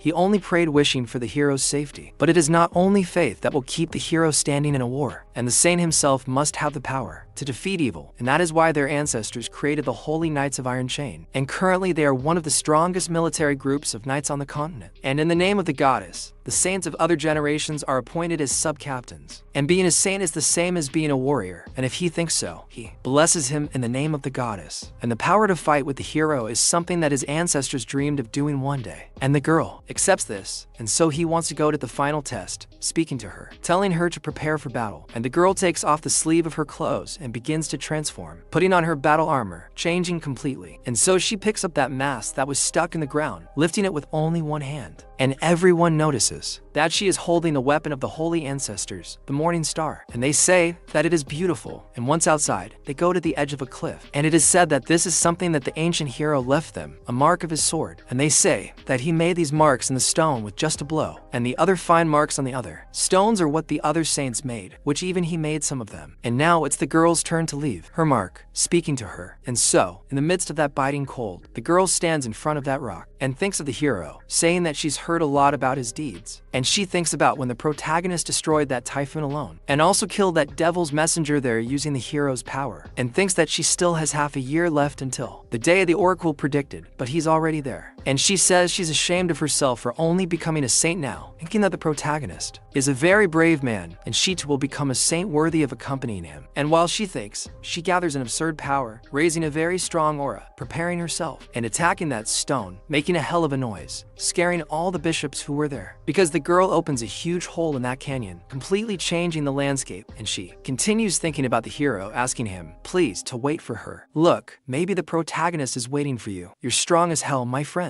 What's that girl eating? And she's all in love with a hero she doesn't even know, rooting for him to accept her side. And so the bishop says that using the saint's style and having inherited that power, she is willing to give her life for the protagonist. And she says she hopes to see him soon at the end of the letter, and the boy is surprised because he has butterflies in his stomach without even explanation, and at that Cream looks at him, and the protagonist thinks it's as if he senses trouble coming his way. It will definitely be, oh, if she finds out that Cream is a murderer, oh my, she has a yanner face. You know, that's going to cause trouble. That crazy Veruda swept away. He asks what kind of person the saint is, and the bishop says that she is considered one of the best saints in all of history, not only for her faith, but also for her abilities. And she will certainly be of great help to the protagonist, and he thinks that this could be a good thing for him, because the saint is someone who has been considered the hero's companion for several generations. So he has to become a competent enough hero to stand by her side, and he thinks that he has begun to understand how the aura weapon works, and he only needs an image. So he asks the bishop about his attribute to the moon, and the bishop confirms. He says that if it is not today on his part, he asked if he could tell him what image he visualizes to activate his aura. Then the two there are surprised by this question, and then she begins to try to somehow tell him that this question is considered taboo for aura users, saying that telling the image of the aura weapon is the same as telling his weakness, and the bishop says that it is okay. And he says that he imagines all the phases of the moon. The crescent moon when he wants to use little energy, half moon when he wants to use more energy, and the full moon when he needs to give his best. And he says that there are also other phases of the moon, like the old moon and lunar eclipse, and the protagonist notes that there are 5 phases. But meanwhile, Karen almost doesn't believe that he said this easily to the two, because this means that the bishop really trusts them both. And so the protagonist thinks that if he uses 5 phases of the moon, but unlike the moon, the phase of the sun is constant and doesn't change. And he thinks that he can't imagine an image like the bishop's in his mind, but he can clearly think of the sun and also the eclipse, saying that he can block the sun, and if he thinks of the image of the eclipse as a form of power, the sun is something that constantly shines on the sky, so he will solve this problem by blocking its light. And so the bishop notices that it seems the boy found his answer, and he gets all excited, saying that he can't wait to test what he just thought of and see if it will work. And so he goes outside with his sword, asking to talk. And the bishop notices that his face looks very good, asking him to show the power of a hero now. And the protagonist thinks about the types of aura, saying that he will test it, imbuing his sword with the aura, waiting for the attack. That comes from the bishop, which comes with absurd force, ordering him to receive that iron ball. But in this, the boy manages to dodge to the side, not being hit, while raising a lot of dust. He begins to imbue his sword with aura, and breathes a little to concentrate, and thinks about that feeling, because it is still a little difficult to put that power out, and in this training, he must face the bishop's attacks. But even if he tries to adjust his power with an image, his aura is concentrated in that weapon. And if he messes up, he can get Yao at any moment. And the bishop's weapon comes at the boy once again, and he thinks it's difficult to dodge or block his attack. And he needs to predict its trajectory and look for an opening, and as it gets closer and closer, the boy thinks he'll keep his distance until it gets close and follow the current, and so he dodges it, passing underneath and approaching the bishop, and says he'll get close enough to be able to block his attack. and first he'll dodge. But then the bishop's weapon curves and begins to surround the boy, ready to wrap him up. And the bishop questions if he really thought he could escape his attacks, provoking the protagonist, calling him a hero, and the boy becomes frustrated, wondering if this is possible. But he refuses to give up, thinking he has to try, digging his foot into the ground, and then imbuing his weapon more and more with his aura, making it manifest. And the bishop gets scared, because in the middle of that whirlwind of currents, the boy is shining there, and Leon thinks he can't use the 7-star sword. But still, he'll make his own way by making his solar eclipse sword. My friend, my boy is shining. And Leon thinks that what he must do first is reach the power of the 2nd star of the great chariot, the Merak, and so he really thinks about doing this, because that power killed that monster very easily. And he says it's a bit difficult, since this power manifests on its own, so first he must compress the aura, accumulate it all in his blade, and thus suppress it, and before, he couldn't release this power. And the solution he found for this problem was the eclipse sword. And the boy is already throwing aura through his eyes, and the eclipse actually forms on his sword, right in the boy's hand, and the bishop is surprised to see that his ball is split in half along with his chains by a swing of Leon's sword. So he asks the boy what that was, and Leon thinks he did quite well, despite being an incomplete skill. But he says he is far from being able to use the 7-star sword, and for now, he will perfect what he is now, and despite being an incomplete skill, he can say that he was the one who just created it using his own power. In addition, he even managed to block his opponent's attack, and the boy is very happy with that. And so, the bishop tells him that that was very cool, but in that the protagonist apologizes if he hurt him, because he ended up cutting the bishop's mask. Meanwhile, Karen appears there, saying that there is a visitor for Leon, and the guild girl herself calling him. He notices that it is Rise who appeared there, and they go inside the bishop's house, and she says that it is the first time they have met outside the guild, asking if he is better, and the boy reveals that he is, thanking her for worrying about him, and she says that since she was worried, she even brought him a potion, saying that there is something else, a reward, given by the Lord. It is a bracelet that was enchanted with subspace magic, and it is not a big deal, but I hope it helps. And so, Karen is surprised by this bracelet, saying that it is worth hundreds of gold coins, and if its shape was beautiful, it would be worth more than 1,000 coins.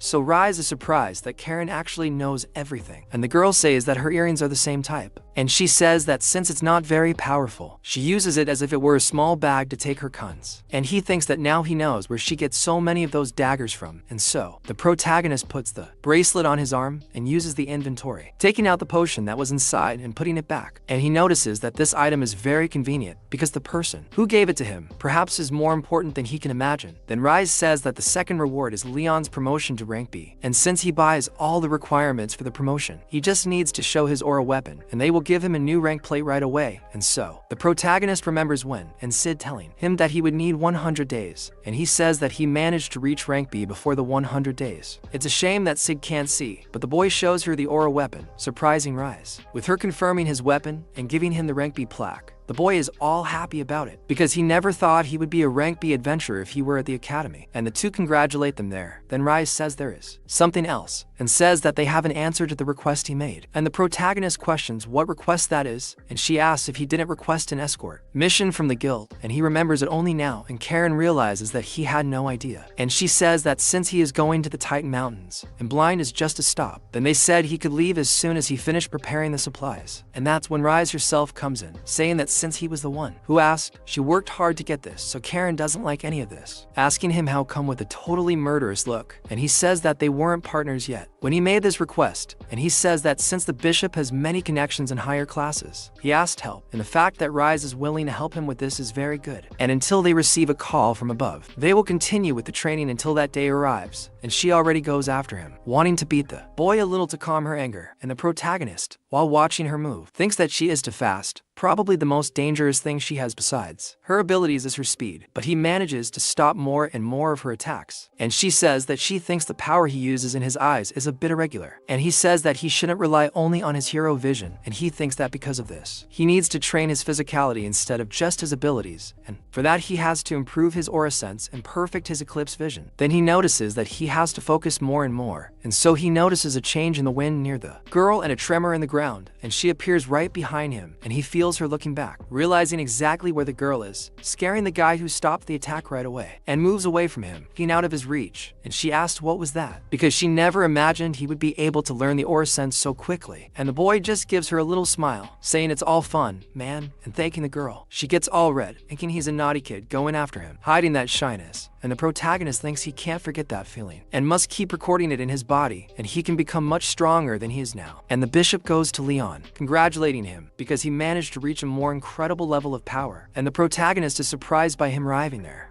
And the bishop says he has great news to tell to the two of them, and he arranged a meeting with his boss for that afternoon. And the place where the high-ranking staff stays is not very far, so they can take the opportunity and go there to meet them in person. And the two are amazed at how the bishop does things for them. And after a while of the game, they arrive at a small village, noticing that it is there. And the protagonist asks if they should go in at once, and when they go down to the camp and go to one of the tents, they ask if the two are from the guild. And the protagonist says yes, saying that his name is Leon and that he is in rank B. Then Arnold of the Thunder Clan introduces himself to the protagonist and says that the line is not very long, but he hopes that he likes it. And when the boy touches Arnold, he feels something, and the protagonist too. And he says that they are different from his hands. His are deformed from holding a pen for too long, and he must have used a pen more than he held a sword in his entire life. And so Arnold says that the boy has the hands of someone hardworking, and he just starts to get along with him. But the two really get along and begin to trust each other, saying that they are very similar. And Karen finds this strange, but from afar, so he says that this means they will need a seat. But Arnold says that they are on a limited budget and does not know if he can pay more people to escort them. But the protagonist says that his goal is to go to the Titanic mountain range with them. But in this, Arnold still remains a little hesitant, but the protagonist asks if he is aware of the dangers they may face on the way. And Arnold says he does know, and Leon then asks if on such a dangerous path, how good would a rank adventurer be to escort them? Then he is surprised and says that normally they are very strong, but their service cost a lot of money, and there is still the value of the life insurance. Besides that, the rank A adventurer probably would not accept to escort such a small company. However, Karen shows her a big hug, saying she forgot to introduce herself, and her name is Karen, a rank adventurer, and he almost turns white seeing the girl show something like that so calmly, and starts to say that he didn't notice such a strong person in front of him. And he says that even though he has the eyes of a merchant, he thinks he still needs to learn a lot, but she tells him not to worry about the money issue, saying that she is there to accompany Leon, so she can pay him as if she were a rank B adventurer. And he signs the contract on the spot and says that even though he doesn't have enough money, he apologizes for taking advantage of her consideration, and next time he promises to pay with the amount that a rank A deserves. And she asks him to relax, as she is the one who apologizes for intruding. And he says he will put them both in the most comfortable wagon, and they will also help them with the food. And the protagonist asks if they can arrange all of this, and she says of course, since her rank is A. And then he talks to Karen, asking if she is really okay with this. And she says that sometimes rank A adventurers don't really care about being hired for a low price, since they receive so much comfort at those times. But the protagonist notices something there, noticing that there are mercenaries, and she asks if it's his first time seeing a mercenary, and he says he's seen them from afar, but not so close, and that during the subjugation, the situation was different, so he wasn't that shocked, since they all seemed quite strong.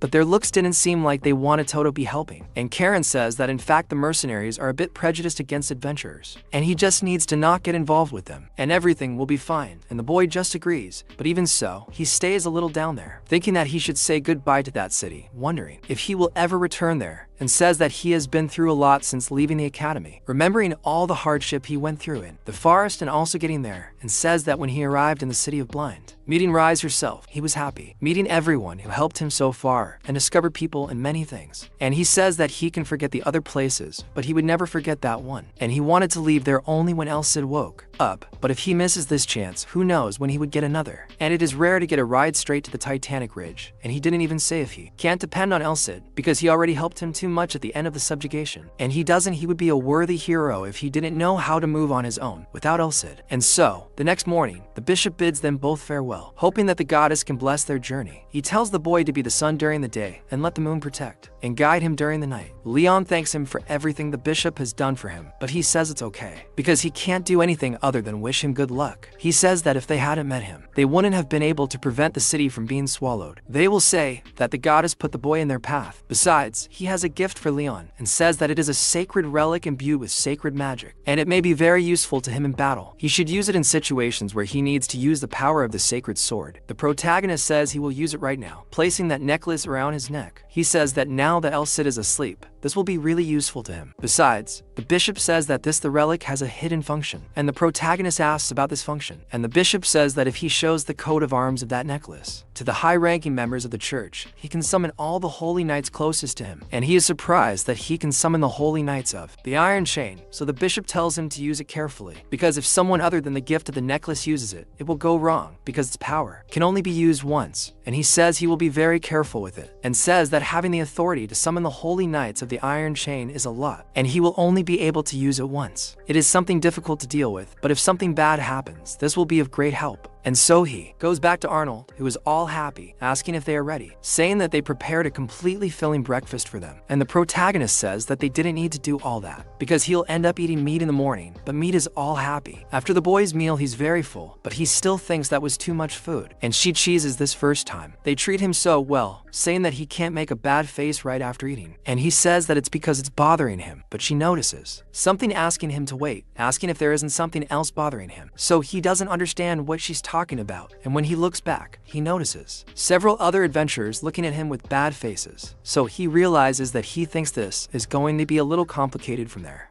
onwards, and the girl says that what it looks like has very annoying people around. And while they continue, everyone stays in their carriage, and the protagonist still gets mad at them, and he says it's faster than he thought. But the girl says that although they have horses, the wagon is enchanted, and he asks if it's with magic, and she says that a spell to make things lighter is very common and useful, and besides being cheap and highly durable, and is quite convenient, but it's not perfect, because in the case of wagons, as they are already weak, they can't withstand any impact. Besides that, near the Titanic mountain range, the road is terrible, and so they're going to deactivate the spells there. So now they're fast so as not to waste so much time, and so, some time later, they stop to be able to camp. Then she says that what it looks like, they're going to set up camp there. And night falls very quickly where they are, and the protagonist asks if they have to get off, too. But she says she'll pass by saying she's not hungry now, so he can leave without her, and asks him to call if anything happens, and he says that's fine, leaving her sleeping there. And when he leaves, he observes the people doing their work there, and says that he has to make preparations anyway, before it gets too dark to be able to camp, and he thinks that seeing all these people walking together, as if they were one, is as if they have been working together for a long time. But he gets a fright with something, and sees some mercenaries going after him, and those people don't seem to have good intentions, and he says that as he expected, those guys came after him alone, and he asks what they want with him, and so, the most arrogant and ugliest one starts to get angry, saying that he doesn't need to talk to them like that, because it's as if he were a skittish kitten, and the protagonist says that if that's how he sees him, it's not his problem, and that guy doesn't like the answer very much, asking if the boy is about to be born just because he has a ranked adventurer accompanying him, saying that you can tell what he's thinking just by looking at his face. But the protagonist doesn't like it very much either, and asks what's wrong with him being with someone of that level, and so he tells them to be honest, because they're angry that they're not being treated so well because they're weak, and since they're mercenaries, they're below adventurers, and that guy starts to explode, dying to insult the protagonist, but the boy looks straight at him, but in that, someone calls the two, and Karen appears asking if they're not too big to fight with someone younger, saying that if they think they're so badass, she can test their strength to confirm, and they're surprised, asking if it's serious, and she questions about it, asking if they're scared now that she got involved in their little game, and they're scared shitless, and one of them says that's not it, saying that if he's willing to measure his strength fairly, he'd like to be able to duel with her friend there, and then she agrees, asking if it's okay for Leon to go with him now, and then since she's there, he goes, and says that it's exactly as Karen said it would happen, because if the mercenaries there get angry because they're adventurers, all they need to do is change their thinking by using force. After all, it's the only thing that matters to them, and the boy wonders what else it would do if he were there, but he starts to imagine, thinking that it's not the time for that. After all, that crazy guy would agree. Sure, and the three of them stare at the protagonist. And Leon remembers that they rank B mercenaries, but he won't lose to them. And he remembers the two pots that divided the population, talking about the problems between adventurers and mercenaries that are very old. And even more so a rank B like him. He must have been pissed that he was hiding behind a rank adventurer, but that's not the only problem now. Because Karen is basically making bets to see who will win, and everyone is putting coins on the mercenary, with none of them wanting to bet on the protagonist. Because the mercenary seems much stronger than the boy, and he is disappointed by this, because right now his companion is sitting at a betting table. And so the protagonist talks to the rank B adventurer, who is the same as the rank B mercenary, and she watches the people to know who will win the duel. She asks Arnold if he would like to make a bet too, and he complains Can, telling her that he will bet everything on the protagonist, and so he complains because they're looking at him like that. And after all the bets, the duel is about to begin, and he comes face to face with Leon versus Hankson, the representative of the Steel Claws mercenary group. And Karen talks to them before the duel begins that, as she was saying, direct attacks using aura weapons are prohibited, and weapons that she didn't mention before are also prohibited, as well as enchantments, using external items, and these are her rules, and there is no time limit. But they can't leave there until it's over, and if they hurt anyone other than the challenger, she will consider it a defeat, asking if they understand. And so they begin to move to get into position to go to the duel, and the protagonist sets up his guard, while the other stays on his shield throw, aiming at Leon. Then he notices that he is using the aura on the shield. He is not rank C, but it is very rare for someone of rank B to use a shield, and the boy notices something, noticing that there are several scratches on the front of his shield, making him wonder what material it is made of. And he notices that shield doesn't seem to be an ordinary shield. And Hansen says that the boy's eye is very sharp, and it's not much, but it has mithril alloy embedded in it, and he once saved a dwarf, and he returned the favor using that. But Leon asks if he's okay telling all this, and Hansen says he knows he should hide it, but anyway he would guess as soon as he attacked. But more importantly than that, he tells Leon to know that from the beginning, he didn't think for a moment about going easy on the boy, but Leon smiled at that, talking about that guy, because it seems like he's underestimated there, and so he thinks he'll make Hansen regret it.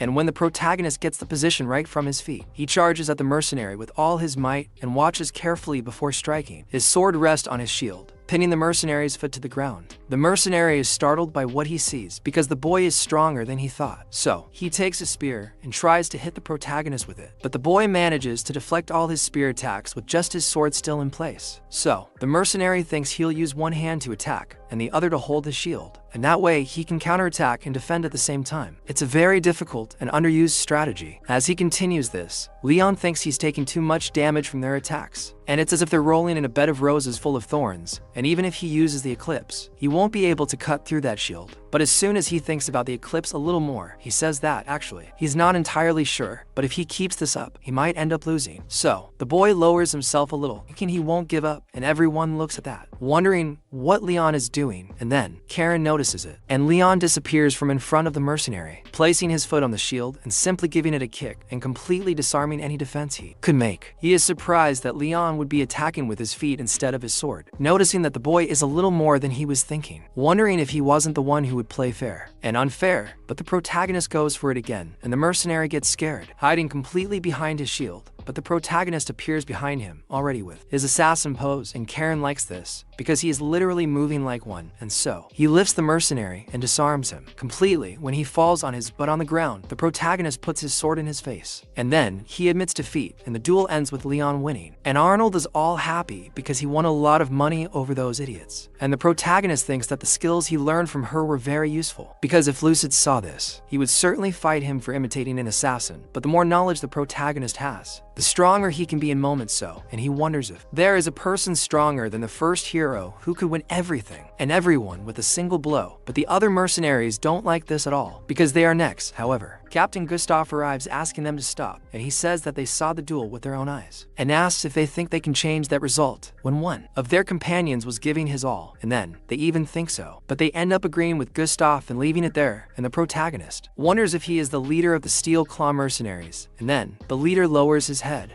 to Leon, apologizing, saying that they misjudged him because he was a kid. They were blinded by their ignorance, and he takes the blame for them being so childish and fighting despite their age. And Leon almost didn't believe it, and then Gustav says that, to be honest, he was also angry that someone as young as him was in the same rank as all of them there, and besides, they are all men and are traveling in the same wagon. While he was all happy with the beautiful woman by his side, there's the reason for the envy, right? He says that this was hurting his pride as a man, and Gustav says he sincerely apologizes for having been so immature. And so both the protagonist and Karen let it go, and then he calls them to deal with it, and they all see the boy shining as if he were a deity or something, almost blinded by the boy's kindness, and Gustav shakes Leon's hand, saying that he will owe him one and hopes to be able to pay it back one day. But the protagonist says there's no need, saying that he really doesn't need to go that far. But Gustav says that when a man owes another, it becomes a promise from the heart, and even if he doesn't want to, one day he will pay him back. So the boy can count on him, and so they invite Leon to drink heavily that night. And during the night, they begin to celebrate, but the boy continues to refuse the beer they have to give him, but ends up falling into it, getting a bit of a mess. Meanwhile, Karen watches the boy closely, all proud of how things are going. But the next morning, the protagonist is very bad, and she asks how funny it would be if everyone knew that Tom Waits for Hero is lying there and moaning after drinking. But the boy doesn't even care about her provocation, and he says that after the reconciliation with the mercenaries, the atmosphere there changed and became much better than before. They ended up earning a lot of money too, and Hansen was a mercenary in the Northern Army and taught him how to deal with mountain orcs, especially for the place they are going. And it is good that they have some information about what they may end up meeting along the way, and not only Hansen, but all the other mercenaries. He showed him the way they fight, their strategies and monsters they faced. And the protagonist is surprised to see one of them muscular, saying that if he has any questions, he promises to ask him. But then, that guy asks if he can ask him a question too, questioning about the protagonist's partner, asking what the relationship between the two is. Because apparently the protagonist sleeps side by side with Karen, and the boy doesn't quite understand the question. Well, I'll say, the protagonist is lucky. I understand a little the guy's envy, and thinking a little about how vulnerable Karen stays by his side. The protagonist wonders about the relationship between the two, and asks why they are asking this out of the blue, and the two of them start to curse him, saying that he is hiding something, because a big kid alone with a woman like that already says a lot. And the protagonist says that this doesn't make any sense, but they certainly don't believe it. And so the other asks if they have some kind of relationship in mind, and the protagonist gets all blushy, and he says that not only that, but their movements are also similar. So it's not an exaggeration to think that they are in a relationship.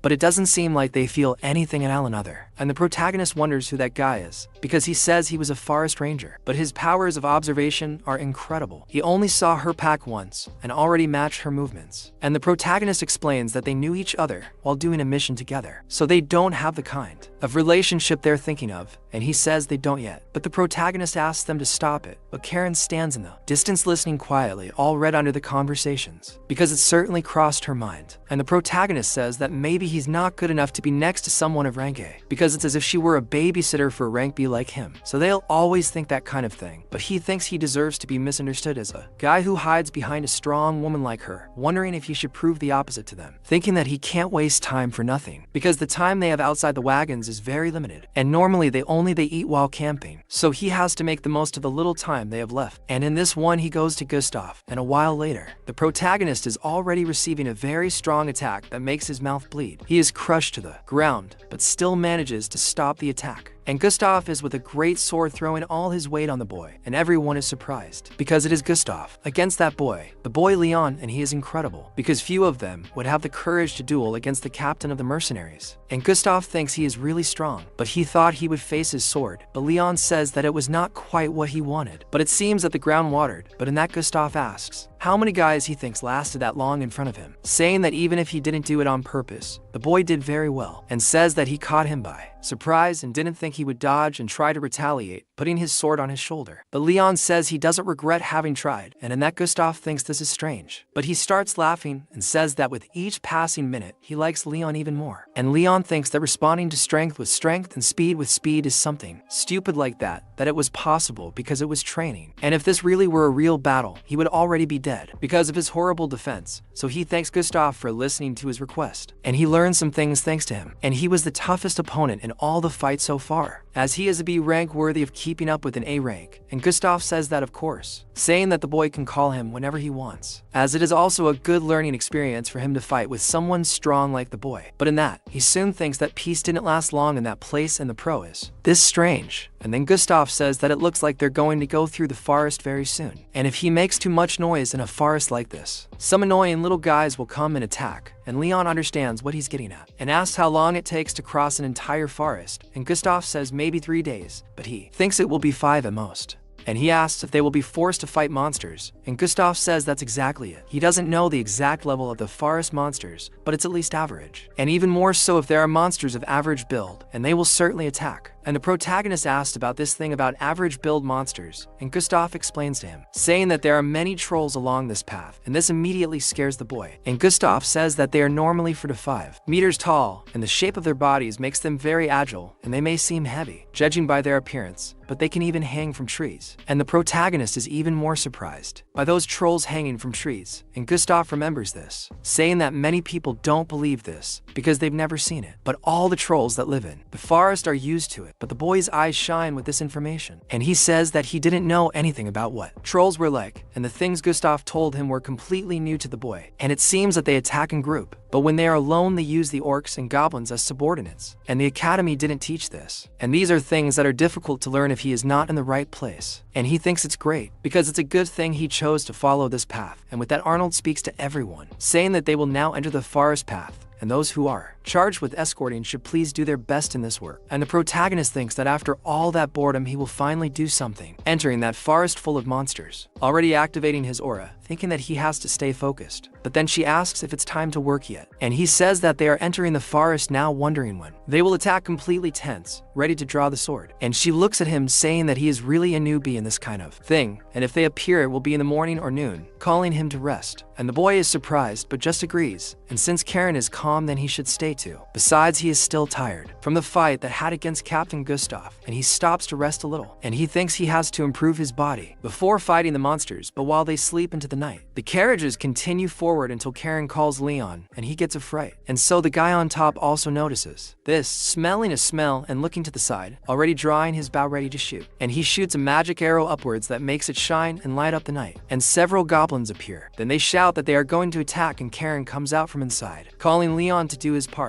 And already outside, the archer launches triple or arrows to kill several goblins at the same time. And Gustav congratulates Hamel because he did a good job, saying that now it's his turn. And so, while that aura light shines in the sky, they go after the goblins in hand-to-hand combat, cutting several of them calmly. And the protagonist, seeing that, is surprised, thinking that it is different from when they went to subdue evil. There they need to rely on their personal skills, but there each of them is fighting together, and it is a totally different combat pattern. But in that, Captain Gustav looks at Leon, calling the boy, asking if it is the first time he enters a combat like that. Realizing that the boy does not have an ounce of experience, he shouts to Leon, telling him to stay by his side. Right. The boy gets scared heading that way, and while he's going, he sees the goblins going after him, but he manages to finish them off quite easily. He notices that they look like the goblins he fought in the forest while he was training with Ulcid, but now he can cut them down even more easily. And he notices that he's gotten stronger, looking at the goblins who are scared, and the boy continues going after them, while the mercenaries think they should keep pressing those guys, and the archers in turn should focus on those on top of the tree. And one of them tells the captain that they've already defeated everyone in the rear guard, and the other team said they're going to finish killing the ones that are left. And the protagonist thinks it's amazing. They have great teamwork. That's really cool. But among them, Gustav is the best because he's cutting through the monsters very easily with one attack and taking several at the same time. And he thinks that that sword, he can use it very well, even in a forest like that. But while he's overthinking, a mercenary ends up hitting the protagonist in the back and getting scared. Another almost cuts the boy's head off, and he keeps messing up, stepping on one of the other's capes and getting in the way more than helping. And he thinks and realizes about it because he's getting in the way more than being helpful, and thinks that if he keeps trying to fight, he'll end up getting hurt, and thinks that he has to learn to fight in his own space correctly when fighting with his teammates, wondering if he can stabilize himself better using his vision, and has to focus on both distance and one-on-one attacks. And he starts using his aura to understand the battlefield, and he thinks he has to see all the spaces and find an opening. But then he thinks about this opening, and says that he sees that there's one here and another there, and he starts killing all the goblins on the battlefield, leaving his bridge and finishing them all off before they can reach the mercenaries. And so, and looking from afar, he notices that language has evolved again, and so that light that was shining in the sky finally goes out with the death of the last goblin. And Gustav says that it seems they're done there and managed to kill all the goblins, asking if those idiots managed to hurt any of them. And he says that those who haven't done much should do the escort and let the rest go back to their wagons to rest. And Gustav talks to Leon, asking if he can give him a minute, as they still need to do one thing, and if he can accompany him it will be good. And the boy says that's fine, asking what it would be. And so Gustav says he's going to hunt a troll, and he's a little impressed. And Karen says that it seems like the people want him to catch the troll for them. And so Gustav says that's right. His contractor asked him personally hours ago, and as she should know, trolls act completely differently towards strong and weak people, and if a ranked person appears in front of them, he is sure that the monsters will start running without even looking back. But before anything, Karen asks him why he needs a troll. And so Gustav is scared to death, saying that it was just a suggestion. And if Leon doesn't want to go, he doesn't need to hunt the troll. So Karen thinks a little and asks Leon what he wants to do. And the boy questions why she is asking him this. And she says that it is a troll,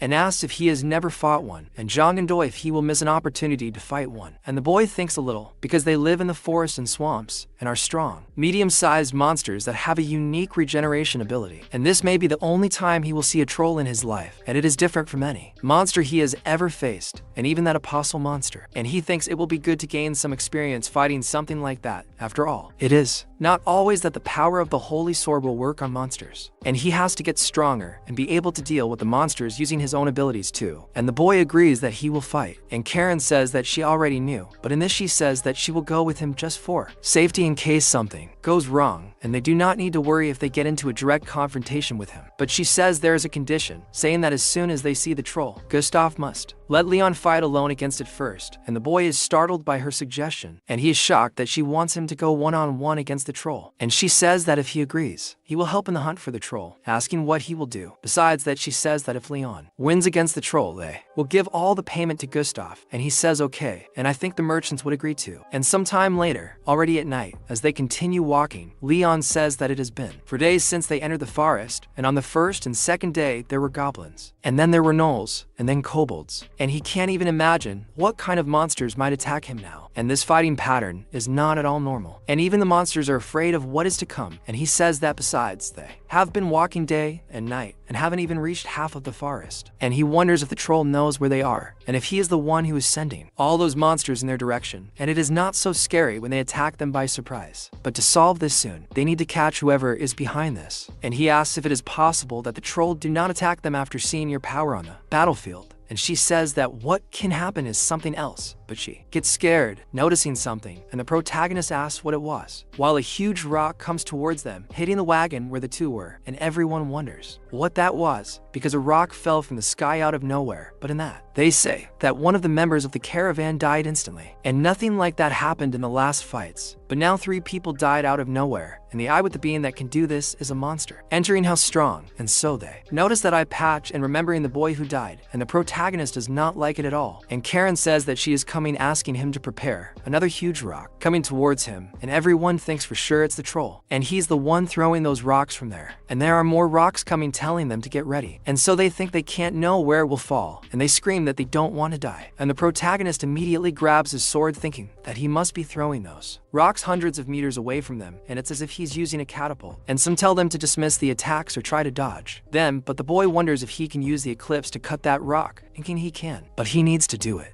But then Gustav takes the lead, calling everyone to go to top of it, using his great sword, and splitting the stone in half even with difficulty. And everyone there is surprised by what he just did. Something absurd, and the captain falls to the ground, but shouts to his men, ordering them to use the C formation, and he speaks to the blue-headed eagle, the Carnegie sword, and the Million Striker, ordering him to protect the wagons from any attack, and they will try to prevent as many monsters as possible from reaching there. And the protagonist thinks it's incredible, because he calmed everyone down in an instant, and they are moving perfectly according to orders, and in that other monsters come towards them while they are re-establishing themselves. And so Gustav thinks that if this continues, it will be dangerous, and they must prioritize the death of the troll. And he speaks to Hamel and Hansen, ordering them to take for mercenaries with them and find out where the troll is hiding and report. And immediately, as soon as they see him, they must not let him throw any more stones at them, using the attacks one at a time until he stops. And so they understand. But Karen talks to Jeff, saying that they will go after him by the fastest way, and he questions about it, because if she knows where he is, she can go. And so she calls Leon so she can leave, and the boy follows. And while some goblins try to block his path, the girl is happy about it, eager to kill, asking if they really think they will stop them, chopping them up in front of the protagonist in a completely frightening way. And the boy is truly horrified seeing this as he follows her. And so Karen says that the monster is in front of him, telling the protagonist to prepare. And indeed, the troll is waiting for him up ahead with the stones in his hand, looking at the two of them, and she says that she will block any route he can use to escape. so the protagonist must go fight him one-on-one, asking if he forgot, and the boy had even forgotten, but he begins to recap and form a plan, saying that he will use the sense of distance that he learned from the mercenaries, and before he notices his presence, he must approach out of his field of vision, and if he takes advantage of his night vision, which is more sensitive than normal, he can do something, and the protagonist already begins to put his sword to shine, using the light of purification, and the monster is really sensitive to light, and his eyes begin to burn, and he screams in pain, while the boy thinks he's great, charging at the monster, and he says he can win like this, but while he is charging, he sees some rocks coming towards him, which make cuts on his cheek, and it is the troll digging his fingers into the ground, and swinging his suit at the boy, both to blind him and to injure him, and he wonders if the monster has lost its sight and is attacking randomly, but thinks he has to do something even in the situation, and he recaps the plan so far, as the light of the holy sword's purification blinded him for a moment, but he ended up with his finger on the ground and throwing dirt at the boy, and he says he's going to take advantage of this, and win once and for all, and he has to do it, and it doesn't matter how, but he finds something strange, as the troll has apparently already regained his sight, and is covering one eye with part of his hand, and leaving only the other free, and the protagonist thinks this is incredible resistance, but the monster stops being defensive, and starts to grab his gun to head towards the direction in offensive, very angry, raising that huge club ready to crush the boy. Then Leon wonders if he will attack, because it seems to be just a piece of tree trunk, but if he takes an attack from that, it will be lethal, and he has to use everything he learned on that trip, supporting Gustav's attack, and also in the fight he had against him, and he thinks that from now on. But no mistake will be tolerated, and the monster lowers its club towards the boy, who goes towards him looking to dodge and attack, and in that he actually manages to get out of the way of that powerful attack. That breaks the ground around him, and he thinks he is very fast, but he will not be left behind, and he needs just a little more speed. While the monster attacks him again, the protagonist jumps, escaping its attack, and when it attacks from above, he also manages to dodge laterally, and continues to shorten the distance between the two, and he thinks he has to get a little closer, but in that moment the troll again sticks his finger in the ground, raising dust near the boy, and he almost blinds the protagonist, who needs to put his hand in front of him to avoid being hit, but then the monster attacks him, again wanting to crush him, and Leon begins to realize his strategy, because he focused too much on the weapon, and he simply threw dirt at him with his other hand, and he begins to think that this is annoying, because this will be impossible for him to get close, and he only has 2 more steps to get close to him and attack, but he gets into position, closing his eyes and concentrating, thinking that this will be difficult, and this skill is not complete, so he didn't want to use it, and his sword begins to glow with his aura being imbued, and the boy concentrates even more, but the troll, seeing that, realizes that something is happening and finds it strange, but knows he needs to attack right away, going all out towards the protagonist, jumping close to the boy to be able to crush him before anything happens to him. And Leon says that besides requiring a lot of focus from his aura vision, it is a blow that he needs to land along with his own physical strength, and that's the way and the time has come, using the eclipse on the monster, taking his sword, and breaking the troll's legs, leaving him without support, and the legs fall to one side while the body and arm fall to the other, and the protagonist says that the attribute of his aura weapon is the sun, and represents heat and light, so just apply brute force and focus on the image of the eclipse, and he becomes more powerful, and the monster's leg already falls cauterized. But even with the only foot in his hand that remains, he starts to run like a dog running away from there, and the protagonist gets irritated, questioning if that monster really thinks he's going to run away after making him go there, and says that he used all those weak monsters as if they were chess pieces, and while the monster jumps on the trees, running away with everything he has, full of fear and crying, the protagonist gets pissed that he is abusing his power over others, and doesn't have the courage to face the problem that is in front of him, and he gets angry, increasing his aura, imbuing his whole body with it. He asks the troll if he thinks he will let him go like that, and remembers everything that happened with those mercenaries, and says that he wasn't with that guy for a long time, remembering the guy with the eye patch, also remembering him dead and crushed by that rock, saying that he doesn't believe that anyone has to die in vain like that. And with all that hatred, the boy's aura goes to the maximum, and he curses that troll, ready to go after him, leaving like lightning in search of that monster.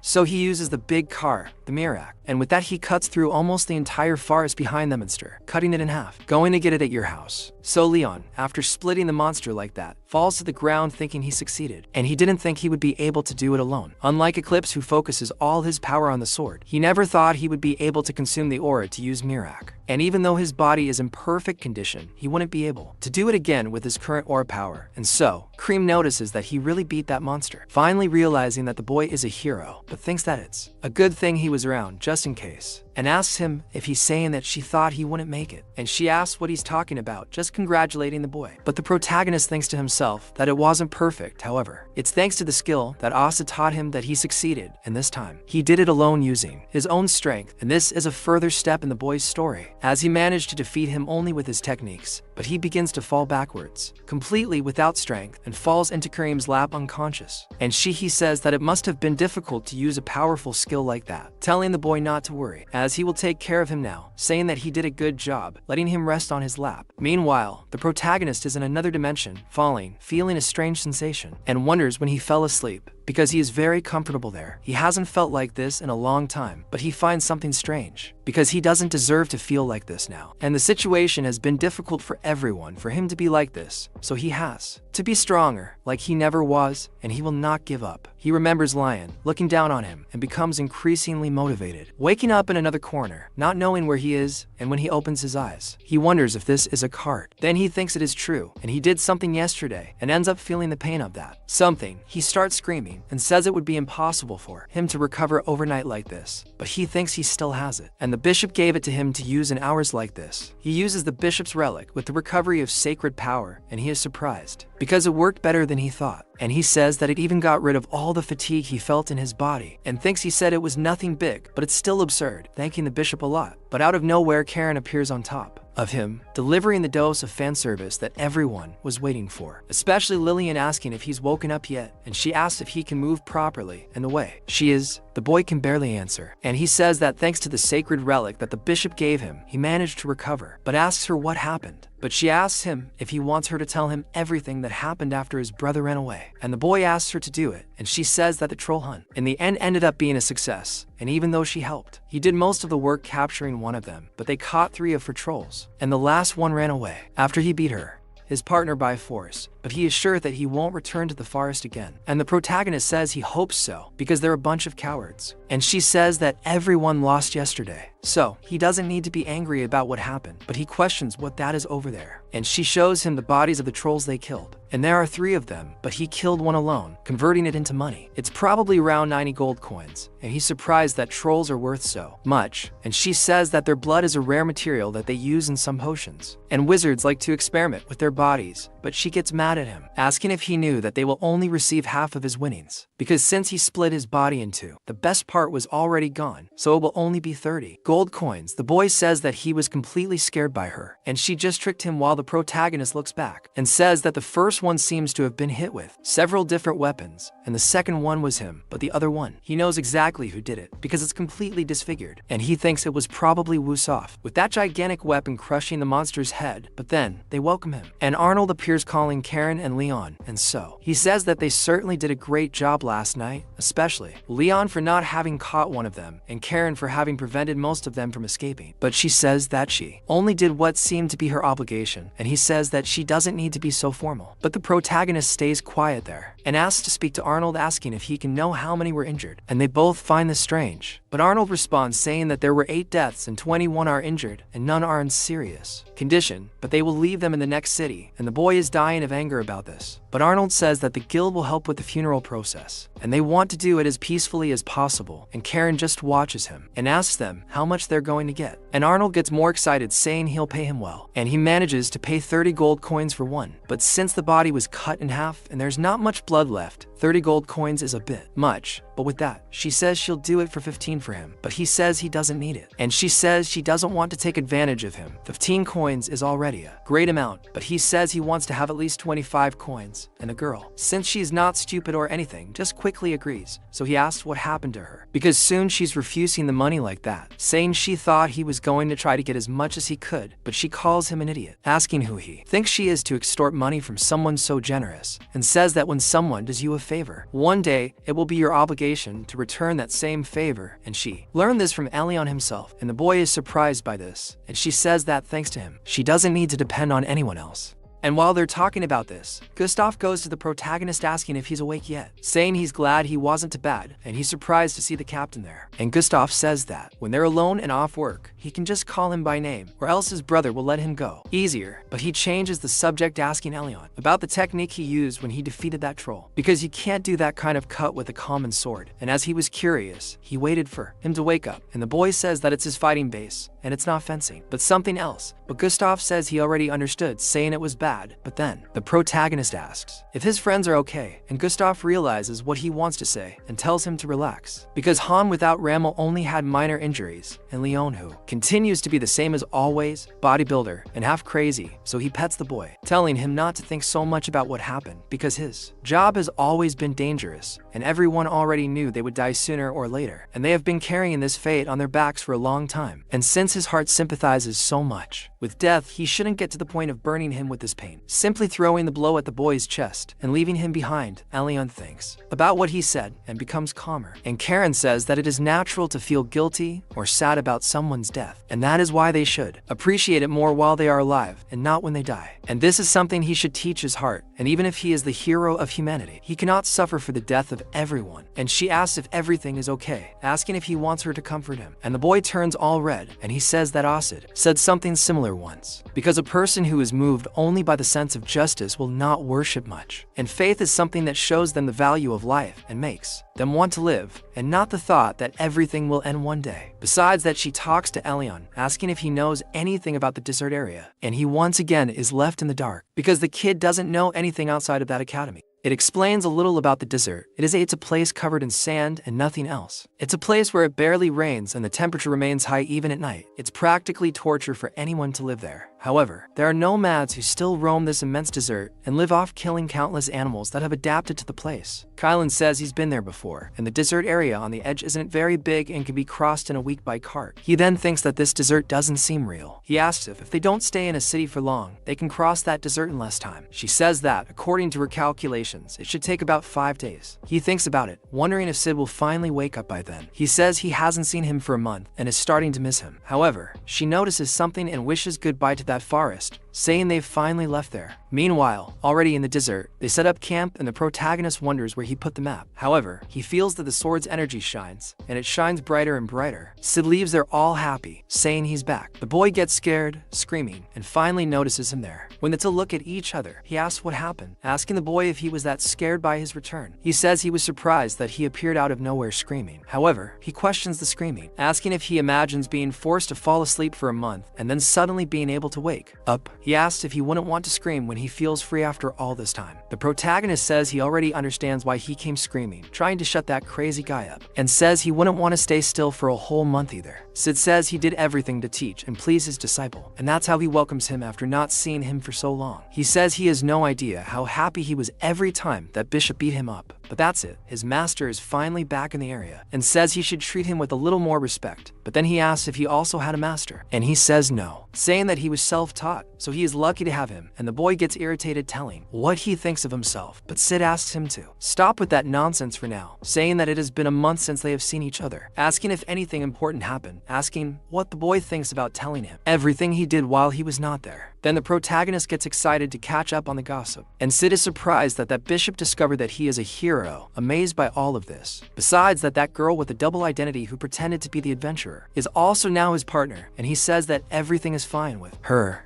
Because even though she is a murderer, Ash has a very good personality, and in his opinion, he can trust her. So Sid thinks that if the story he told her about her past is true, he's sure she would never betray him either. The most dangerous opponent a warrior like him could face is an assassin, but he can compensate for this weakness by increasing his experience and skill. Thinking about it, he wonders if the boy has evolved, or if he's just playing around and filling his belly. And Leon soon asks why he doesn't check for himself. Sid finds this strange, asking what all this confidence is with the kid snapping his finger and seeing his stats. He's startled to see all that, especially the title, an occupation of a hero who likes to face his master. He's quite surprised by that. The protagonist notices that his skills have improved significantly, with intermediate sword mastery at level 7, Roderick's martial art at level 4, body invulnerability at level 3, intermediate aura use at level 3, and arcane sword at level 7, stars level 1, and he thinks he's improved a lot, and says he could only know if he was strong or not after facing someone, and he soon thinks about going, but his engine freezes, and says he must not have surpassed him yet, and even so, there is a limit to the experience he can gain at the academy, so he doesn't think. He's training as hard as he is now, but Sid, meanwhile, says that something must be wrong, and the protagonist is pissed off by this, and Sid questions if he actually slept for over a month and didn't notice, noticing that the boy really tried hard even when he was away,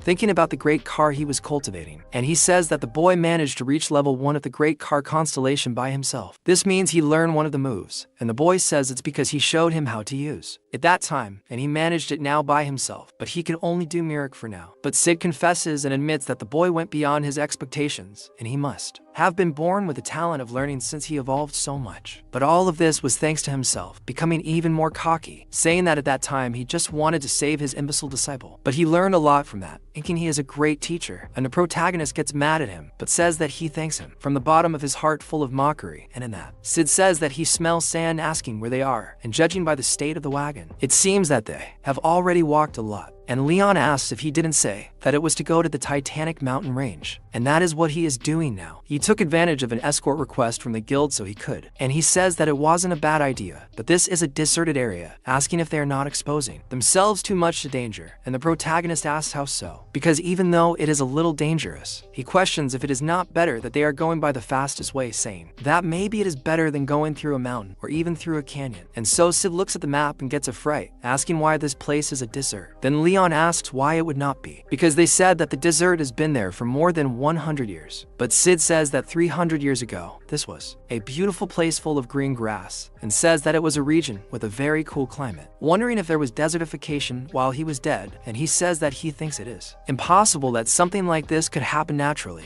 unless a person has managed to transform this in a desert, and the protagonist asks if it's possible, and he says that it happened in a short period of time, since no one remembers this place. And if it were natural, it would have taken much longer, and someone must have done it on purpose, to make it look like a natural phenomenon, and he wonders about a desertification by man, a magic so strong that it could destroy a city, and people would notice that it's impossible for someone to have transformed this place. But in this, Sid even agrees with him, but still finds it very suspicious, and the protagonist wonders if Sid is sure that someone is behind the desertification of that place. But in this, and Sid begins to realize that he doesn't know anything, because too much time has passed, and it will be useless for him to look for an answer now, so they will just stop worrying about it, little lady in this case. But the protagonist gets pissed, asking why he made all that fuss over him, and he says that he won't stop thinking. It hasn't been that long since he disappeared, but it was enough to make him miss moments like this, wishing Sid a warm welcome. And while he talks to himself, Karen watches him, all schizophrenic, talking to a wind right in front of him, and after the trip continues, Karen says she's dying of heat, almost unable to stand it, taking off everything she has to take off, but she looks to the side and notices that the protagonist is all happy and not caring about anything, and she tells Leon that he seems very well, asking what he's doing now, and he wonders if it's because Sid is back, because he won't think about it, not even for a long time. But that trip is taking forever to end. After that, Gustavo tells them to stop quickly, saying that they're going to camp there, ordering the wagons to stop in the opposite direction of the wind, because they're going to light a fire and have dinner. And the protagonist finds it strange that they're already stopping, and Karen says that the nights in the desert are colder and darker than he imagines, and if they don't prepare now, they'll face a big problem later. So the boy begins to understand and calls Sid to go with him, but Sid remains standing in the same place, and he says that it is just a desert and not a single piece of what he remembered from that green field remains, and he didn't know that 300 years could be that long. But while he is in that nostalgia, he apologizes to the boy, asking if she isn't calling him, and she calls Leon to go quickly, and they go near the soup kitchen, and the mercenaries call him so they can have dinner, and Sid finds this strange, while Leon is talking to Karen and several other people, forming friendships with everyone. So he is happy, because he worried for nothing, and it is just a dessert, and he says that there is no reason to care, because the person who is living in this era is him, Leon, and not the ancient hero himself. And after a while, after they put out the fires, Leon is sleeping peacefully until he feels something and ends up getting up and wonders what this strange sensation is. But Karen is already awake asking him to be quiet, and they get strange. Meanwhile, some monsters come towards their caravan, and she says that they have a large number, asking the protagonist what, and he questions if they are enemies, and the girl confirms, and says that she didn't feel their pressure until they got very close to them. But he doesn't know if they want to fight or not. But Leon asked about the guards, and she says that it seems like they are moving under the sand, and unless they are strong, they probably won't even notice, and they are getting close to the wagons, and she is thinking about attacking like that.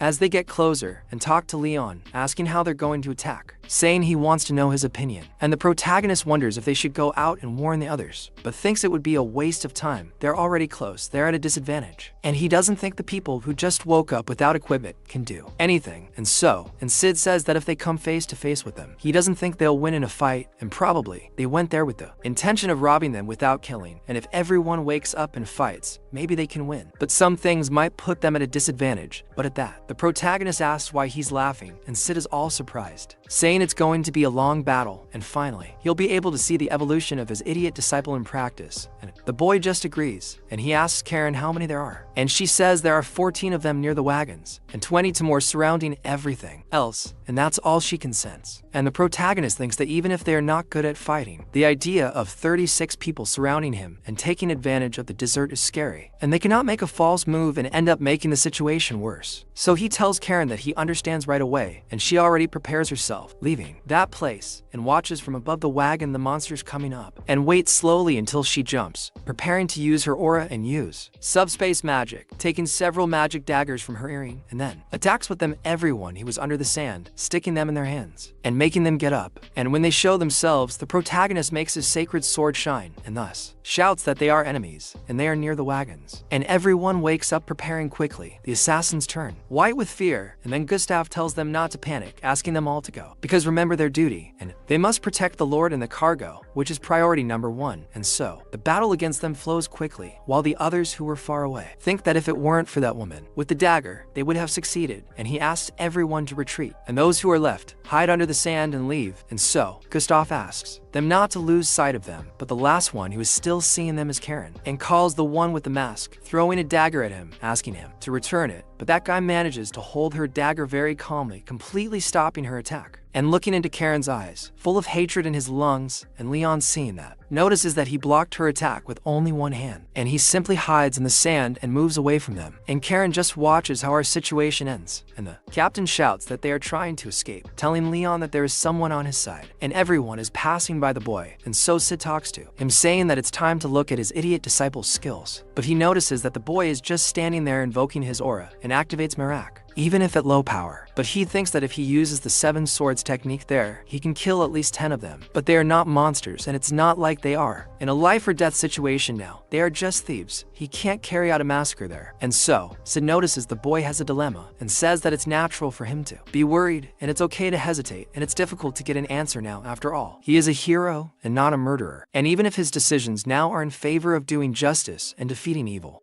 he is still himself. And so the protagonist says that all he needs to do is decide between right and wrong. But he knows that one day it will be his duty to punish those people. He can't judge them and kill them all for being thieves. And he needs to do this without taking the lives of each of them. He has to put his word above his action, and that's what his heart desires at that moment. It's different from having to decide whether to do something right or not. He thinks he recognizes his own worth and knows what he needs to do. He says he found his own answer. Meanwhile, 3 of those thieves are brought face to face with the expedition leaders. Arnold says that during the attack, some of those things were stolen, and they complain seriously. Gazabel says that they were watching all the thieves, and they were trying to escape the whole time, asking when they stole them. Karen says that there was a guy who seemed to be their boss, and he seemed to be very strong. He was stealing things while the others fled, and she almost didn't find him using her magic detection, and says it was very strange, because no one has ever managed to escape his magic, wondering if he was using an artifact or something like that. But he thinks that at least they managed to capture some of them, since they came in large numbers, and they think it's true, because it makes no sense for them to have come in groups since only one of them stole.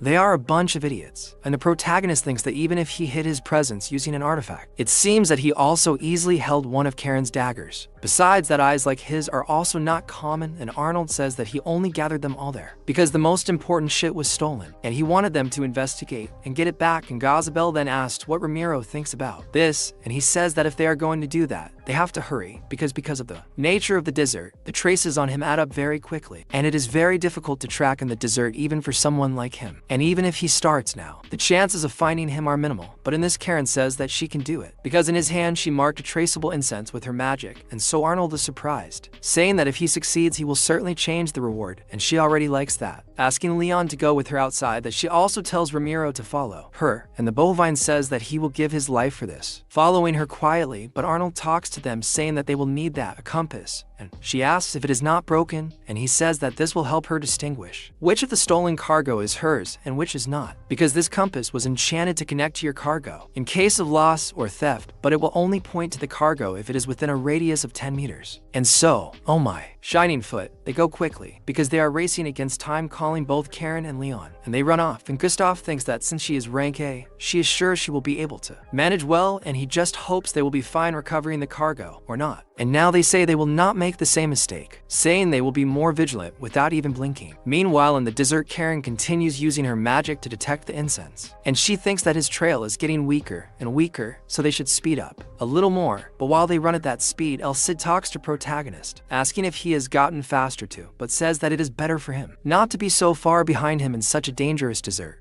And the almost dead boy says he knows about it, sending stays quiet because the boy can't run anymore. But Karen raises her hand, asking the two to stop because they have arrived at a place, a ravine where her location magic points her inside. And Ramiro says he didn't know something like that could exist in the desert, so she continues looking for clues, and the protagonist calls her, and she notices that this place is not at all natural and was made by a human, and it seems like it was a long time ago. And Cindy questions if the human is capable of doing that, and she says yes, and says she thinks it's been at least 100 years, asking him to look at the wall because there are engravings there too, and she doesn't know what that means, but it must be some kind of warning. And the protagonist, while she speaks, thinks about it 100 years because it is exactly what El Cid wanted to tell him, and he says that she is right, and it probably has to do with the desertification of that place. And the protagonist questions if they wanted to hide something there under the desert, and El Cid says no, wondering if the mines were also swallowed, because this is definitely not just any place and is probably the center of what they call the Forest Spirit Vein. And he says he already understood because they turn this into a land where no life can be born or grow. The protagonist questions if there is someone looking for something in this vein, and also why. And El Cid says that they will probably find all the answers there as they continue on their way. They realize that there is something ahead. Then Karen asks if Leon sensed it, and says that there are only 3 of them, and there are at least 100 of them coming. And the boy is afraid of this, while she asks Leon what they are going to do, and she says that what it seems, the thieves found this place and took advantage of it, and they are using it as a base to try to increase their power in the desert. And apart from those 2 guards, she detected at least 100 of them, and she wonders if she should open the way. And the protagonist thinks about those 100 people, wondering if he really has to kill them all to achieve his goal, because that would literally be a massacre. But then he hears 2 bandits talking among themselves, asking if he didn't get anything done at work today. And one of them tells the other to be quiet, and he says that half of his people died there. Then the boss killed a couple somewhere to relieve his anger, and they think they already imagine this because it only works when it's a small group traveling. And he wonders if he took too long with his family because he must have begged a lot for his life. But in fact, one of them says that his son survived, and they question if it's serious because that's not funny. But the other says not so much, because if you leave a child alone in the desert, it'll be really fun to see him slowly dying in that damn sun. And so they continue laughing at this situation, and the protagonist watches all of this, saying he was looking for a reason not to kill, but he doesn't need it anymore. And Sid says it's okay to graft for him because it's hard to get a right answer now. And even if his decisions now are in favor of doing justice and defeating evil, he will continue to be himself. And so, out of nowhere, they feel a heavy weight, and the other is upside down in front of his friend, and they look at each other, finding it strange. And the protagonist uses the eclipse to split them at once, and Leon says that this is his answer, and Sid likes it, noticing that the boy is very determined, and they invade the place calmly. And Karen says that even if they are idiots, there are many there, so they should try to face as few of them as possible. And she says she will guide them, asking them to keep going ahead, full of desire to hire some people for Vasco. And so, then my question is, what's all this mess? And the protagonist finds it strange, too. too, but she goes after them, sending Link and Nabil's people at an absurd speed and with equally notorious ease, and kills them all with a single stab to the neck, making small cuts and killing them calmly. And one of them wonders what the hell are those guys thinking he needs to warn the boss. But the guardian of the coffin appears behind him, and he doesn't even have a chance to do anything. And after all the action, the girl is reinvigorated, saying that this is incredible. Her body got so stiff after spending so much time in the wagon that she needed to find a way to stretch. And the two looking at this are amazed. And then my question is if she was always like this, and the boy says yes. Then he feels the boy's nerves. But then he goes to Karen, saying that's dirty there, wiping blood from her cheek, and she gets all brave, turning around quickly to hide her shame, in out of there. And so Hamill says that this is a good job on his part, and the boy doesn't understand what he's saying, acting like he's silly, and Hamill says that he'll find out, telling him to just watch. But the boy doesn't understand that either. My friend, you better not cheat on this woman, because you're hitting on a murderer, okay? You better understand what you're doing, because this could end badly, very badly. And so, a while later, they arrive in another room with two guards, and Karen says it's there. And Ursula started working and is pointing to that place, and probably the stolen cargo is there. And she says she'll go through the shadows to take a look first. And they both must wake up from the guards that are coming, and so they agree. While the girl uses the guardian of the coffin to enter the shadow and get out there. And so Hamill is surprised, because he knew that the rank A adventurers were strong, but that there is incredible. But he wonders if he should also start by powering his bow with a firecracker at the end of it, and he throws that firecracker, which goes towards the two guards trapped by him. And inside, the boss is trying to open that box, and they ask why it's not opening, and the boss calls him a bunch of useless people, telling him to open that thing quickly. But the boxes don't even show any sign of giving way while they are at it. The door is blown up, and he flies inside, and the boss wonders what this is, and if it is an attack. And the protagonist appears with Hamill outside, with the guard already defeated. And so he realizes who it is, noticing that they are the guys from the robbery before. And so Hamill calls the thief, saying that they came to get something. And the leader is surprised to see the protagonist there, noticing if he came because of a cargo. And those two must be rank B or less, and he thinks they won't be able to deal with them alone. And if he runs away, it will work. But the guardian of the coffin appears behind him, almost killing him. But the leader escapes the attack by a hair's breadth. But his shin is cut in the attack, and he falls bleeding and screaming in pain. And so the guardian says that he dodged it quite surprised, saying that it almost cut the irritating noise of his breathing, saying that he kept stealing it, ugly thing, and he should have killed her for years ago while he still had the chance. And so he questions what this is, if he knows her past, but says that it can't be, because everyone he knew has died a long time ago. So he begins to notice that there was one person, and there is only one person left alive that he knew for years ago, and it is Karen herself, saying that it has been a long time calling them all. And so he is very surprised to see that she really knows him from his past. Meanwhile, the subordinates go after Leon, but the boy manages to kill them very easily. And Ramon says that they probably killed most of them now, and asked about the boss. And the protagonist looks back, seeing the guy face to face with him, and he is full of fear. And she tells him to pay attention, saying that he should already know, because if he puts his hand on the ground again, she will hunt him until she sees him bleed dead on the ground, and then points her daggers at him, telling him to die at once. Completely different from his normal self, and he is scared to death, and then says that he will not die that day, putting his hand on the ground, telling her not to play with him, saying that he is no longer the one she knew before. And so he goes inside solo, and he says that it was really as he expected, saying that many people said that she was the terror of the underworld, but this time their difference in skill is not so great. And he says that he will escape death once again, because this is his home. However, she continues with her daggers ready to attack him, asking if he will continue. And she says that she already told him that she will hunt him, sending her swords towards him, sticking it in his hand, destroying his left hand. And so he starts to scream, and she asks if he really thought he could escape from her. And then he starts to concentrate his aura on his fingertips to start digging. While she throws several swords at him, he counters with those little claws, but his whole body starts to be cut, and he feels more and more the weight of that battle, until there is almost nothing left, already without a mask, without teeth, all screamed, almost dead, and the two of them watching from afar become quite apprehensive. And she goes closer to him, and then he starts to laugh, saying that he feels sorry for her, because she is still a monster, asking her to tell him if she didn't like it, saying that she is living very well, and even though she grew up without her parents, she was also kidnapped. But he kidnapped her and made her stronger than she would ever have been without him. Then he asks why she is angry with him, saying that it doesn't matter if she kills him today or not, saying that she will never stop being the cold-hearted killer that she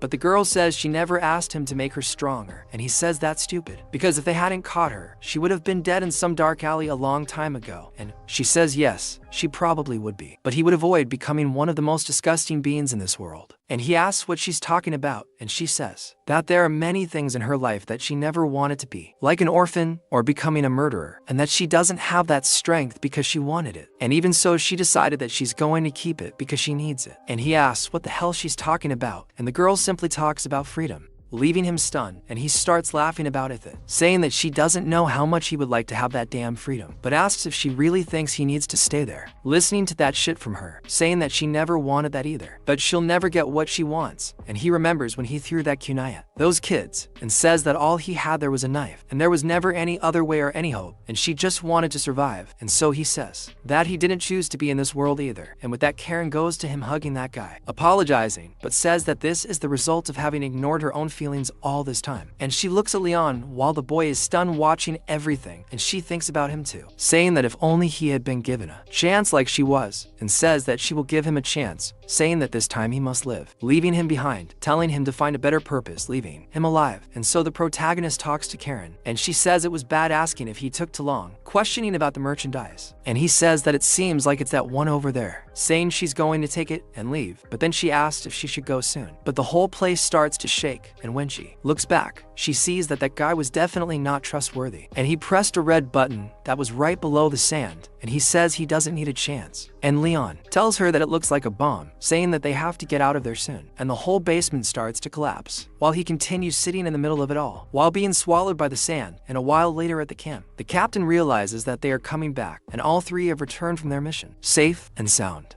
So, Leon says that now that they've recovered the stolen carcass is all right, and besides, everything was destroyed by the bombs that damned guy planted. And now he asks if Casper is happier that it's all gone. But he says it doesn't matter, because things are still different from 100 years ago, and he still doesn't know who did all this, and he has no clue who or why this place is like this. Leon then asks what he's going to do, but he says he'll think about it later. Karen calls him upstairs, and he asks what happened. She tells him to look ahead, because they've arrived, and that's where they need to be, Bacchus. The protagonist is surprised, saying he's never seen such a large group. The girl says it's clear, as it's a border town for soldiers and guards who live there, and its territory the Marquis is personally overseeing. It's a city with military dependencies, authorized directly by the king. They say they'll only be there for 3 days, hoping they understand. He asks what they'll do with the two of them, and the protagonist asks what they mean. The client says they can stay in the accommodations they've prepared, and if they need anything, they can call or search the city. Karen agrees, saying she'll look for something. On the way, they find a place they've prepared, and they just need to tell him where it is. He says it's by following the main street, turning left and giving a lot of tips. At a tavern called Goat's Sound, the high-ranking staff they work for prepare accommodations there, which they use when they pass by. They can use one of the large rooms on the top floor, which they say is very comfortable, and if he's not mistaken, there's a double bed too. They complain about it being just one room, and the guy agrees, asking if it wouldn't be more comfortable for the two of them. The protagonist gets all excited about sharing a room with Karen, but she asks what's wrong, asking if he's embarrassed, questioning if he doesn't want to. He says he didn't say anything and leaves. Then, the merchant asks if he said something wrong, but she says everything is fine. She says she's going for a walk until nightfall, but then the merchant senses the situation and asks Karen if she wants him to look for a separate room for them. She hesitates for a moment, but ends up saying no, blushing, saying that everything is fine and fading away. So she goes to another corner to think about it a little better, because a hero with great power must have strong allies, and just because she's with Leon now, it's impossible to know if they'll stay together until the end, and if someone better and stronger than her ends up appearing. And she wonders if she'll be able to continue by Leon's side, but she thinks she can't think about that, because she has to prove her abilities to him, and what she's capable of. And this is the perfect place for that, and she has to make Leon think he can't live without her, and she thinks she must be somewhere. He's very naughty, and when he was in at the academy, men and women used different buildings, and he and Karen already shared the same wagon, but a room was too much. Then, the sword says he's an idiot, but the conversationalist approaches Leon, asking him to wait and apologize, as he thinks he embarrassed him. Leon says it's alright, and he doesn't need to apologize, but asks if he can tell him what's in the cargo they recovered for him, as he's never seen anything like it. He says the contents of that box are a secret, but the protagonist's face lights up. The conversationalist says he won't hide it from him, since he risked his life to get it back, but he can't tell anyone. The protagonist promises this, and he says what's inside that box is a black crystal, a first-class material material with no impurities, a precious stone worth about 1,000 gold coins each, and they will deliver it to the next city they stop in. This request was made directly by the lord of Rabina, and he's an important nobleman who's on the same level of power as a count, and if they had lost that cargo, regardless of whether it was his fault or not, they would all be dead. The protagonist thinks it's a good thing they found the lost cargo, and the merchant agrees, because thanks to them, they will stay alive. But then the protagonist goes back to look for Karen, and she left a note with Makana. He's surprised to read it, with her saying she'll be back later. The protagonist says she said she was going to look for something, and notices she's already gone. Then some other guys arrive asking if the protagonist is alone, and he says yes. It seems Karen went to look for something, and everyone feels awkward because she's not there. They just wanted to see her. The protagonist doesn't like this at all, and they wonder if they should leave. Maybe they can wait, but they think there's no way. Kurika goes to him, calling the protagonist, and he asks where they're going. Then he says he should know about it. The protagonist goes to the tavern and invites everyone over, saying his friend will take them there. However, nobody is very enthusiastic about this, and he questions what kind of people they think, or if they want to see if they can handle more than 3 drinks like last time. But the protagonist certainly didn't want to go with them. Later that night, several people are lying on the ground, and one guy remembers when he was beaten up so badly and left lying there. Karen had passed by, and they tried to hit on her, but at that moment her foot is right on his head. She speaks to him, startling him, and he starts to think he's going to die. Karen says she's just going to ask him one little thing, and he agrees at first, but then thinks better of it and says he won't tell her anything. However, she asks which is the biggest gang in that city, saying she doesn't want to know about idiots like him, and wants to know who has power there and deals in the black market. Then he realizes he's in trouble, thinking he'll die if he talks, but if he doesn't, he'll die too. So she asks if it's him, while he's already lying on the ground, noticing that the place is under the control of this guy called Golden Owl, and Golden Owl is a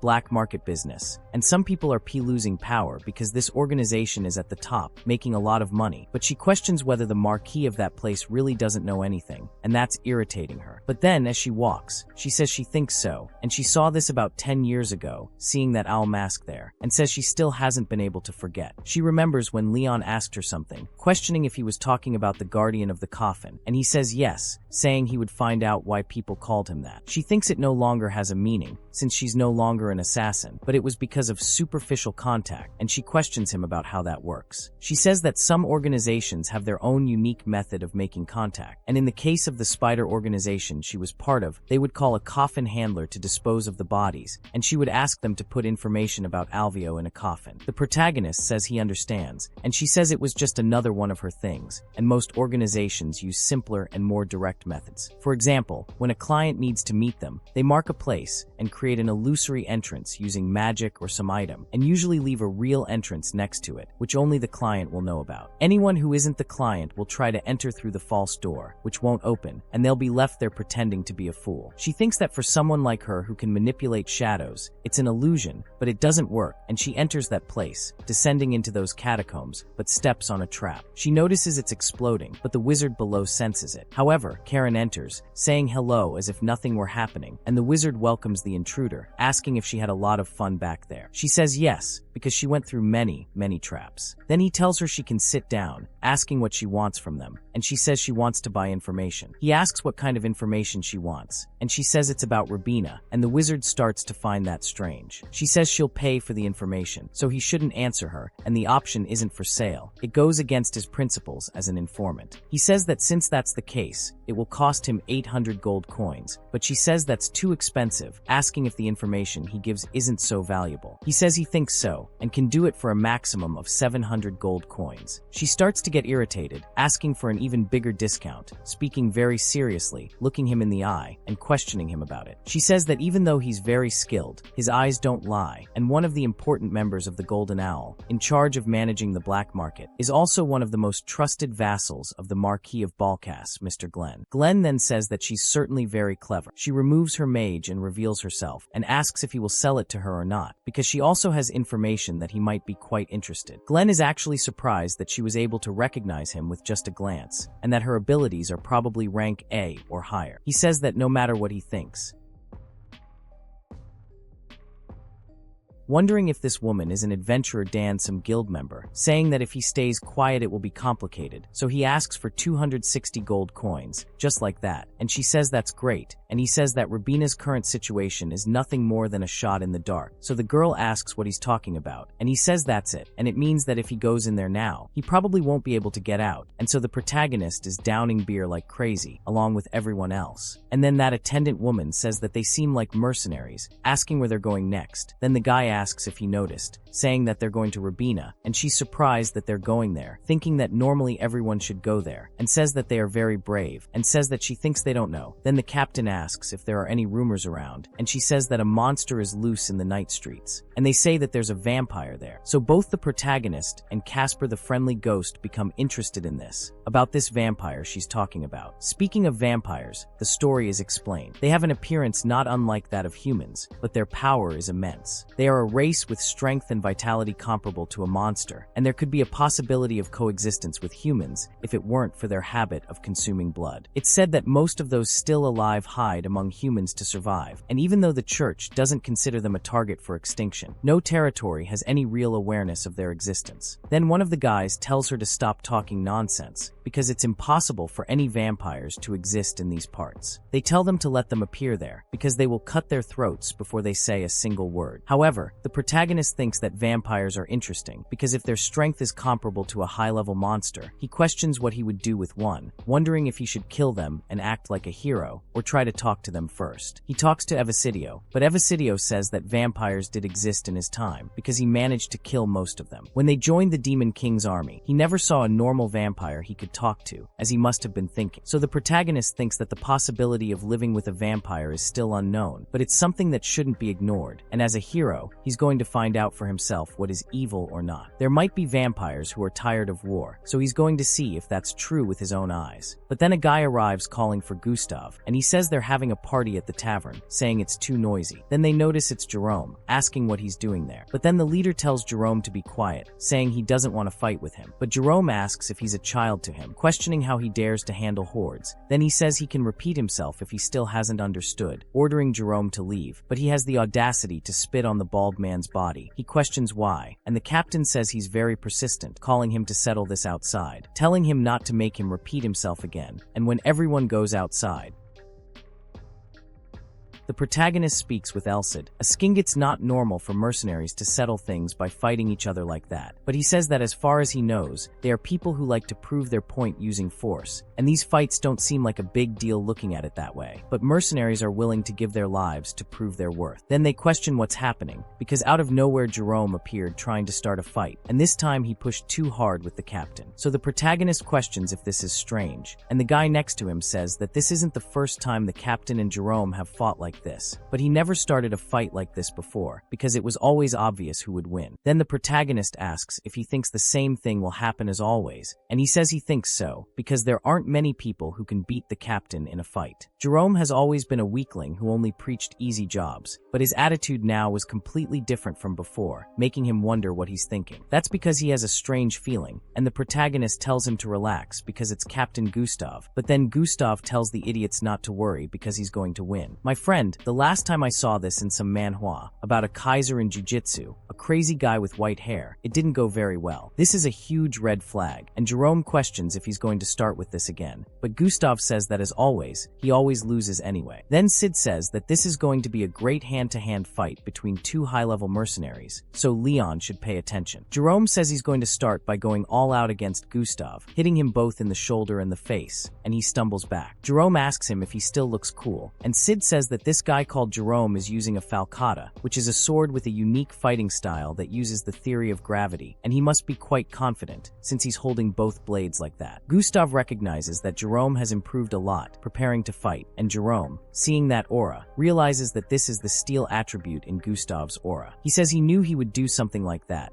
the attribute of his aura is water, and with the new wave technique he learned, he's going to... The protagonist tries to kill him by going all out, but then the fight between the two becomes very intense, fence, and an explosion happens right there. The protagonist wonders who won, and Jerome is on his knees on the ground, while Gustav actually fulfills his promise, standing up after that confrontation. Jerome doesn't know why he started the fight, if he knew it would end like this, because he could end up dying this time. Jerome says he knows that, asking if he really thought this fight would end there, saying it was just a warm-up, so now the real show is about to begin. But then Gustav asks if he really wants to continue, saying that's enough. But then he gets a shock, because Jerome is no longer the same, with those eyes and stabbing him all over, making him bleed and suffer terribly. And he thinks this is impossible, since he cut his iron aura, and he questions why that bastard Jerome has this power, but in reality, he's using his vampiric power, and everyone wonders what's happening, since they didn't see anything, asking how he attacked, since it seems the captain suddenly fell, wondering what the hell is going on, and thinks that no matter how fast Jerome is, that bastard is at most a rank B. But then the protagonist thinks something is different, remembering Karen's movements, and noticing that this speed was the same. Then Jerome goes to him, stepping on the captain's thigh, which is all cut up, and he starts screaming. Then they run to save their leader. But then, the two vampires who were with Jerome stop them, asking what they do when someone interferes in the duel of others. Then they wonder what kind of people they knew.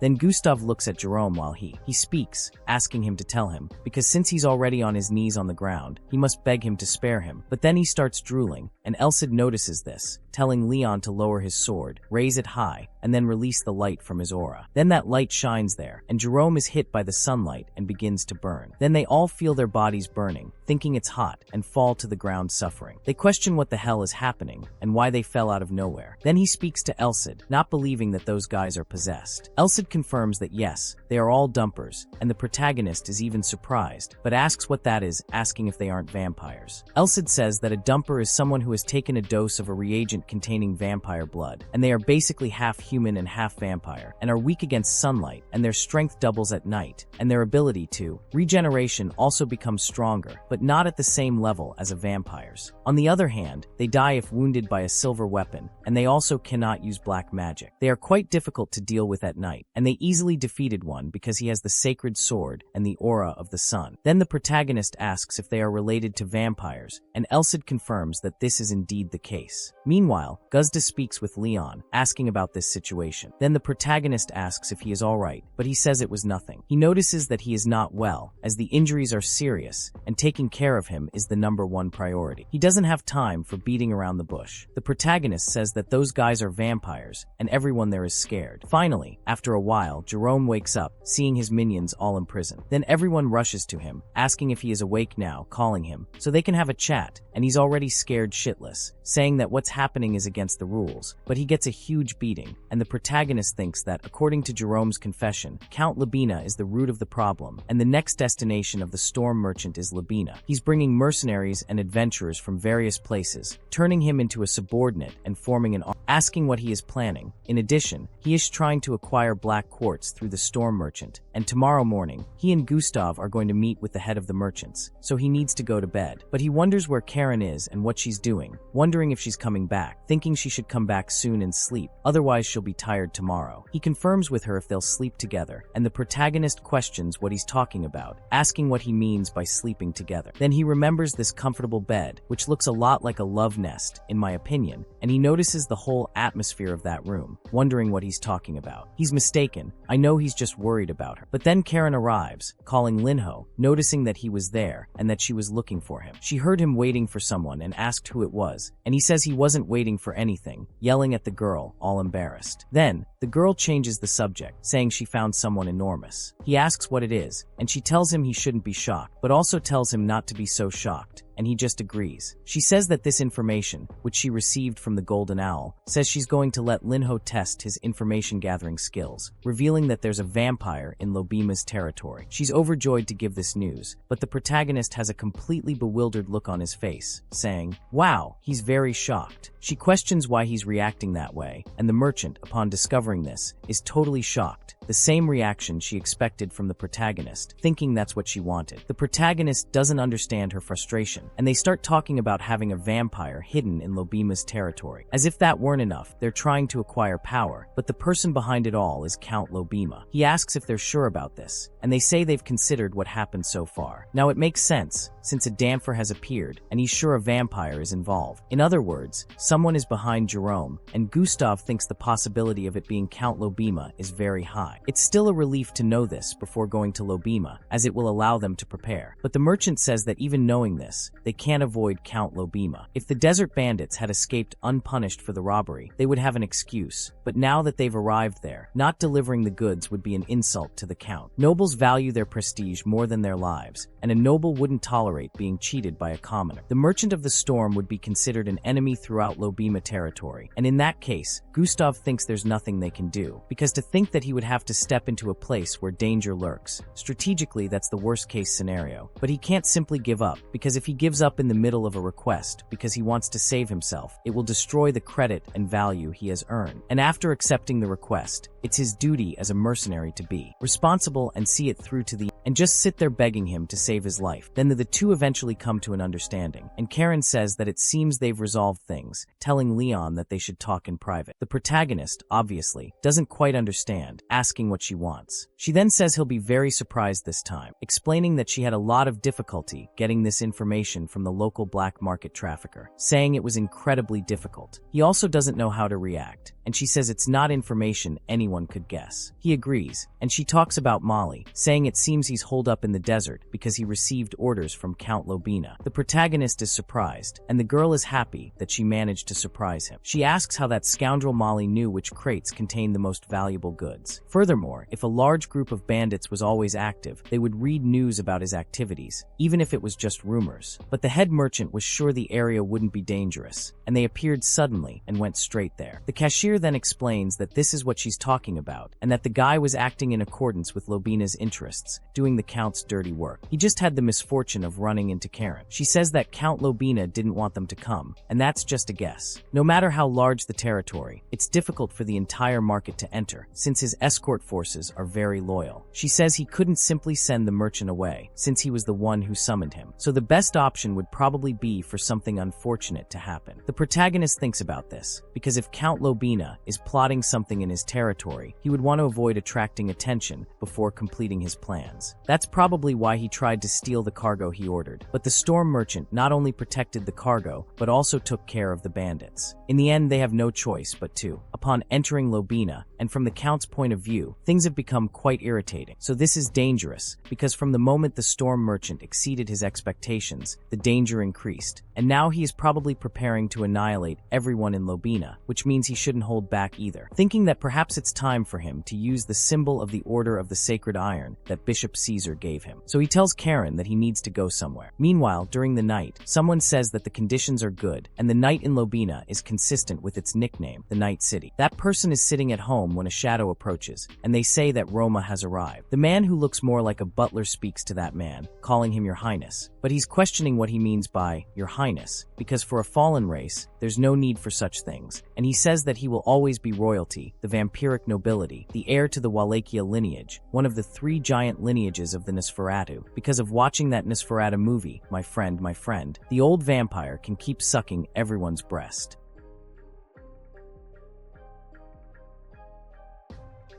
Or the horrible scene that's in that movie. But it's a cool movie. A film. It's a cool horror movie. Well, not really horror. It's more of a comedy, but it's cool. The old man calls that vampire Teeps, and he says that there are no subordinates within a kilometer radius, and they can stay there for at least 5 days. Teeps agrees, but questions how they ended up like this, since the only 2 left of their clan are the 2 of them. He says he sinned greatly, and to think that the place he chose to settle brought such disaster to his clan. But then Butler tells him that this sin belongs to the wicked, but he says that even if that person sinned, the responsibility is his, and he says he will save his race no matter what happens. But then he feels something and starts to get scared, and Butler talks to him, but he turns around, looking at him with a completely different look. Butler notices that he used his authority, and after sharing his blood with someone, they connect, and this power allows them to share their senses. And even if he, having shared his blood with them willingly, they will share a mind with Lord Teeps as the center, and he sees that his subordinate has been beaten by someone, and he wants to know what happened. Then, he sees the protagonist raise the light of the sacred sword, seeing his face clearly, and he starts laughing at this, thinking it's very good. He speaks to Roman, saying that it seems the goddess hasn't completely abandoned them. Roman questions what Teeps is talking about, and he says he saw the Count's informants. He asks if he's talking about the Danfins, and he says yes, because they were defeated by someone using sacred power. Seeing how he rendered those half-breeds powerless in an instant, he believes the protagonist holds a high position in the church, and if so, he will know information about it. Roman thinks this means that this is an advantage for his counterattack, and he thinks of Andre Lobima, that despicable wretch. He tells him to just wait, because he's going to tear him to pieces with his bloody claw. And the next day, Sid is talking about chaos, but then he loses track of what he was saying, questioning where he left off, and says that he was talking about the fight between the vampires, and says that in order to capture all the damned soldiers of the Demon King, they invaded Rod's castle with only vampires. But in reality, the protagonist is sleeping while listening, and he says that 90% of the high-ranking vampires died, including Rod, and since then, they have disappeared from the pages of history, and probably, some who survived escaped, and who would have thought that they would reappear after 300 years. But the protagonist tells him to stop, because this is a huge bore. His ears are already bleeding, and he thinks that this is too boring, because it has been the same story since last week. He can't train inside the carriage, and all he's heard is his rambling, asking why the road to Labima is so safe, or why it's too quiet there. And on top of that, he's with a talking swordsman hero, who can only talk nonstop for a week. But then, that is, he asks where he was starting to talk again, and the protagonist can't take it anymore. But then Karen tells Lynn that they've arrived, and he almost doesn't believe it, and she says that they are entering Labima territory, although it can't be compared.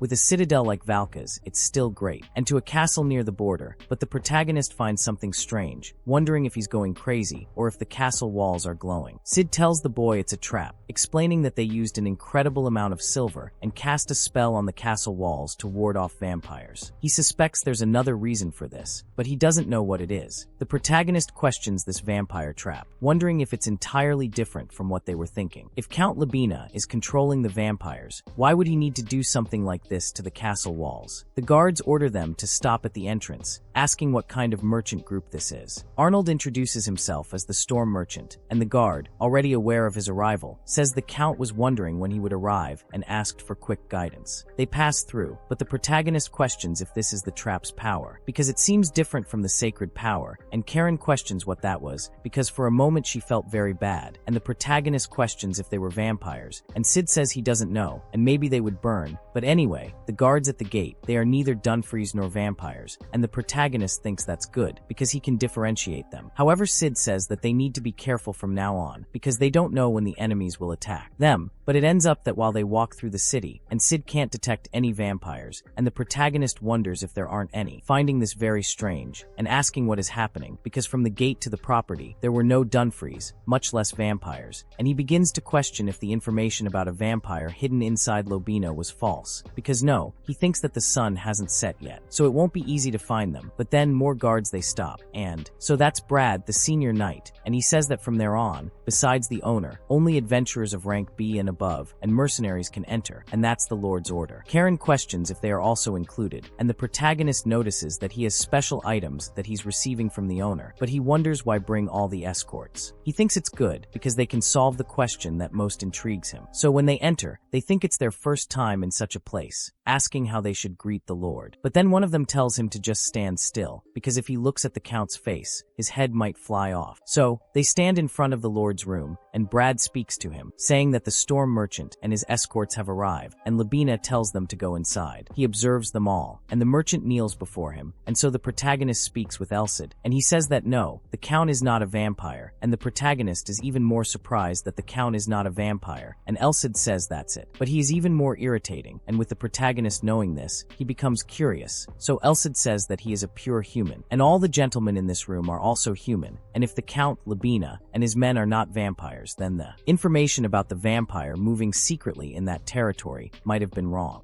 And so, Labina calls Arnold over to him, and the protagonist thinks he can't detect the arrogance of a high-ranking nobleman in his manner of speaking, and his eyes are warm and kind, and no matter how much he looks, he doesn't seem like a villain. Then Labina says that before they talk, he would like to receive his goods. Arnold hands him that crystal, and when he takes it, he thinks it's very good and is satisfied. The 1,000 gold coins promised are right there beside him, and in addition, he will give a 20% discount on everything he buys in that territory. Arnold likes this. But then Labina says he doesn't need to thank him anymore and asks if they are going to start working. Everyone there trembles at that moment, and he tells him not to be shocked by what he's about to say, mentioning that there's a vampire hiding there. Both Sid and everyone else are surprised by this, and Arnold feigns surprise. The protagonist thinks that. It's understandable that he's shocked, because who would have thought he'd say that himself? He says they've been searching for a hiding place day and night, but it's difficult for his knights to search everywhere alone. After all, vampires are very good at hiding, and he's also worried about his knights, since they've never fought a vampire before. So, he'd like to involve them all in defeating the vampire, asking what the company thinks, saying he'll guarantee monetary compensation for their efforts and provide silver weapons and windy water. The protagonist thinks he can't understand this situation, but there's only one answer they could give. Then they go back to think a little more, and they say they were surprised that he arranged for them to stay on the property as honored guests. He says he feels he's plotting something, and Karen says he probably wants to observe their every move. Then Arnold says they had no choice but to. Accepting his offer, Gustav remains hesitant, questioning the possibility that the Count might be telling the truth, as he was also the first to speak about the vampire. He says they are assuming he's a suspect, but they have no proof. Arnold says he hopes what he's saying is true, asking what will happen if he discovers they've been investigating him because they suspect him. Sid says that if the Storm Merchant had a large group capable of dominating a kingdom, everything would be fine, but for the Count, the people in that group of mid-sized merchants are like mere wealthy commoners, and even if he incriminated and executed them, it would be easy for him to clear his name afterward. Labina is his territory, and it's impossible to interrogate him without proof, and even if they have some, they can't attack him openly. The protagonist then, he thinks it's better for them that Count Labina isn't the enemy, but he remembers that Sid said the Count isn't a vampire, he's a high-ranking mage, and the protagonist was quite surprised. Sid says he's not sure about the system, but he was the one who created the formation on the castle wall, and the magic frequency is the same. If the Count truly considers the vampire the enemy, there's no need for him to borrow his strength. And if he changes the formation on the castle wall to an attack-type formation, he could melt all the vampires within the area, or he has a motive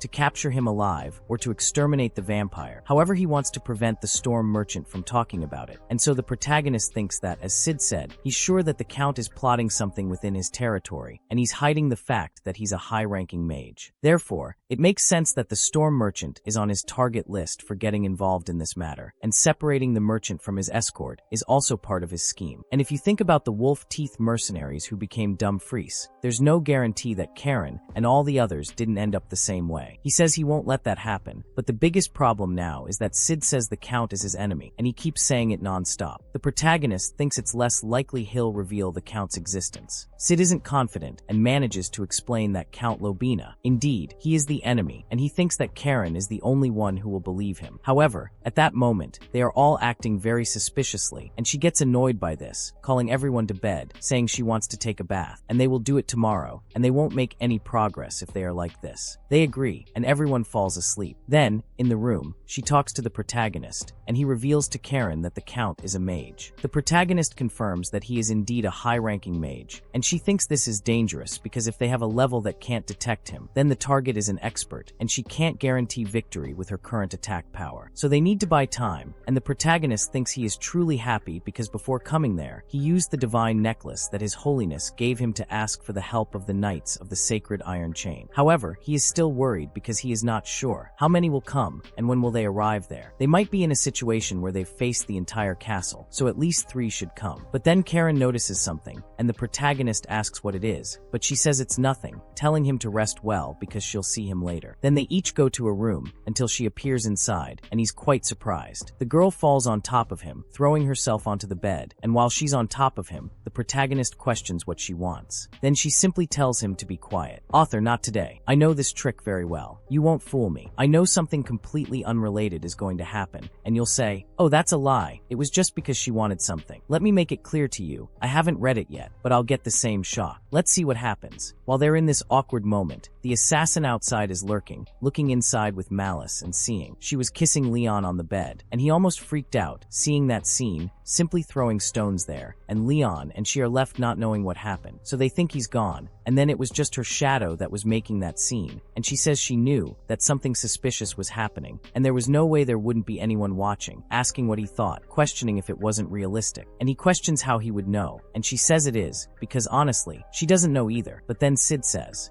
about those idiots, and the girl gets up, asking if they are going to start the reconnaissance, and he questions if she wants to do it now, and she says that since they spied on him, the right thing to do is return the favor, saying that since they were doing that, they wouldn't think they'd get away with it. But then, he thinks there are eyes everywhere, questioning if they'll manage to leave without being caught. Then, she asks if he's already forgotten, involving him with the guardian of the coffin, asking where he should escort him. And so, during the night, they are flying in that cloak and arrive where they should be. The protagonist begins to look at the city from above, thinking that thanks to that night vision, the place seems to be thriving with life. He thinks that this place is truly called the City of Night because it's better at night than during the day. She says it's not even noon, but the streets are so quiet. They can feel the presence of people in the houses, and the protagonist questions if it's because of the rumor about the vampire. She thinks maybe, but then she looks over there, looking at the patrol team, and the protagonist asks why there seems to be more patrol team than there are civilians, but then Sid sees that they are using silver utensils, and they are making it obvious that they are fighting vampires, but the protagonist says he doesn't know, asking what he thinks the relationship is between the Count and the vampires, since they seem too carefree to call them enemies. But he doesn't understand why they are doing this if they are allies, and Sid says he believes he already gave the answer. The protagonist doesn't quite understand, and he says that the world isn't necessarily divided between enemies and allies, and he questions whether the vampire can be both an ally and an enemy, and Sid thinks it's a possibility, and the protagonist acknowledges that he never even considered it, because them being neither enemies nor allies is something totally new, because when you stop to think about it, they concluded that the vampire was an enemy from the beginning, for no reason, and this means that both can become their enemies, or that they can end up becoming allies of either of them. But then, she talks to Leon, saying that she has already looked around, and it seems that from there, they go to the favelas, wondering what they will do, and he asks Sid if the vampire is really hiding there. Sid says that vampires are so proud and extravagant that they are called nobles of the night, and are a race known for despising humans. Because of their pride, he doesn't believe a vampire would be hiding in a place like that, and if he is there, he must be in a very dangerous situation. But then the protagonist calls Karen to go there, and they notice that it is too dark. She questions why it is so damp, and they think it's strange because there is no trace of people. Even if she spreads out her area as much as she can, she doesn't feel any life in that area. And no matter how prosperous a territory of Labina is, there is no chance that there won't be poor people. And the protagonist thinks that this is definitely strange, because if there are rich people, there must also be poor people. And if there are those who live on large estates, there must also be those who live in small apartments. Yet there are no poor people in that city, only traces that they once existed, but no sign of them. And he begins to question what the hell Count Labina did to the poor of his territory, that this city has become a ghost town, and the two agree that it is not.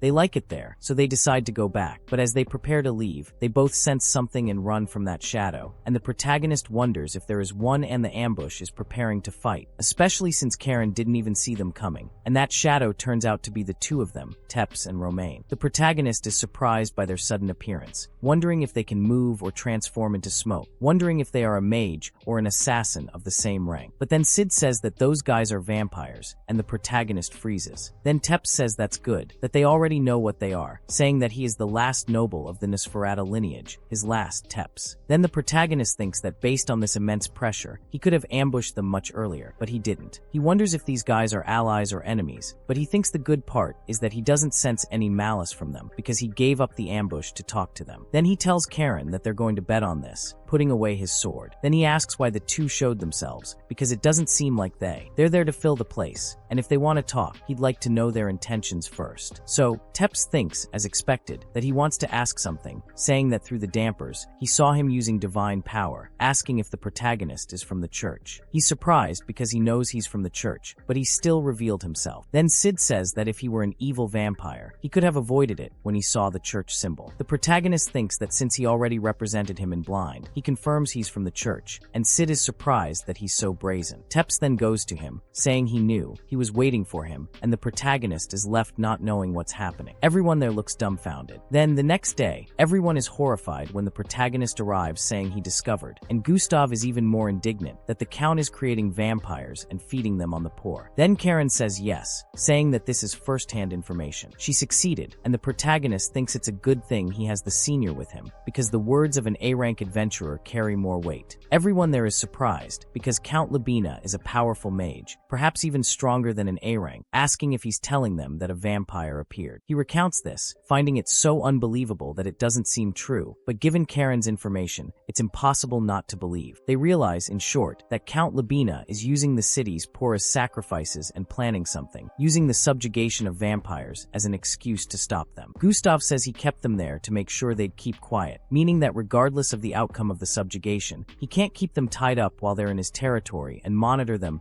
So she says yes, but they have to hurry, and she's sure that even if he holds them there, he'll buy them, at most 10 days. In other words, something will happen within that period. But Gustav says that this information could also be a lie, asking how they can believe what that bloodsucker says. Then Teeps appears, saying that they too aren't happy having to live off blood, scaring everyone. In the room, which raises the guard immediately, because it has a Viam there, asking how he got in, and Teeps greets everyone, saying that this isn't his real body, so he can move around during the day, and he's not there to take up space, so please they shouldn't be so cautious, and he says he knows that it's hard to believe, but what they said is the truth. Then Gustav says that he can't risk the lives of his companions based on words. He needs proof, and so he says that's fair, telling him to take a look, and Teeps says that it's a certificate from the Holy Church itself, and the proof is that the community service of the Alaxia clan has ended, and so he was surprised that vampires were involved in community service. And Teeps says that 300 years ago, part of his race joined the Demon King's army and abandoned the path of coexisting with humans and sinned gravely against God, and as a result, most of the vampires were massacred by the hero Roderick, and even the Alaxia clan. Those who hadn't joined the army were in danger of execution. However, a clergyman granted them clemency, and in exchange for 250 years of community service to the church, part of their people lived to preserve the lineage. The protagonist thinks this matches what else Sid told him, but then he's surprised that only 250 years is enough, because unlike humans, that time is nothing for immortal beings. He thinks this is a huge blow, because aside from sun exposure or being wounded, and beyond their healing abilities, unless they are wounded by silver in the heart or brain, they are a race that can live for thousands of years. After finishing the community service, Teeps says that he and his clan searched for a place to settle, and eventually decided on Labina, but then he's saying that the Count stabbed him in the back. Teeps says that's exactly it, and Gustav says that now there's no reason to suspect them. They are trapped in a well that they can't climb out of, and he speaks to Leon, asking if he summoned the Knights of the Iron Chain, asking when they will arrive, but Leon also doesn't know when he will arrive, and at that point, Gustav notices that they have no choice but to fight the Count by themselves. But then Karen says that it's impossible, because Teeps' abilities are equal to theirs, and he is in a state where he cannot go against the Count, and mages can wield more power than they possess when they are in their territory, and above all, there is no enemy more frightening than a mage who is prepared, and if it is a mage who has lived in their territory for years, even if the opponent is a master of the sword, victory is still not guaranteed, and it is better to wear down his strength little by little, or have a superior attack power, and Gustav thinks about this, thinking that this greater power has to be divine power, but then Arnold says that all they can do is wait for the Knights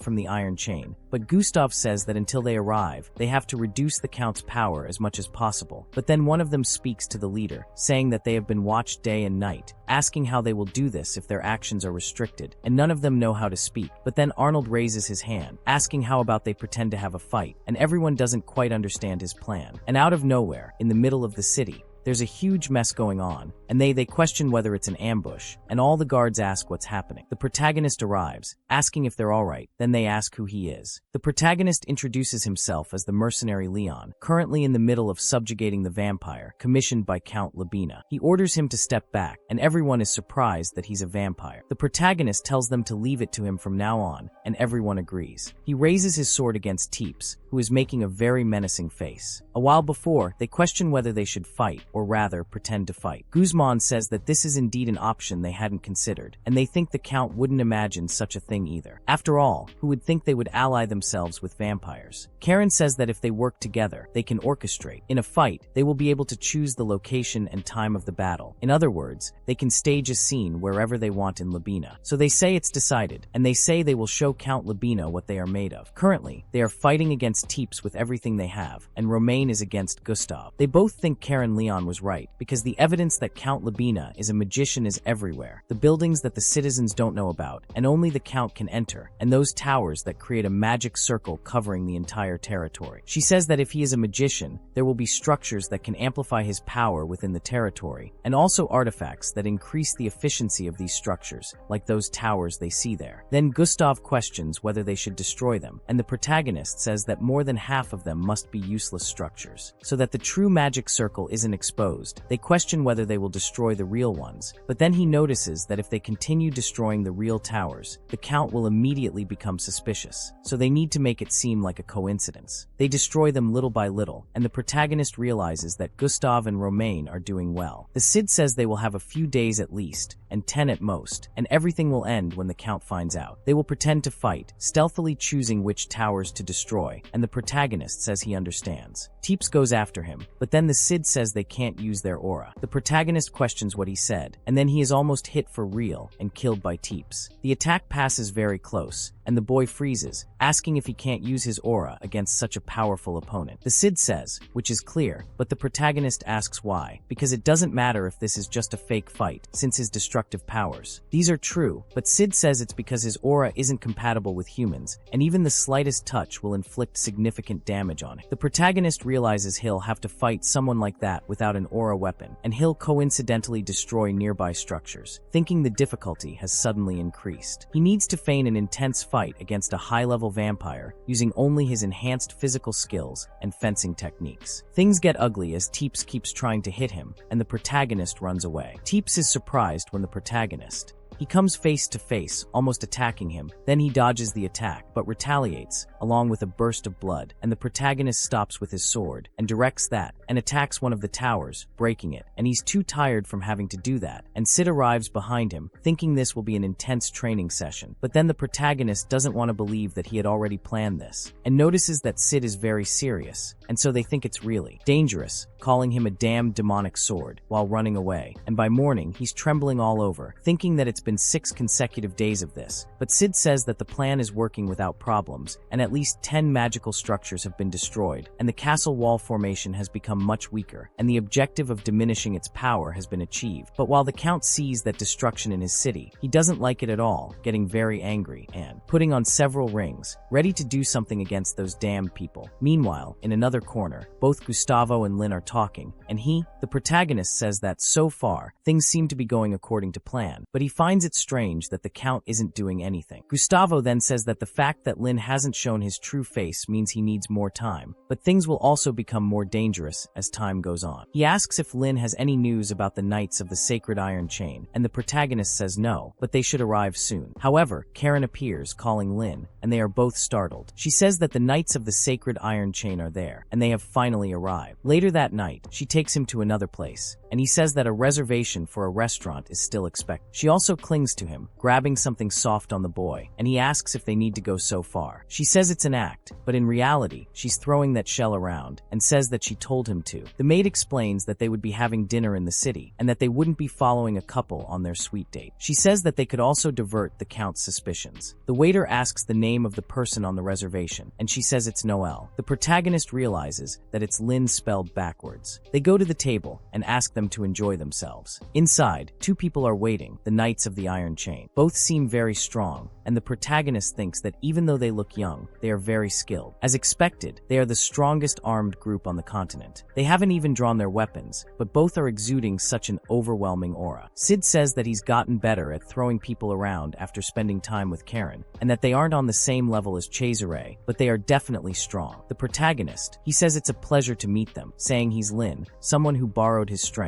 and one of them greets the protagonist, saying he's heard a lot from Bishop Cesare about him, identifying himself as Damien, and the other is Angela, and he says she can't speak, so they ask for his understanding, and the protagonist asks how much they know about the current situation there, and Damien tells him what he knows. That he is carrying out a sabotage operation disguised in a fight against Prince Teeps. He notices that he knows about Teeps, and so he says yes, because the Alaxia clan is well known for its community service, because to think that they would get involved in something like this, after 250 years of hard work, he thinks that he is certainly from a very unlucky clan, and perhaps he has lost something. So he should give him a summary from the beginning, and the protagonist begins to tell him, and he learns that they are imprisoning the vampire clan and breeding them like cattle. This is a type of magic that abuses life in this way, and it is black magic, and he already knows what the Count is planning, and the protagonist says that judging by his expression, the situation seems worse than he thought, and Sid says that's right, and it seems that he understood the situation completely, because vampires are a race that has no distinction between body and soul. They are using them to accumulate power, and black magic draining blood works well on bodies. They're delivering the poor as food to the vampires, only to drain their power later. The protagonist wonders if this is possible, and the demon explains that it's not usually possible. If vampires could become infinitely stronger after drinking large amounts of blood, they would have already dominated the world. Mass blood consumption is one of the taboos that can result in self-destruction. However, the lives of vampires are irrelevant to the Count, and his goal is to absorb all that power, using the vampires as a means. He doesn't care if the vampires die after having their powers absorbed. But then Angela says something, or rather, she gestures, raising 3 fingers, and neither of them understands it. Then the demon says that the risk level of the situation is 3, so they will need everyone's full cooperation. The protagonist is surprised by this level 3 risk, as it's the same as a city-sized disaster. The devouring of the city, which Brother Leon resolved, was also level 3, and level 2 is a national catastrophe, and level 1 is something that endangers the entire world, and things have never reached that level except for the Demon King. So risk level 3 is the maximum, and if it reaches level 2, more than half of the knights of the Holy Chain will have to gather, and they will have to ask for help from all countries. And if things like this become frequent, the world will enter a state of chaos, and the protagonist is terrified of this. And Demon says that since it has reached this point, they will question Count Labina that night, and if he refuses to cooperate, they will hold a trial in the name of the church. Then, at the Labina criminal concentration camp, it seems Angela goes there, and Teeps says that it looks like a normal prison from the outside, but in reality, it is a place that is secretly holding vampires, saying it's a pleasure to meet her. Angela, and she looks back, greeting him. They say they've already heard that her role is to help her, to assist the prisoners in escaping, and then join Leon's group. He says they've been observing this facility for some time, and thanks to the Count, it's surrounded by a magical formation that replicates sunlight, so her attacks won't be very useful. If she manages to destroy the core of the formation, which is inside that wall, they can get closer. However, she will have to do it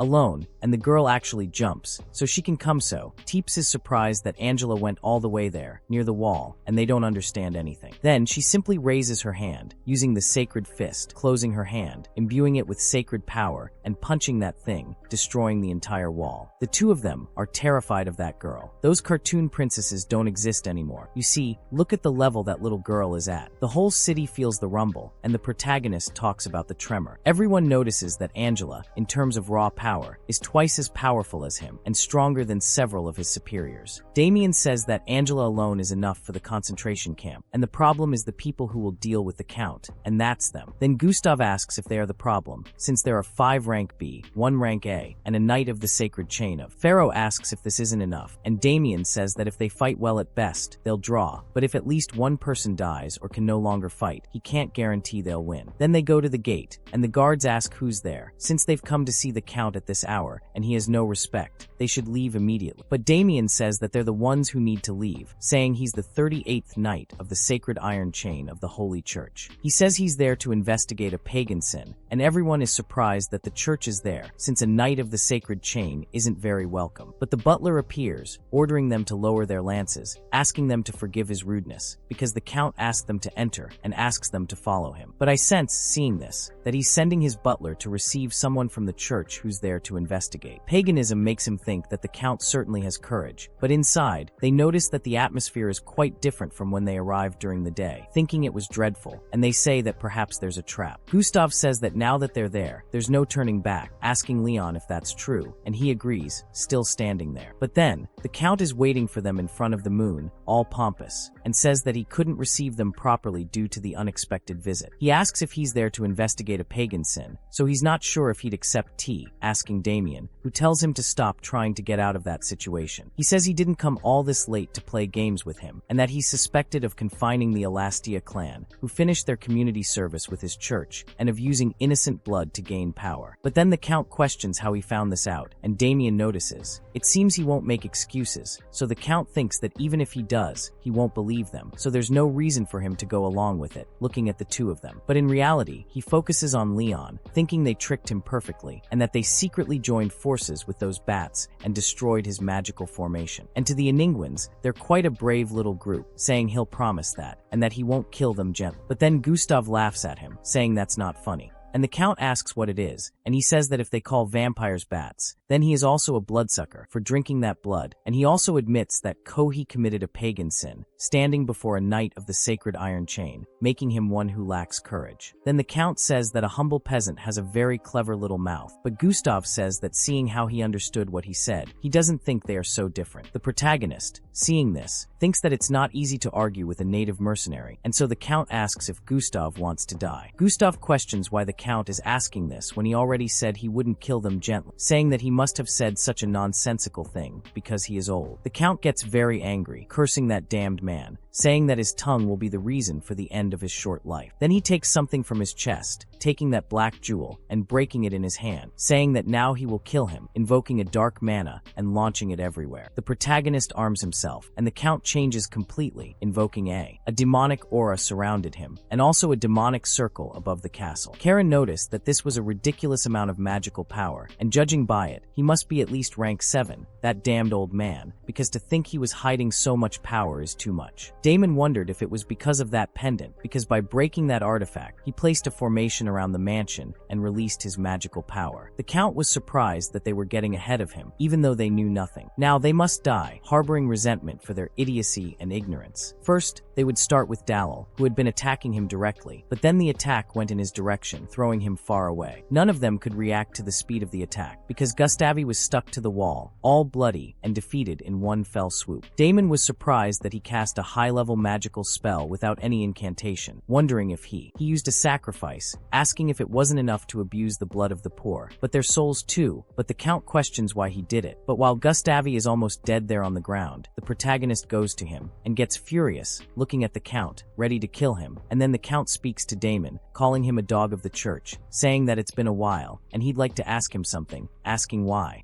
black magic is banned, if it's so effective, making him observe carefully because the power he banished, which he obtained through sacrifices and drain, he can still tell him that something so incredible is pagan, and with only a few miserable lives, he is able to shorten the time needed to reap results that he would otherwise only achieve after decades, and he can achieve eternal life using these worthless pieces, asking why the goddess banned it. Then Damon questions whether he's asking him to explain the reason, but the Count says that's not it at all, saying that he's going to open his eyes to his folly by invoking that circle, making him tremble, and everyone feels the pressure of it, and in the end the protagonist, he takes the lead, cutting through that pressure with his sword. The Count is startled by this, and Damon is surprised that he dispelled the heavy air that covered the space, questioning what Caesarea had referred to. The protagonist says he's going to begin, so Damon speaks to the goddess, asking her to illuminate that cold and dark place so they understand her benevolence and their own disbelief, asking her to give him light. Then, he invokes his magic beneath the circle, expands it, breaking the Count's circle, and seeing that his power is diminishing, he orders them to stop crawling towards him, calling them all insects, saying that the power they possess is nothing compared to all the power he has absorbed, ordering them to die. But then, Leonic steps in front, stomping on the ground, and raising his shield right in front of everyone to defend himself from the Count's attack. He goes towards them, but hits the shield is stopped, dissolving through them, affecting no one. The protagonist calls out to Leonic and Hansen, but they are exhausted from the attack. Even defending themselves, they still took significant damage. The Count asks if they thought they could survive hiding behind a shield like rats, calling them idiots and bastards. Then, an arrow flies straight towards him, hitting him. One of them asks what the hell he was saying, because he caught him, and he was behind him, managing to escape and attack the Count. Leon asks if he's alright, and they say they're fine, but the protagonist thinks they don't look well at all, and the Count curses them again. Then, one of his rings crumbles, and he asks how a mere mercenary of his level dares to make him wear a ring for nothing. They realize he's alright, thinking it impossible, because he hit him perfectly. In the eye, it was a homing arrow, impossible to dodge, but Damon knew that the ring was a high-grade, single-use artifact that negated damage, and they had lost a precious arrow. It seemed the Count was furious, and he continued flying, summoning even more demonic circles around him, saying he would kill everyone by summoning a horde of demonic things from that place. He said that even if their souls died, they would be unable to rest, forcing them to become his slaves. Everyone felt the pressure of those things, and the demons emerged, taking over the room. Damon questioned if he was summoning the dead from hell, saying that this was high-level magic, above level 5. Then they noticed that their attacks weren't working, with those things passing through the monsters without any effect. One of them went to the protagonist, touched his cloak, and burned it. At that very moment, they are all surrounded, and Osid realizes that it will be difficult to destroy the souls, even with an aura weapon. And the protagonist questions if he's serious, asking if he can attack them in the same way he did when he fought other armored phantoms, and remembers that he only summoned his aura and blinded them all, dissolving them. However, Osid says that this won't be possible, and he needs to be cautious when using the sacred sword, saying that he might have another trick up his sleeve with those rings. Then, in the midst of all that chaos, with that horde of souls coming at him, a kunai cuts them all down,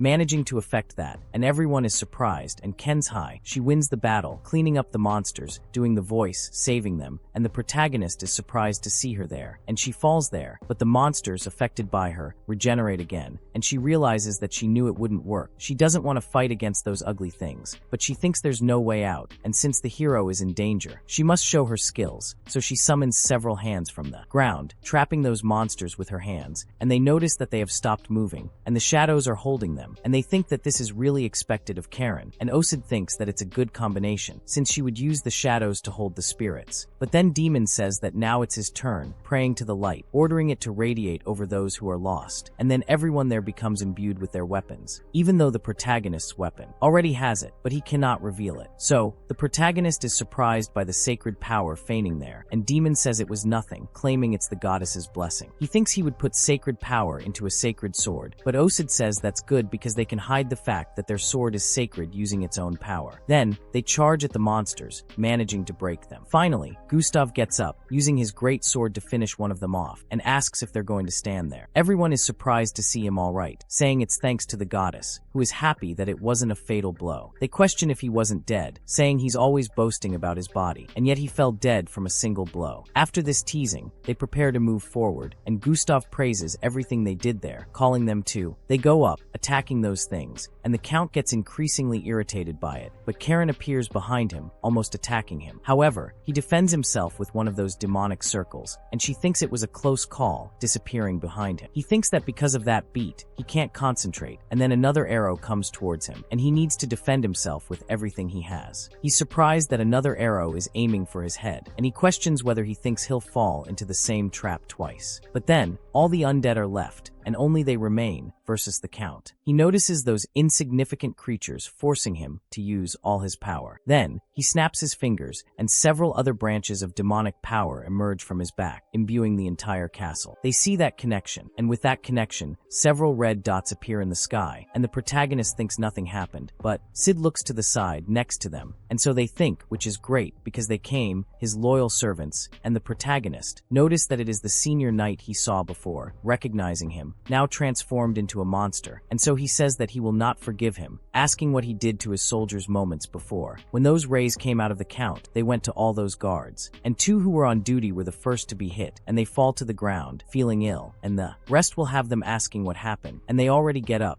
completely monstrously. Then, that captain of the Goo Demon doesn't have much to do, nor react, because the 2 behind him also turn into monsters, and he ends up being hit as well. The Count then begins to smile, saying it's great that his loyal servants have come, and the protagonist, seeing this, gets all irritated. Demon says that this is frenzy, a type of black magic that causes the potential power of a living person to go out of control, and this temporarily transforms them into monsters. He is surprised, thinking that he would transform those who protected him into monsters without the slightest remorse. Then he curses the Count, calling him a damned heretic, saying that he used a forbidden spell. But the Count questions this talk of forbidden spells, asking if they didn't decide this on their own, saying that he doesn't know why the church wants to restrict magicians. Demon then says that the decision was made with the consent of everyone on the entire continent is there, but the Count says they didn't agree, and the church only fears that those who possess the power of black magic and potential will rule over wretches like him, the church's dogs, and that will be their end. So, all those guards attack the protagonist and company, and they need to defend themselves to avoid being killed by by those things. Then, Ghostbee asks, "What the hell is this?" because they are too strong and he can barely withstand the attack. Then, Demon asks them to be careful because those in frenzy feel no pain and are using their power beyond their limits. They are in a state where their vitality is out of control, and unless it's a fatal blow, they won't die. Furthermore, the power of their auras will increase drastically. Thus, Ghostbee thinks that they can only fight them head-on, and they continue exchanging blows, only resisting as much as they can.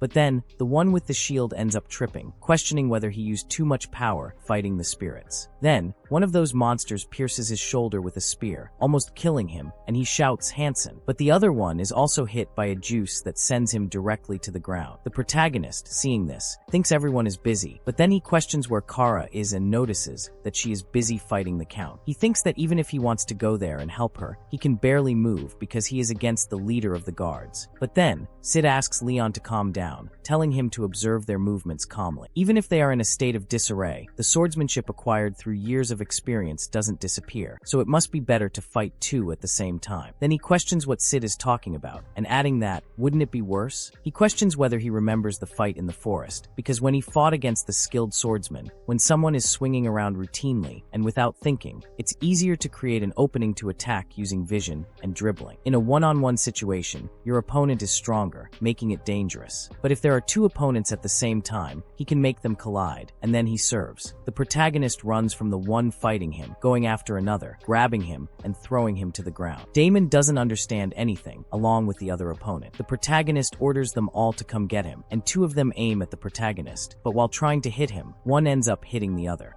Losing the chance to attack, the protagonist declares that he will now act, charging at them and managing to locate the two together. However, Damon shouts to Leon, saying there's something behind him. When Leon turns around, it's the leader of the guard who is behind him. He thinks there's not much he can do, but the leader grabs the boy's hand, catching his collar and preventing him from doing anything. Then, a demonic attack comes towards them, and both are hit. With little he can do, the Count is pleased, but in the midst of the demonic fire, the protagonist's sword loses its sacred protection. He thinks the sacred power Damon infused is neutralizing the dark magic, and if it weren't for that, he would have been burned to ashes. But then he notices that the leader of the guards has also been burned and realizes he planned to get rid of him and his knight, thinking the man is a fool. The Count then speaks to the one who wasn't hit by that attack, and that rank that's making him use that artifact are indeed very irritating, and the protagonist, looking ahead, is frightened because he sees that Karen has been caught and is in a very bad situation. He becomes desperate to escape and save her, cursing the Count, but then the Count orders him to stop, tightening his grip on Karen, saying he wants to propose a deal. If he accepts, he won't touch that girl again. The protagonist says he doesn't think he's in a position to offer deals, but then the Count says he's brave and enjoys that, and he's quite skilled for someone his age, and also more worthy than those mercenaries. So he'll give him a chance, ordering the protagonist to join him and finish them off and the church dog. Then he'll spare her life and guarantee his success. But if the protagonist refuses, he'll finish off that woman right now, asking what he wants from her. He says, asking if this isn't a difficult offer to refuse, and the protagonist hesitates, but Sid is surprised, as he thought he would say no without a second thought, telling him to stop pretending to think about it, saying that it's very difficult to think about what he's pondering, because lying and pretending to accept the offer to lower his guard won't work, because first, his skill with Merak leaves something to be desired, and he will certainly realize it when he positions himself to activate it, and besides, he questions if he thinks the Count will fall for it, because as a high-ranking black mage, he will bind him with a special oath, saying it's dangerous, but then Leon asks what he should do, because Karen is in danger, and he doesn't have time, and it was the only thing he could think of, but he starts arguing alone there in front of the Count. And he wonders if the kid is having a mental breakdown and freaking out, but then Sid tells him to calm down, and the protagonist asks how he could, since this is a serious dilemma, and then Sid says that he's forgetting something, and the protagonist doesn't believe it, and then the Count notices that Skyra is on the roof, and the protagonist too, looks at the roof, goes down, and they realize that the ceiling has collapsed, and Sid thinks that she arrived just in time, Angela appearing to save the day, and she looks at the protagonist, and then Damien says that she is late, and the two greet each other.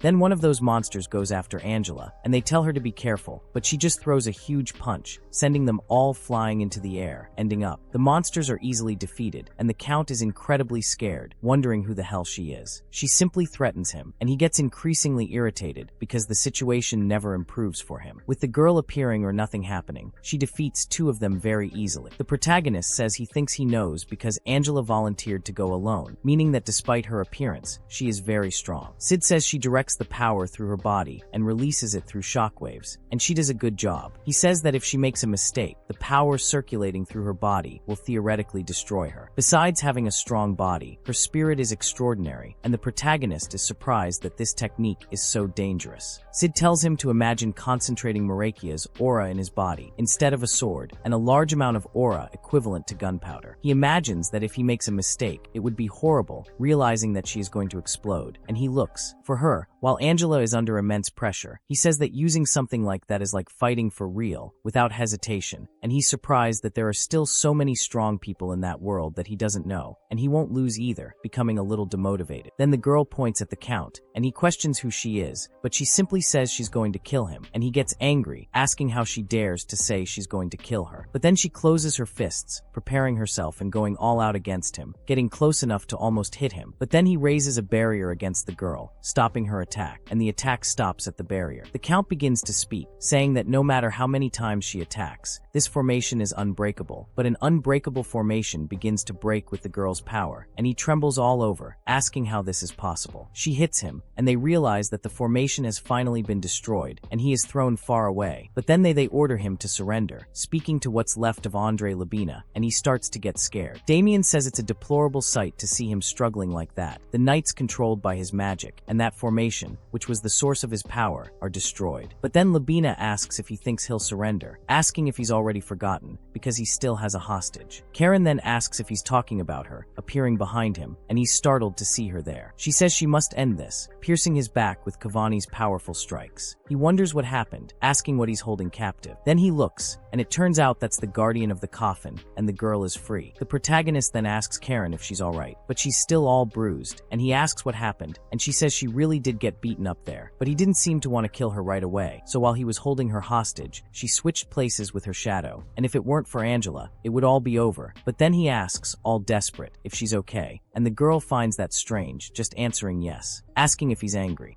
But then the protagonist asks her to step away, and she doesn't even. He wants to talk a lot, letting him do whatever he wants. And then the Count is on the ground, cursing everyone as miserable, but the protagonist goes there to steal the kill, pointing his sword at his head, asking him only to surrender at once. Then the Count starts laughing at him, saying he still has an ace up his sleeve, showing the missing finger. But then the protagonist thinks that ring still had an artifact, but in fact there is no ring there, because he is missing a finger, so he finds this strange. Then Karen shows him the ring in her hand, asking if he's talking about that, saying that she can't allow a villain to have something so precious, thanking him, because she will use it very well, and he becomes completely desperate, saying that he will turn each of them into dust. But then Lupe appears there, telling him to just give up, because it's time to pay for his sins, and Labina is shocked to see that. Shadow, and both Lovi and Romain appear in front of him, and then Lovi begins to activate his blood claw. He's told to surrender, but then Khan starts laughing, asking about surrendering, saying it's alright with him, holding that black crystal he had ordered, and everyone is surprised. Then he remembers when that merchant gave him that black quartz, so he starts preparing to eat it, gulping it down with everything he's got. The protagonist is surprised that he swallowed the quartz. Then Khan starts emanating more and more demonic power, completely transforming into a demon, and the quartz ends up in his throat. Everyone there is affected by the sound coming from that thing's mouth, and their ears hurt. Then he finally completes his transformation, and Luby says that this is impossible, because this method is one of the 3 sacred lineages of Nosferatu, the vampire nobility that can control sound. Then Khan gains 2 wings, while Lovi asks if this is the power of the Elizabeth clan, and Khan changes completely, transforming into another person. He asks if they can see it, or how much he prepared for it, saying that he discovered the power. From the Nosferatu lineage, he made his mark, and now the only thing left is their death. But then everyone there starts trembling, questioning what's happening, and why he's trembling, and everyone wonders if they're afraid. The protagonist says that the presence of his aura is getting stronger, and it's harder to breathe. Khan then says that he held back because the preparations hadn't been completed, but they forced him to act. From that moment on, he will be the king of that night sky, and that territory is his. He says that the last moments of everyone there will also be his, and he will give him all their blood, transforming it into provisions for his new life as a vampire. Everyone there trembles with fear, and they notice that the moon is being painted with blood. Teep says it's a blood moon, and the blood moon will transform everything its light touches into a formation, placing everything under its control, and it's the power that symbolizes vampires, who rule over all others. But then Angela arrives in front of him, and the Count finds this strange, and she punches him, and everyone is happy because it was the fist that broke the formation. But this time,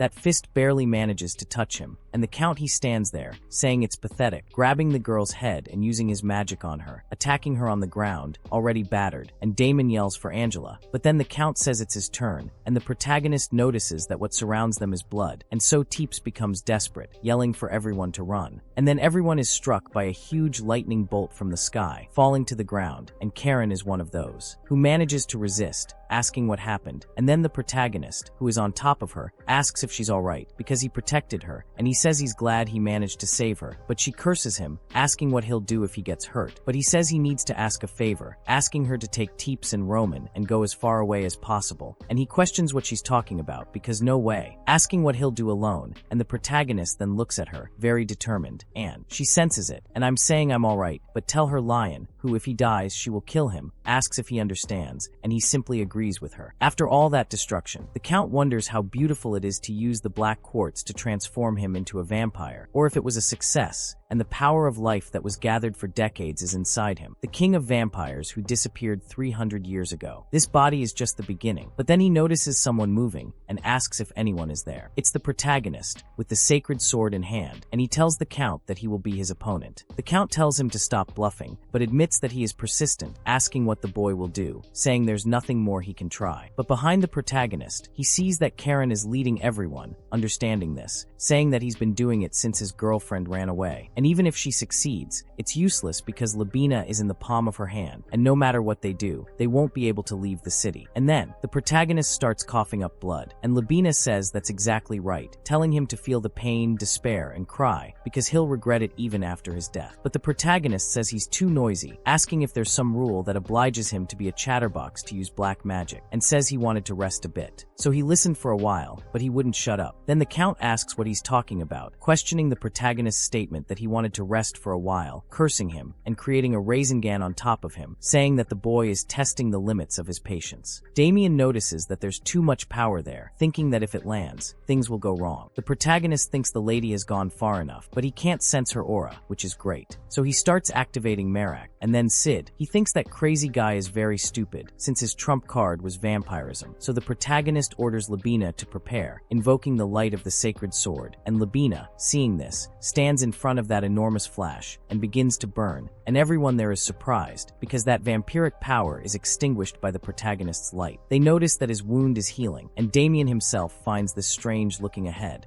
Thinking it can't be, since that's the light of a sacred sword, the protagonist is completely healed because of it, and the Count, almost dead, starts screaming. Lubbed on the ground, unable to do much, tossing and turning, only a stump of wings remaining. Sid asks if he saw, saying that he gave up being human to obtain an impure power, a good word for him. And the light of the sacred sword is 2 or 3 times more fatal to vermin like him. Besides, vampires don't just rely on the potency of their power, experience, the strange powers they gain throughout their lives, the ability to use them. That's what makes them irritating. But the protagonist says that Labina doesn't have any of those things, and Sid confirms that it's something like that, because since he suddenly became a vampire, he can't properly control his powers. Then he runs away, and Sid says it's a mess, because he appears next to the protagonist, about 100 times uglier than he already was, while the boy isn't expecting it, and he ends up biting Leon right on the shoulder. Sid is desperate about this, while far away. From there, Tabs tells Karen that he needs to kill Andre with his blood claw, but she says no, asking if they want to die, because neither of them is a match for that thing. He says that vampires will only hinder Leon, and he will release them on the condition that they stay out of it. So he frees the two, and Tabs can't believe he can't do anything when his family's enemy was right in front of him. He tells Roman that he's very pathetic, but then he notices something, because his power is reacting. Roman talks to Tabs about those powers, and he realizes that someone is at that door, someone calling him. He thinks his power is responding, so it's someone from the family, a vampire. But then Karen asks Tabs to wait, because if he goes in, a lot of vampires will come out, saying she doesn't want strange people coming out. Tabs says they'll know if he goes in, opening the door and looking inside, but Karen says she doesn't think anyone is there. However, he asks if that person inside called, and when the girl looks, she is horrified, and Tabs is too, seeing the remains of a vampire there. And seeing that thing, they notice that it seems to be dying, and then they notice it moving, and it tries to speak, and so Tabs runs to that thing, grabbing its hand. Then upon touching, they create a connection, and they see the past of that thing holding hands with the Count. And it seems to be the daughter, and he one day approached her with a liquid in a syringe, and she was tied up. He put that liquid on her while smiling, and she transformed. Meanwhile, the protagonist is spinning in the Count's hand. But then, the sacred power begins to affect him, and the protagonist heals from it. And he says that the solar attribute is reacting to it, thinking that it's finally his cue. But then the Count uses his sonic power to throw the protagonist away, making him burst into blood. He throws the boy to the ground, and he starts trembling, all over from the attack. He notices that a sonic attack affects him too much, and he can't hear. He says that if he hadn't protected his head and neck with his aura a little earlier, he would have died from that bite, or his head would have exploded. Sid says it was a good job for Leon,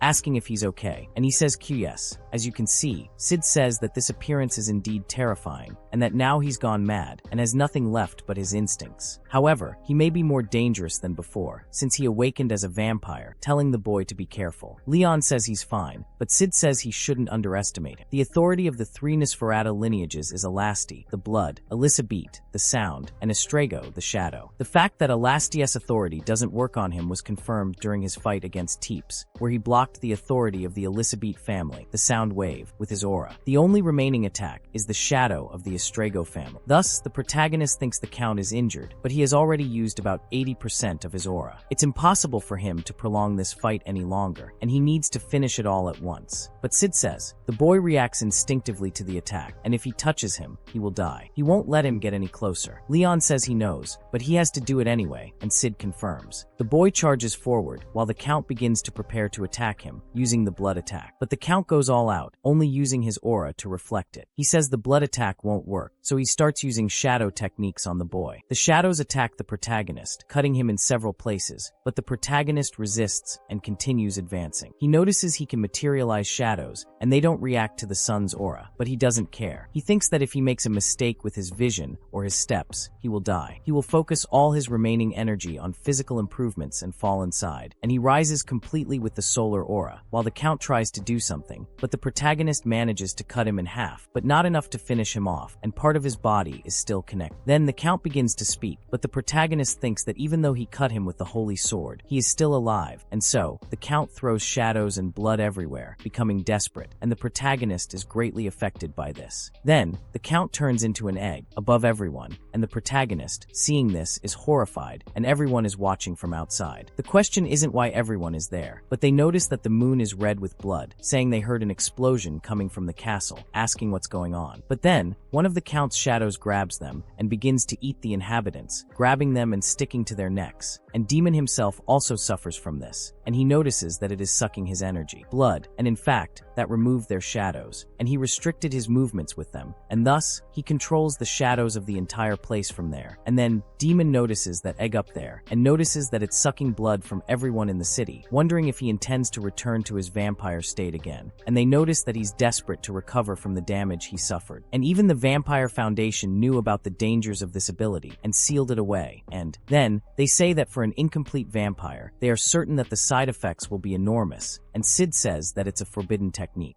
which was triggered by their survival instinct, and if he extends it everywhere, the people in that city will disappear without a trace, and the protagonist is surprised that this is the second coming of the city's engulfment. Then, several of those creatures attack him, but he manages to escape. However, the monsters don't stop until they grab him, and Sid screams. Meanwhile, the Count inside begins to regenerate, saying that his body is rebuilding itself. Soon, they all become a sacrifice for his resurrection, and that cocoon becomes increasingly black. The protagonist thinks he can't move, and is using his remaining aura to protect his body, but it's only temporary protection. He has lost a lot of blood, and he doesn't even have the energy to move, much less gather aura. But then, someone calls for help, and he hears them all clamoring for the hero's help. He thinks he needs to do it, because that's the reason he decided to become a hero, to save those suffering from evil. And then, he breaks free from those shadows, and the Count, seeing this from inside, notices that the protagonist is truly irritating, saying he will concentrate all his power on the boy, ordering the protagonist to die. But then, he remembers Karen talking to him, saying that if he dies, she will kill him. Thinking he's doomed if he dies, he uses the 7-star sword, the Great Carryote, and lunges at the Count, appearing in front of him ready to cut him down. In his little video, he declares that this is the end of the evil Labina, and then uses Mirak on the vampire, finishing him off in one fell swoop, tearing everything Labina had to lose. Seeing this, he remembers his daughter and how she sees him receive her. He's happy that he was waiting for him, so she asks if he'll play with her, and he confirms that he will. He picks her up, and they begin to be happy. But then, after a while, he arrives home, finding his daughter lying on the ground covered in blood. He runs to Lia, begging her to wait for him, saying he will save her and fix her. He is desperate because the incurable disease that infected his wife has also affected his daughter, and even he, a high-ranking mage, cannot find a cure. He has used all known methods and believes he cannot lose his daughter as well. Even if he has to sell his soul, he will do something. But while he contemplates selling his soul, he finds his answer, invoking the power of demons. He thinks that if it's black magic, he will succeed. So, all the guards go to the favela to gather people, and they begin experiments little by little. Then Labina thinks he has found it, and the butler says he has finally found the cure. Labina says that black quartz is the key, and he will amplify the vampiric power he combined with the black quartz, and to seize the power of the vampires that he so longed for. And the butler says he is happy, because with this he can cure Lady Leah's illness. But he didn't even remember Leah anymore. Looking at the butler, asking if there was anything like that at the moment. He is dying in front of the protagonist, disintegrating, and then he finally remembers his daughter when Teeps arrives with that teddy bear, saying that she was waiting for him, saying that's what she said while giving him that bear. Then he remembers what he did to his daughter, turning her into a monster, and she has remained imprisoned ever since. And he wonders if he forgot this because he was blinded by power, and his main objective ended up being forgotten, and he thinks it was for his daughter, and he begins to cry for Leah.